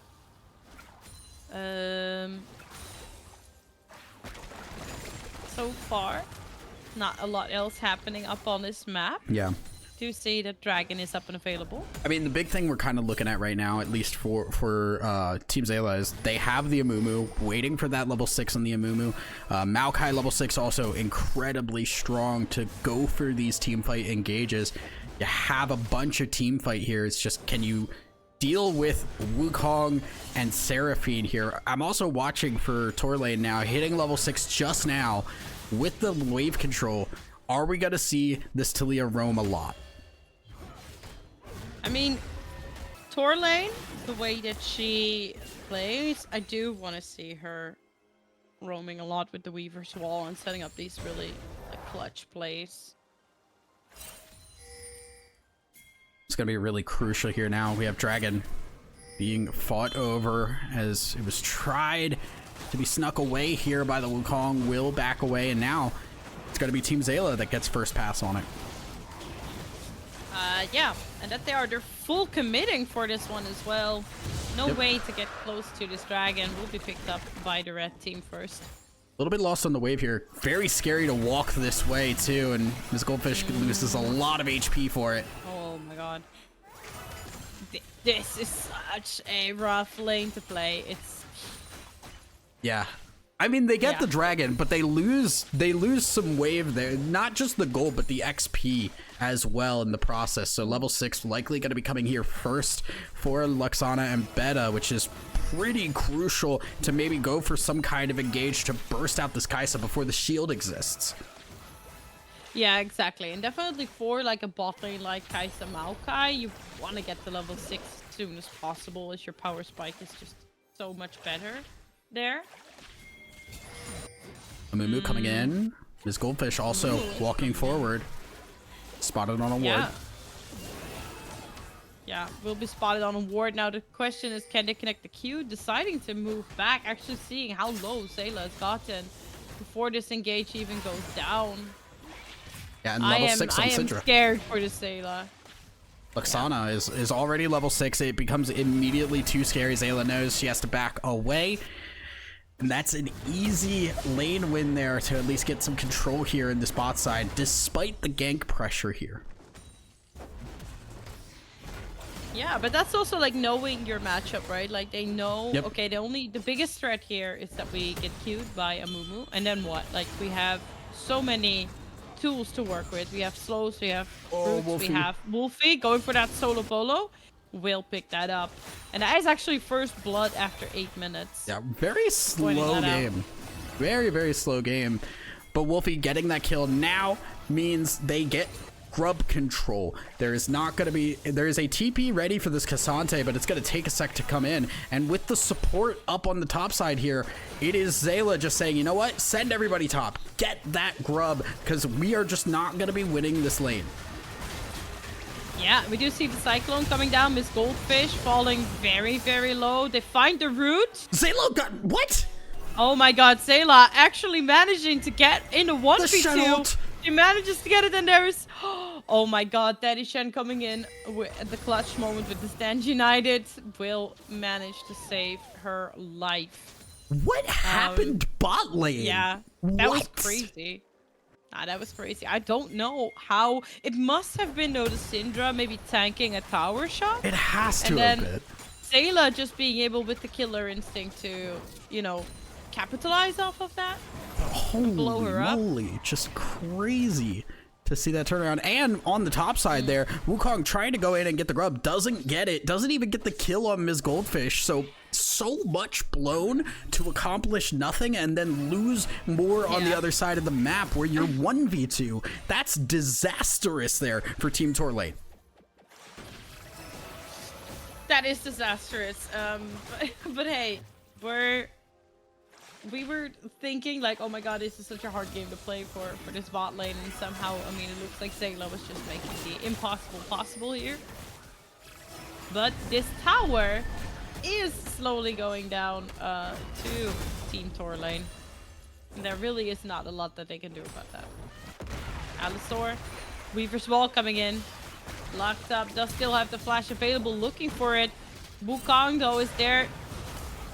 But it will be many issues finding that engage onto Wukong, and it will just be the end of that engage as you know, they're just being blown up. Blows the Curse of the Sad Mummy to grab that kill. Honestly, would have loved to see that on Brang. Make sure you can get that Blackfire Torch as soon as possible. So maybe a little bit trigger happy there, not wanting Alisor to die. Another big stun. This could be death. Yeah. Oh, they don't get it. My god, I mean, Zayla is just looking for the counter engage. They know that Amu here, and with that lethal tempo, this Zayla just has so much potential to kind of keep fighting. Dive. Where, like, you know, the thing with two mages is that they just blow their cooldowns and then have to back off. That was clutch though. Clutch surviving there. Crazy to see on that bot side. Now, Tor lane. Zayla has no flash. Well, no cleanse. So they just have to respect it and back off. And they're not going to try and go behind the tower, see if they can get Zayla as well. But they do, at the very least, grab that Amumu. Big kill now. Do have them on the board. It is the Wukong grabbing that kill. Again, going to the jungler rather than the mid laner in these situations. Would rather see it the other way around. But still, something in the bank here, which is sorely needed for Team Tor lane.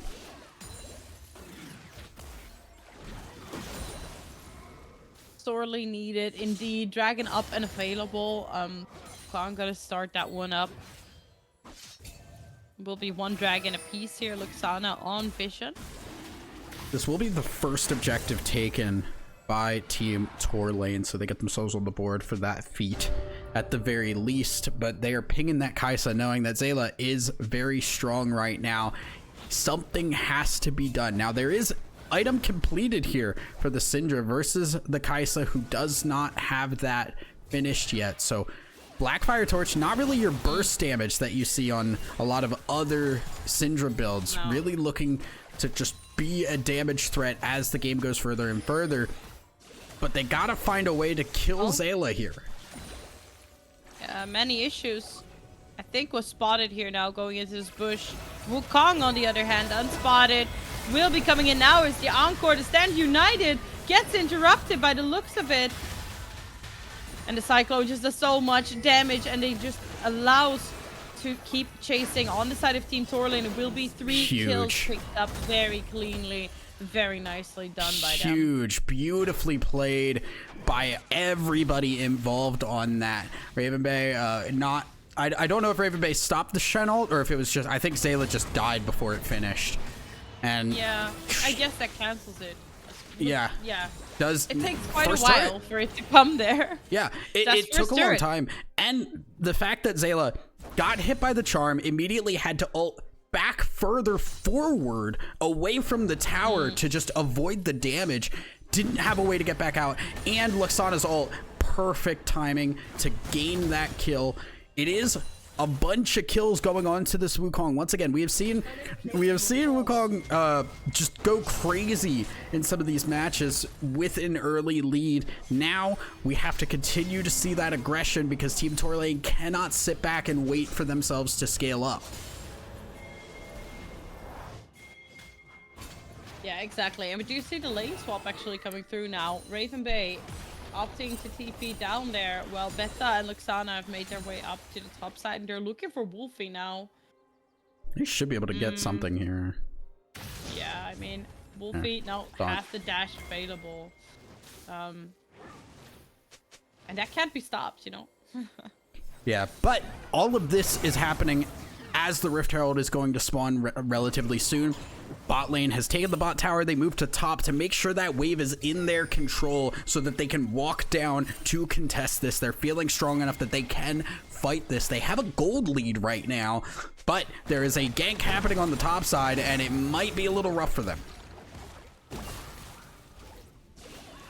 Yeah, I mean, many issues walking forward. The flash taunt here from Wolfie does so much work, but there comes the Cyclone in return with the Weaver's Wall. Tor lane has arrived. The knockup is insane, and there's so much damage, but somehow it will be Wolfie still coming out on top with that double kill. They're looking for Zayla. Tor lane surely will get her.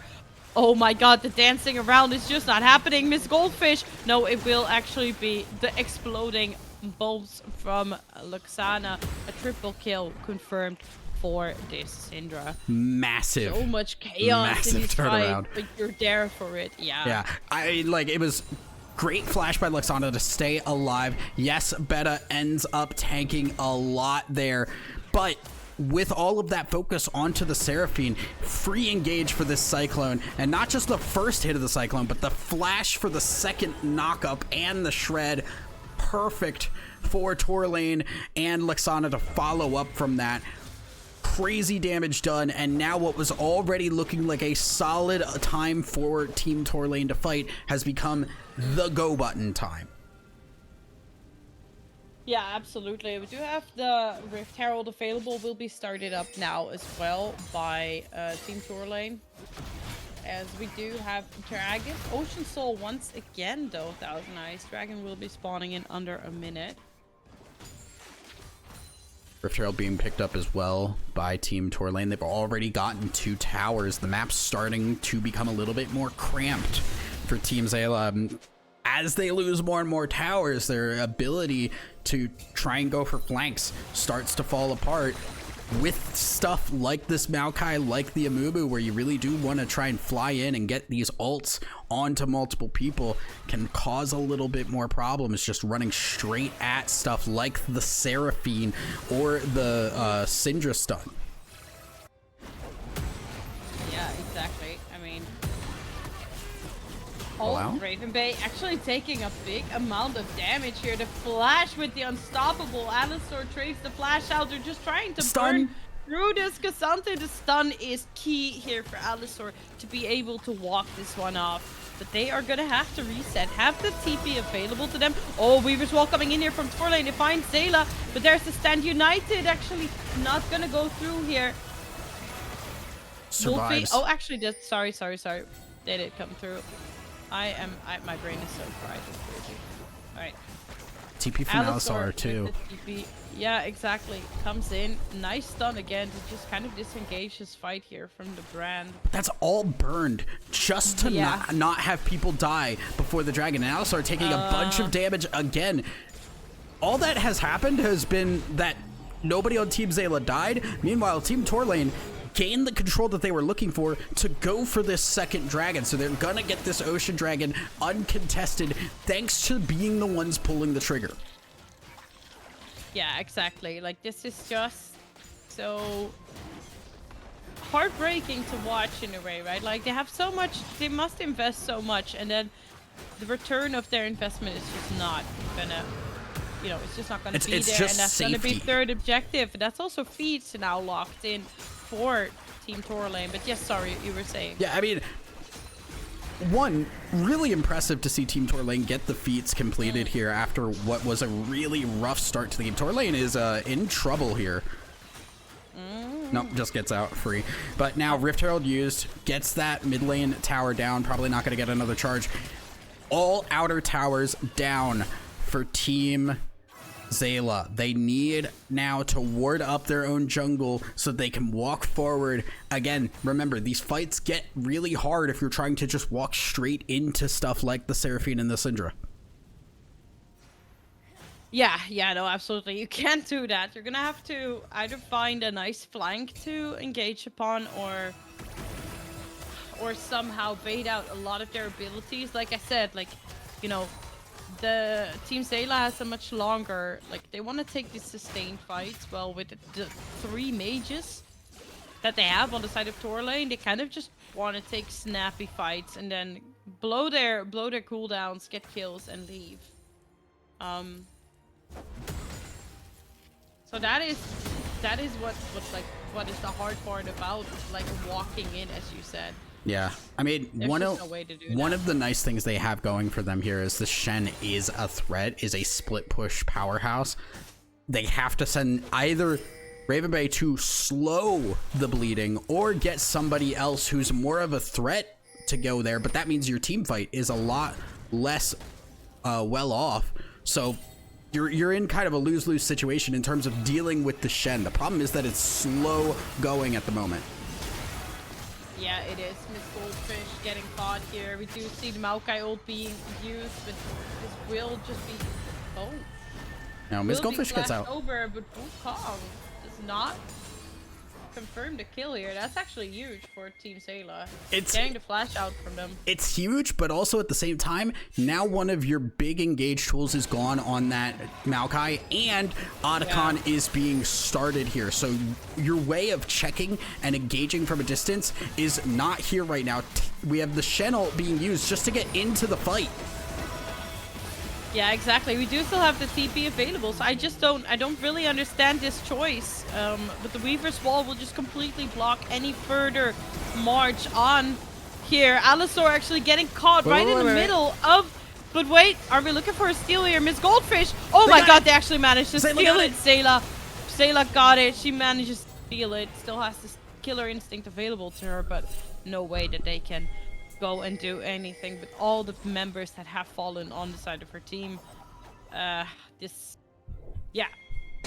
A little bit early. Absolute Hail Mary, by the way. A little bit early from the Shenel. Just going a little bit too early. Didn't make use of the shield. I think could have gotten Wolfie in a little bit deeper in there if we were just gonna queue on to the Otacon.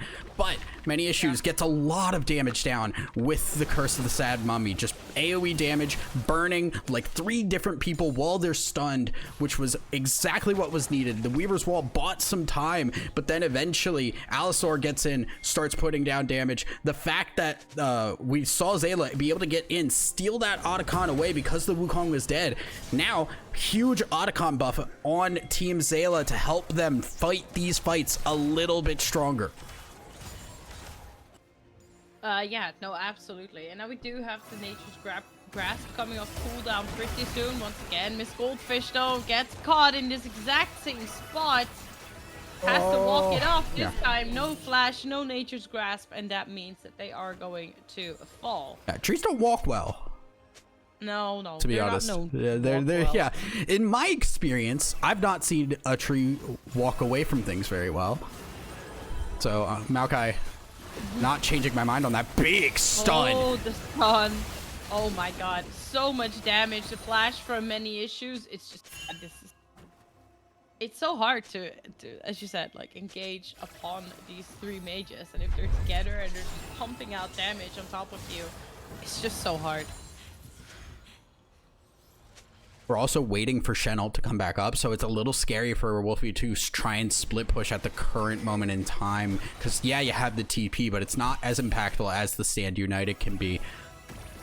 Wolfie trying to buy space here, but there's a lot of people nearby, and Wolfie is just gonna dash away to stay up. 5 people here. Any issues?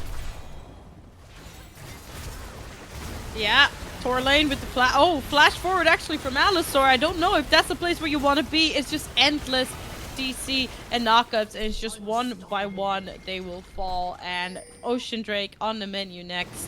We'll put Team Torlane on Soul Point. There's just nothing that the remaining members of Team Sayla can do about that. And it wasn't a bad idea in terms of like, okay, we can catch them out, just go in.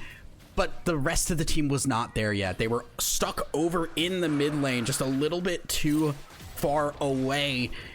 And great engage, great damage initially from the brand, but there's nothing left in the tank because Zayla's not there, Wolfie's not there to be that front line. And that really doesn't mean you're gonna get any kills down. You lose the fight. You lose now the 3rd dragon going over to Team Torlane.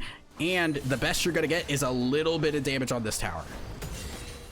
Yeah, some chip damage onto this top tower, but, you know, just not a lot else. Tier 2 got confirmed for Team Torlane. Wolfie just has to run for the hills here. Right now, little bit of a holding pattern. We have Baron spawning in 30 seconds here. This can be kind of a make or break for either one of these teams at this point, because we have not seen the inhibitor broken for either team. The base has stayed safe for the time being. This Team Torlane has been taking objectives with every fight rather than trying to push these towers afterwards. Now, one good fight really could break this map wide open for them. Yeah, and that's true. I mean, the thing is that the 2 big engage ultis, Nature's Grasp and the Curse of the Sad Mummy, they're all on cooldown for the time being. And this is, again, I am just scared Miss Goldfish might be caught out again. They will be spotted on the ward here. Yeah, we do see now Baron already being started up. Nature's Grasp about to come off cooldown. I think they just have to kind of pop it immediately if they want to try and go for it. Turret has been destroyed up on the top, on the bot lane. There's no Shen. We both have, yeah, no, exactly. But we have to stand united. We have the TP, but where can Shen TP to? We're trying to time it. Can't TP into that pit. I mean, many issues Shen ult. looking for the engage. The Gets pushed Shen out. ult, but there's just no way. Miss Goldfish in the pit, but there's nothing there. The Nature's Grasp doesn't quite connect, and Sayla is trying to do damage here. Sayla's but doing Wolfie damage. Still in the middle of anyone trying to chop away at this Wukong, but this Wukong is strong, has a Sundered Sky, has a Trinity Force. Sayla forced to flash out Alisor. There's just not a lot left to do here. It's now Sayla being chased down here by Wukong. No killer instinct, no flash, just a cleanse available. Oh, yep. Clone is enough to close that distance, and that's really tough now. That almost was a big turnaround. Sayla just could not get into the rest of that fight. And, oh, Weaver's Wall. Goodbye, Brand. Okay. Yeah, Brand is a goner here. Tor lane 7-0-10, sitting in such a comfortable position here. Torlane playing with fire almost gets hit by the bandage toss here. Now, Baron picked up a decent amount of kills. You're still waiting for Alisor now for 30 seconds as this mid lane inhibitor tower starts to get pressured. This is not where Amumu should be. No. That's the curse of the Sab Mummy, but they will die. Wolfie trying to jump on that. The Encore will CC. hit, will be stunned, and will be dead as well. And this is yeah, Team This Tor lane is just breaking maybe game. open the base. This is most likely game, actually. With only Sayla left standing, what can you do as a Kai'Sa? Beg and plead, I fear, Yeah, might be your beg and only plead, options. Start praying might be your only options. The flash forward onto Alisor, and that will be it. Sayla will fall as well. Base open, Nexus down. That is Team Tor lane very convincingly taking this first game in the best of 3. I actually believe that was the last game of the best of 3. I think it was 1-1 going was into it? that. Are you Yeah. kidding? So that is Team Tor lane. Am I soup? Like, possibly. Don't know. But that does, in that case, then mean Team Tor lane take the series.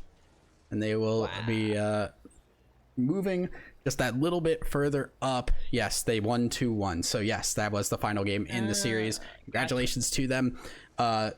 Honestly, really good day. Lots of interesting games on the day, for sure. As I'm going to take us to, you know what? I don't have a good place for us to go because I did not put the draft in. But I want to thank everybody for being here. Everybody that's been helping put on this event. I want to thank Joy for being here and getting us through 6 hours of casting, because we're almost at 7. We've just reached 7 hours of casting. We've been Non-stop, by the way. going. I woke up at 5:30 in the morning my time to do this. I'm going to be doing the same tomorrow. So want to thank everybody here for watching. And I also want to make sure y'all come tomorrow, because we are going to have banger games and you're not going to want to miss them. Thank you guys. We'll see you tomorrow. Same time, same channel. Bye.